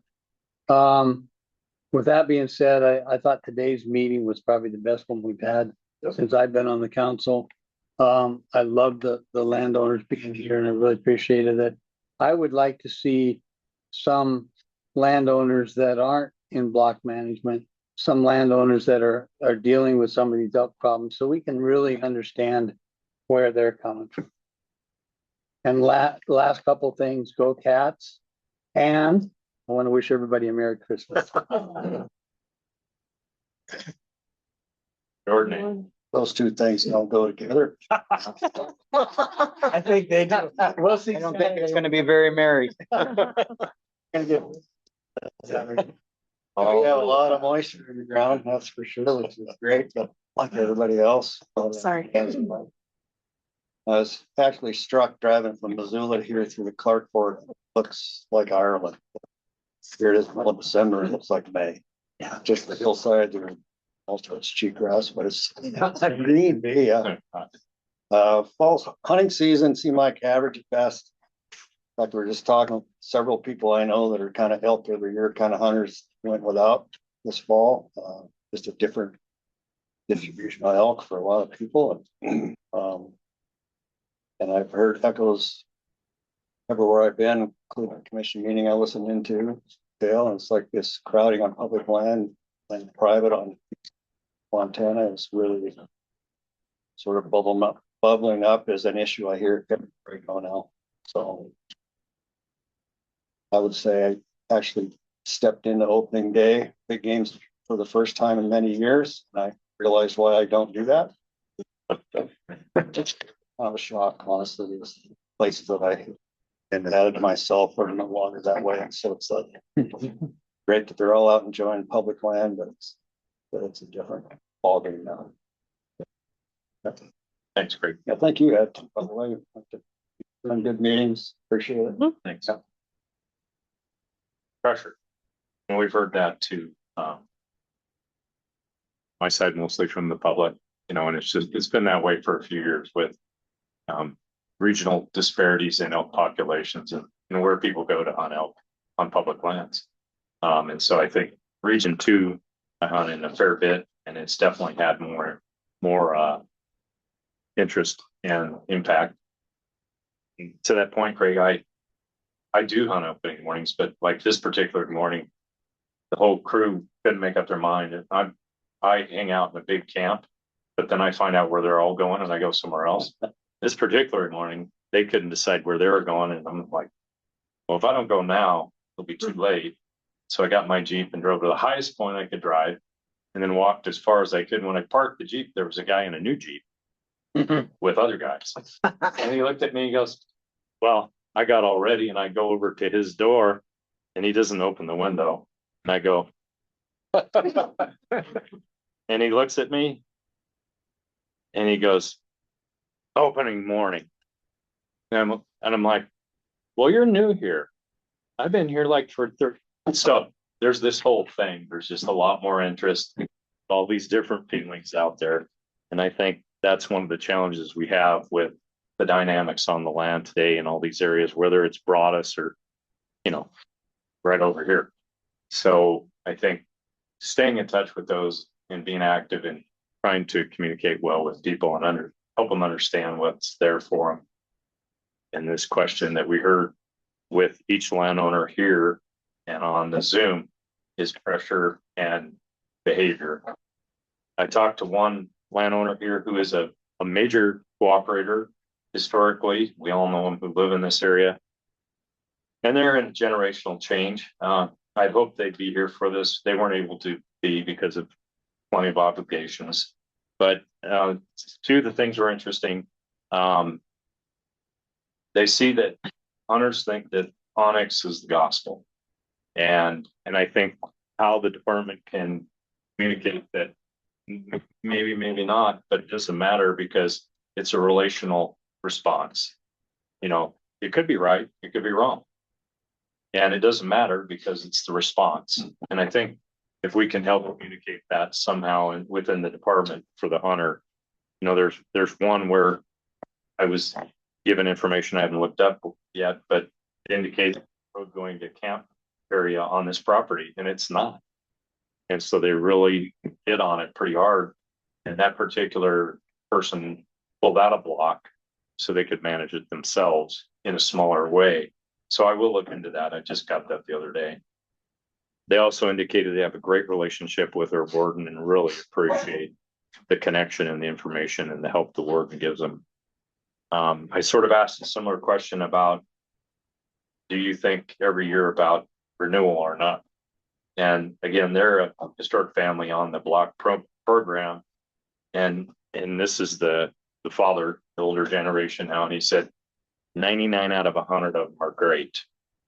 So yes, yeah, we think about it. We deal with fences and all these other issues, but we still love seeing it. You know, we still love giving them the opportunity on our place. So yeah, I think on the landowner preference, the only issue was, yeah, maybe one or two more would be good. And they do have a very large place. So I just think all these discussions, they do appreciate more than we know, I think, in these programs. I think we learned that here. So just good stuff and a lot of work to continue to do it a little better. Me, Drew?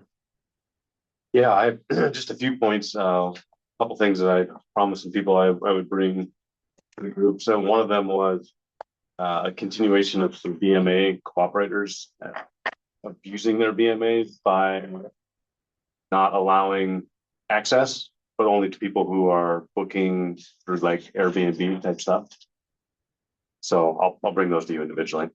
But again, when we look at problems, trying to tackle them. So I promised I'd bring that one forward. This landowner preference was actually really interesting. I had multiple people in my area see like an advertisement on social media. I think you guys did a little bit more maybe than normal.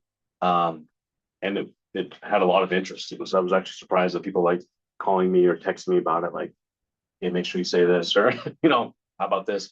So it was just interesting that this topic struck a chord, and you know, I think a lot of people said it. This was a really good discussion the last couple of days. So just important to know that the public is definitely thinking about this as well. Going into the hunting season, because I think you guys covered that really well. There was a lot of folks that chatted with me about the comment period on the season setting portion of the last commission meeting. Really disappointed that they didn't have a lot of time, that these meetings were during the heart of hunting season, And a lot of these late amendments from some of the commissioners and not being able to comment on that was of concern to a lot of people. So that was the theme I saw there. And then one last point on the landowner preference, and it was one of the reasons why I didn't really agree with it or disagree with it, and we tabled it. The making landowners only hunt either on their deeded land or private land. I actually had a landowner, non-resident landowner, he's absentee, leases out to a local cattleman, came to me with giant text message about, again, they appreciate the program. They of course wish that they could draw more often. And that if that meant only being able to hunt on their deeded property, they would be willing to have that tag be only good, or that permit on their deeded property. So I kind of brought that up, and again, I didn't necessarily support it one way or another, but it was voiced. Because not only did he send me the love letter, he called me a couple times too. So he's listening now. He's listening, definitely listening now. So that's what I have. Thank you. Thanks, Drew. All right, in my area, there was no snow. And so the hunting take was awful. If you want to shoot a deer, go to Anaconda and shoot it off the street. Because they're walking everywhere. I mean, you really have to be careful on Anaconda. As far as this being an access program, some positive feedback, it's not proving our bailiwick. About this stopping the sale of the. That's my hand. Okay. Good. Yeah, just a reminder, if you have your travel reimbursement sheet in your folder, I think that filled out. I do have Christmas presents over there in a box for you all to take with you as well. Thank you. Just appreciate everybody's time, willingness to come to Helena. I know it's a long ways for some, not so far from here. It sure makes it easy for me. Appreciate you all, your time, your perspectives, great topics, good meeting. You have the heritage tour. If you still want to stick around for that, we can jump across. And if folks need another room for tonight, wind or whatever, happy to take it. Thank you all. Thanks for having me. I appreciate you guys inviting me. Thanks, Jason. Yeah. Rich. Next time. Yeah, good catching up. Yeah, I gotta fly. Yeah. Gotta fly. I was gonna say, it was like the roads are bad, they're starting to close. It'll be my turn next. I think they closed 191. No, those are mine. Livingston. Don't be so kidding. Over here. Thank you. I bet it's bad off the front. That's the Great Falls. My husband just said, we're gonna wait. Want the glass or something else in the box? It's dirty. Okay. Oh, yeah. Big, All right. big machetes and other minutes. Really is. I don't. When you get right up to say they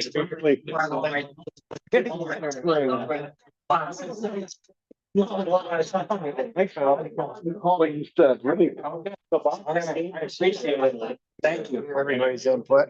Some things you think